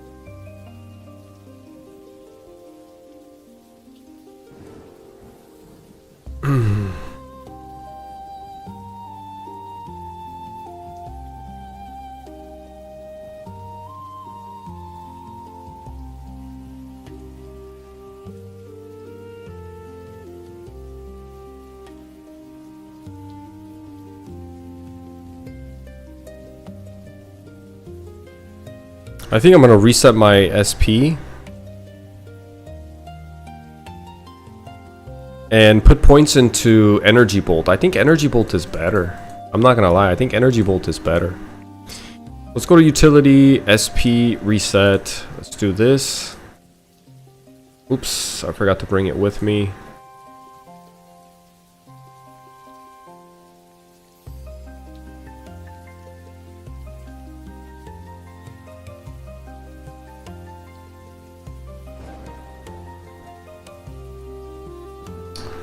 We're gonna do 20 points into arrow blow.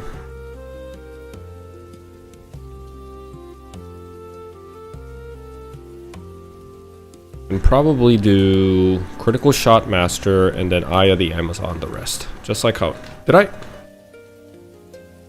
skill up the wrong thing? Oh no, I didn't.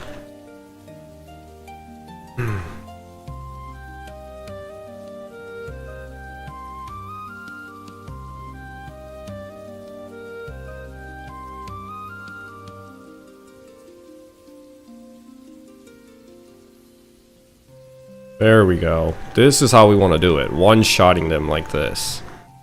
Well, I think double arrow's good too, but I kind of wanted to switch it up.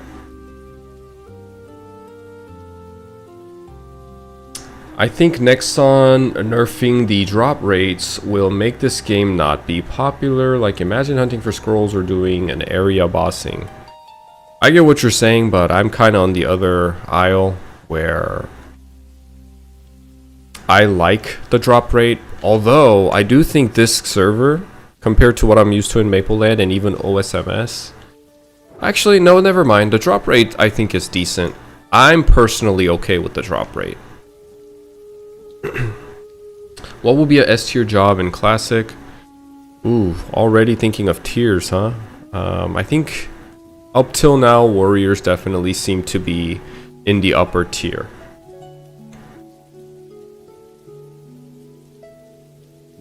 Archers cannot jump attack anymore. Yep, we cannot jump shot, jump and shoot. And I think that's a good thing.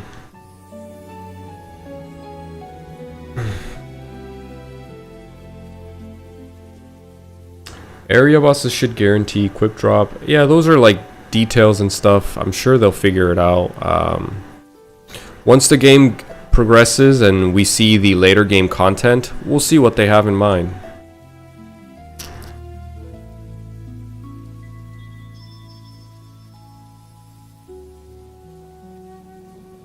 You need a tier list with skill changes? Yo, I could, but I don't like to put tiers into jobs, you know. Because honestly, everything is subjective to my experience and my thoughts, and to make a graph and analyze it, that, you know, what's really at the end of the day, maybe I can preface the video saying at the end of the day, you got to play what you enjoy, but here's my like tier list, I guess, if I had to give it one. But you know, you got to really determine the metrics when you do tier lists like that. Are you talking about damage tier list? Are you talking about saving money tier list? In what sense are we creating a tier? You know, those are all like things that I have to consider and make. I can't just be like, oh yeah, archers were super fun to play, so they're in the S tier. Blop. Can't do that.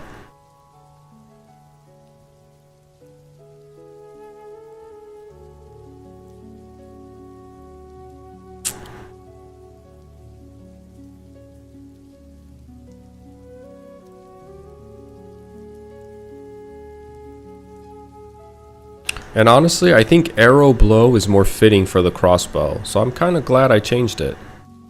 It's nice, one-shotting them like a boss.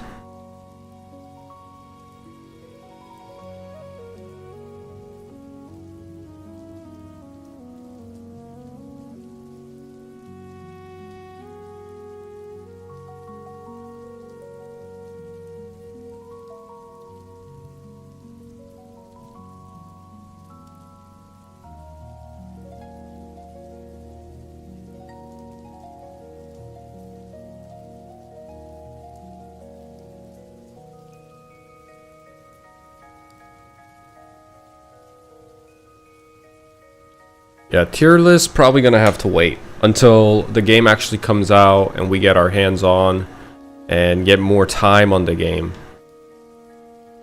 Because stuff like that, it's objectifying, and you know, you're talking things as if it's, you have to like do an analysis and somewhat be accurate, unless I'm making it for just for shits and giggles and just to laugh and joke with people.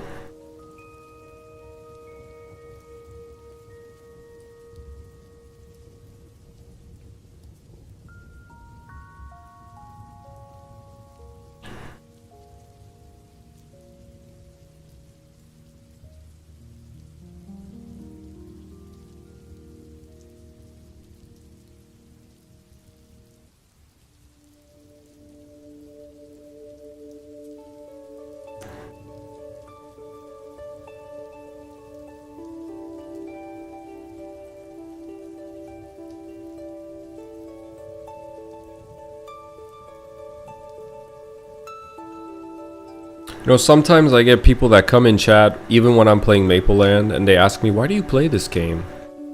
And as I'm sitting here, letting time pass for like 10, 15, 20 minutes, and I'm just sitting here listening to some calm music, and mindlessly doing the same thing over and over and over again, that question pops up in my head, why do I play this game?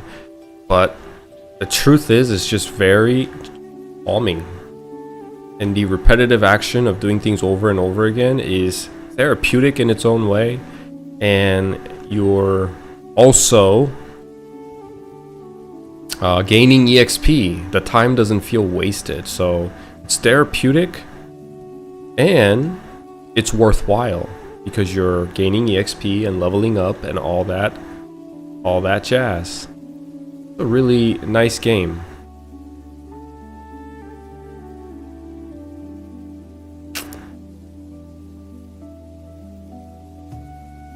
Is the energy ball the best in this game? What is energy ball? I'm not exactly sure what you're asking me.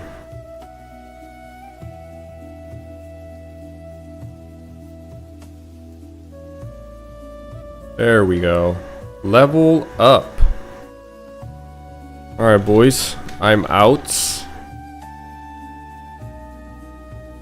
See you all later. Good luck, have fun. See ya, muscle man. And we leveled up. We are going to put our points into Dex and raise the Eye of the Amazon.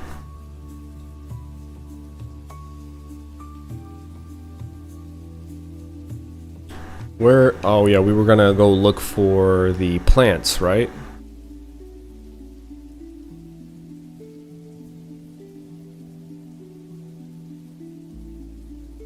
BTS fan. Oh, that's a rare name. Capcom, a rare name. Nice. But I've seen a lot of rare names in here.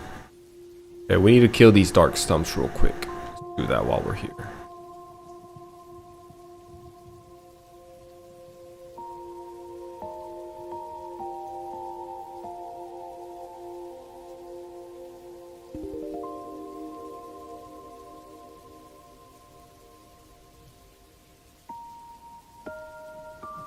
Oh my range is insane now. What is this range?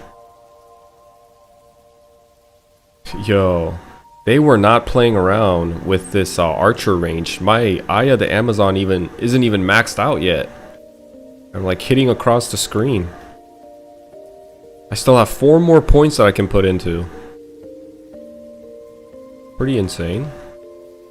Yo, thanks, dude.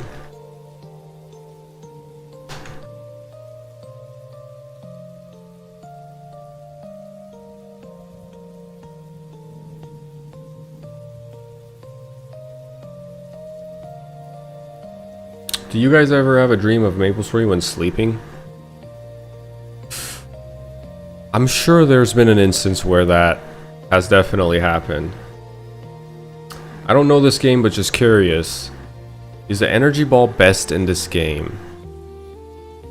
So energy bolt is what I'm using. If that's what you're referring to, I can, you know, after going over the skill reviews earlier today on stream, I think I can confidently say like every skill has its own usage in certain situations and instances.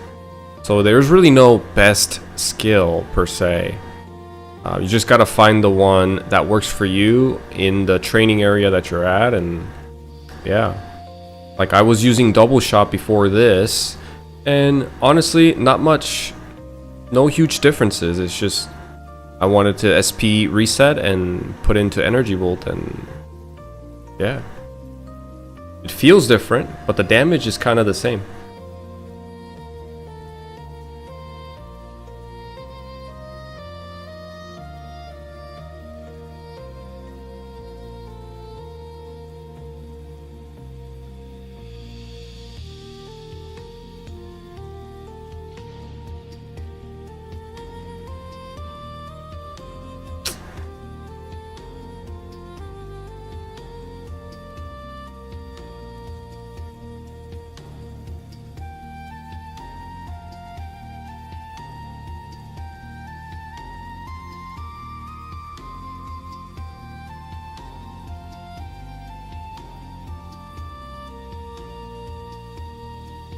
Should respec be free and easy? No, it should not be like this. It's only like this because it's a beta testing, but in the official server, it shouldn't be like this. I don't want it to be like this, if I'm being honest. I think there should be some consequences for you not deliberately thinking about how you want to spec your character.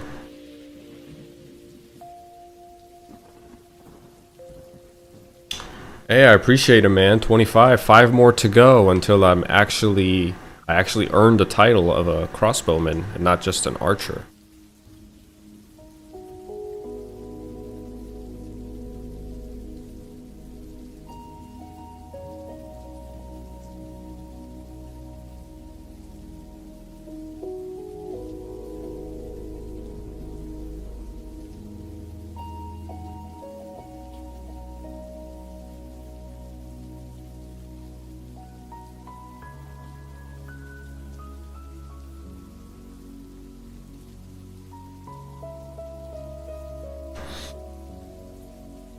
I'll be right back.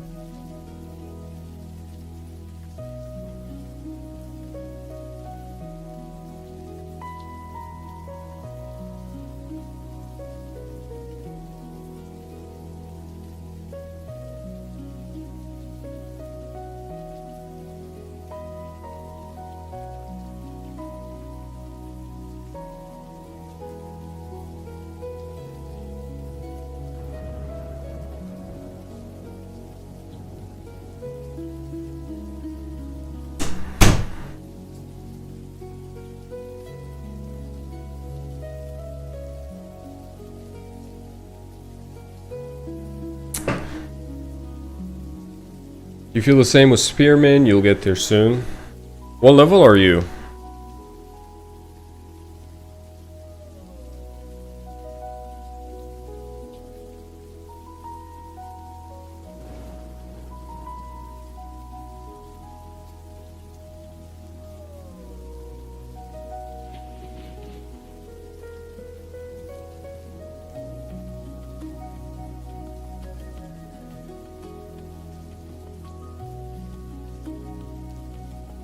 I forgot how easily we're able to respec in old school.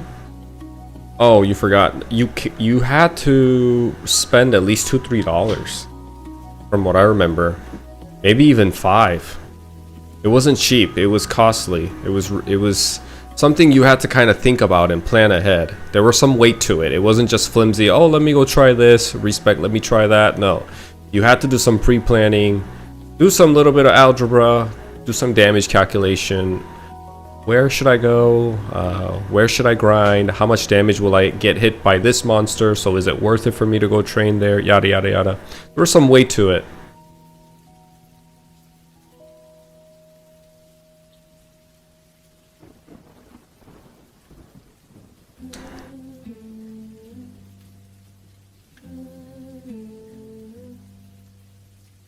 And we like playing games that have a certain amount of weighted risk, you know, consequences. I personally do. I know a lot of people do as well. When the game feels too forgiving, then it just feels light. You know, you don't get attached as well. I don't know if you know a game called Dark and Darker, I believe it's called. Is it Dark and Darker or is it something else? I don't think it's Dark and Darker. That's the like survival game. Or actually you're like going through a maze, following mobs and other characters. That's Dark and Darker. There's another game, but do I have it on my... I wonder if I have it on my desktop. But anyway, you like ride in a caravan and you have 3 characters that you can control, and you have limited resource in it, and each encounter is extremely, you have to be very calculated. The consequences and the risk are all high. I forgot what it's called, but there's a game like that and people love it. You know, people love that element of things having consequences. 네, 맞습니다. 창수님. 베타 테스트라서 기존 방송하는 것보다 더 오래 하고 있어요.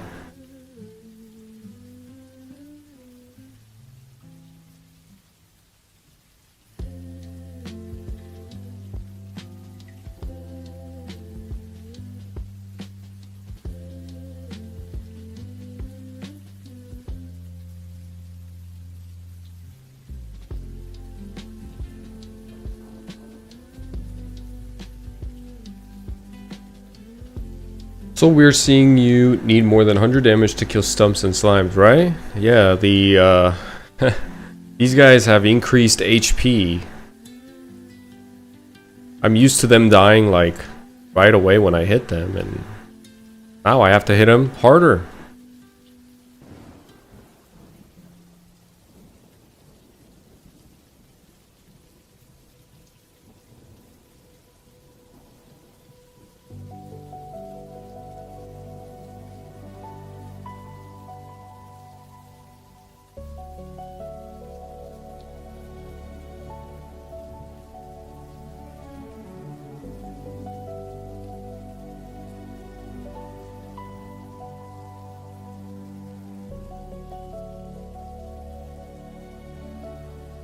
Darkest Dungeon. Yes, I believe it was called Darkest Dungeon. Yeah, I knew one of you guys would know. I played Darkest Dungeon 1 and Darkest Dungeon 2, and I enjoyed both, but it was super hard. I couldn't get past like 2 hours of playing the game. I just did not have the capacity to like I also love to play in the hardest mode. If I'm not playing on the hardest mode, I'm not having fun. So I always just get like I always mess myself up and pick the hardest mode, play for 2 hours, get super into it, and I wipe, and I'm just like devastated. But it's so fun. I go back every once in a while just to play it again. Did I ever play Castlevania? Yeah, I played Castlevania. Castlevania was fun too, man. Great game for its time.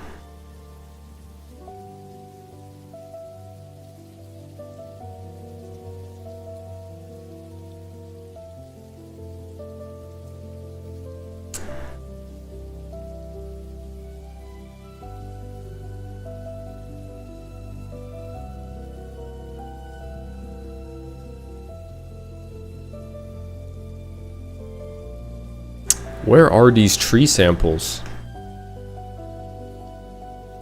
Plant samples, I mean.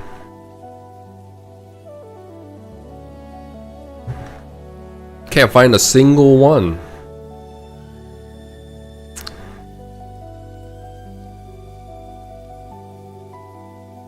Oh, there's one right there. I see it. This is what we're looking for.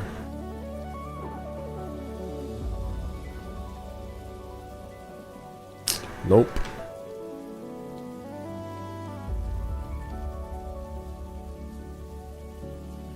How scarce is this thing? I mean, they're really just gonna be like one per map, and it's not a 100% drop chance.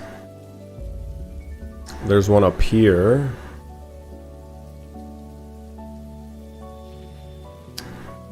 Six, seven. 쿠로네코님 주얼 감사합니다.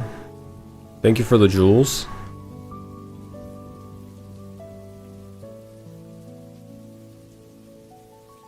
Where are thou? Plant samples. Yo, these are actually really rare. They're not just putting them anywhere. I mean, I don't necessarily see people. Oh, wait, did I see one up here? No. I don't see people farming them or hitting them. They're very rare.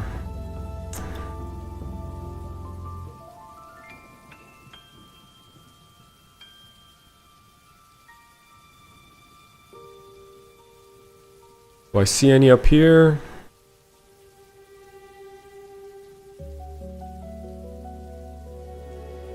Not seeing any here. Not seeing any there. None here. Is the quest even worth it? I'm thinking the same thing as I'm doing this right now. Is this even worth doing right now? Looking for it this hard. Okay, there's one up there. Did I see one down here? Nope. And these are rare, man. These plant samples. They didn't just put it anywhere there. They kind of like spaced them out. They're not even dropping. Yeah, I might skip it. And this is the highest floor that I can go. The tree that grew. Number 3.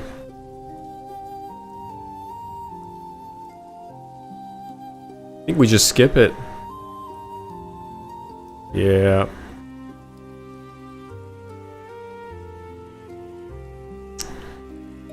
One more map to the left, they spawn, but they are spread apart though. Oh yeah, let me check one more then. I'll check one more time. How come you went bowman and not warrior?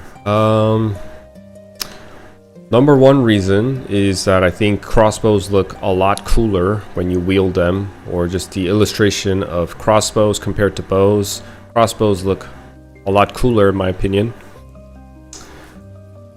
And number 2, although I'm not gonna get to 4th job advancement or whatever, I like snipers better than bowmasters. I'm not a huge fan of hurricane.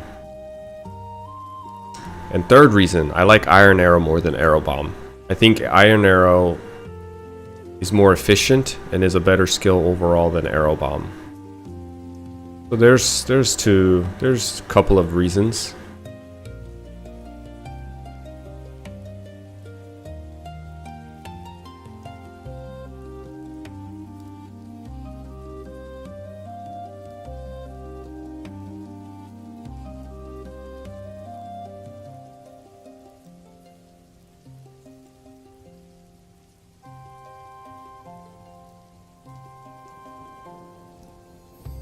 Yeah, I'm looking around, but I'm not seeing those plants.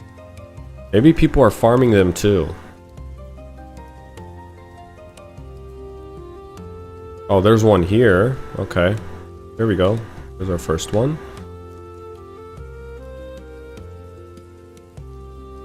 There we go, our first one. And we need 20 of these. Sheesh, 20. This is gonna take a hot minute.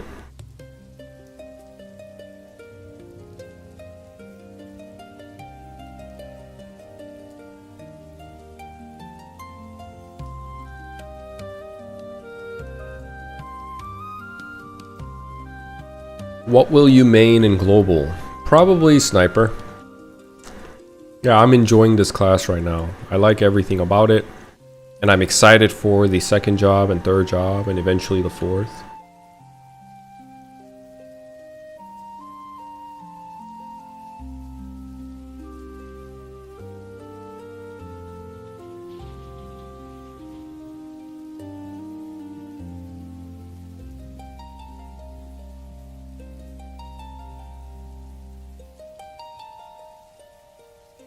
Oh, I see one over there to the right.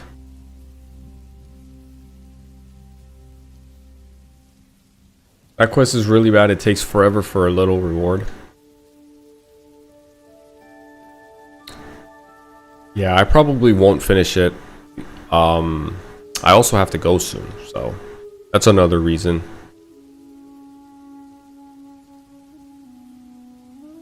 Yeah, nope, that did it for me, Chief. I opened 4 plants and it only gave me 1 sample. And it takes me about 3 minutes for each plant. Yeah, it's too long, man. Especially with the amount of time we have for beta. I'm not about to spend an hour sitting here doing a quest.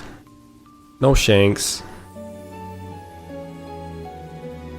So what are we gonna do? We are gonna go finish what we can with these. Octopus. Dr. Betty, I'm sorry, but I cannot help you.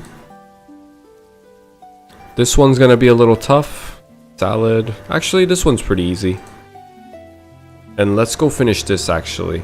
Let's go talk to Shane. Shane's actually here in Alinea. Perfect.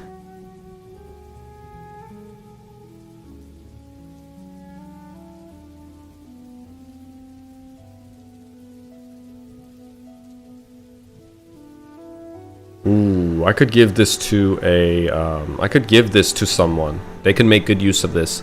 We're not gonna sell it, you know, what goes around comes around. I don't even know what it would cost anyway, like nobody knows. I'm just gonna give this to someone for like 500 meso, who's a thief. And I see him running around with no pants on.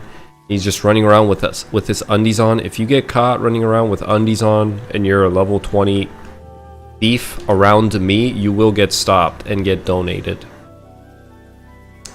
Okay, let's go talk to Shane.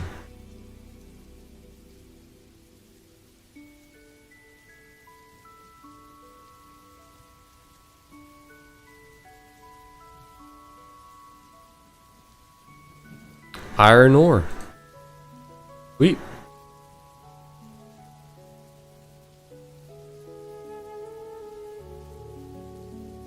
Okay. We completed that one. And with that, I think we will wrap it up here. Alright guys, if you're new to the channel, make sure you like the video if you haven't already. And subscribe and come hang out with me. I'm streaming a lot every day with breaks in between. I'm gonna take like a 2-3 hour break, maybe hit the gym, kind of pack up more stuff. I'm also in the middle of a move for those of you that are new. So it was like the worst time for this to happen because I wanted to like pull all-nighters and stuff, but it is what it is.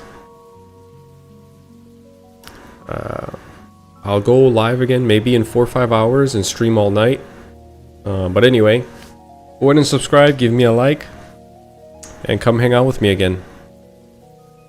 For my Korean audience, 한국 분들 시청하고 계신 분들 계시면 굉장히 늦은 시간인데 다들 주무실 것 같은데 보고 계시면 좋아요와 구독 한번 눌러주시고 베타 서버가 10일까지 진행 중이니까 베타 서버를 쭉 할 생각이고요. 매일 방송 많이 하고 있으니까 구독해 주셔서 놀러와서 베타 서버에서 사수 육성하는 거 같이 즐겨주셨으면 좋을 것 같습니다. 잠깐 쉬고 와서 볼 일도 볼 게 좀 있고 해가지고 몇 시간 쉬었다가 다시 방송을 재개하도록 하겠습니다. 가볼게요, 저 여러분. 가보겠습니다. Alright guys, I'll be back, alright? I'm gonna log off for now, and I'll log back in later. Looks like there's some issues going on. Messages from the GM. Anyways, bye guys.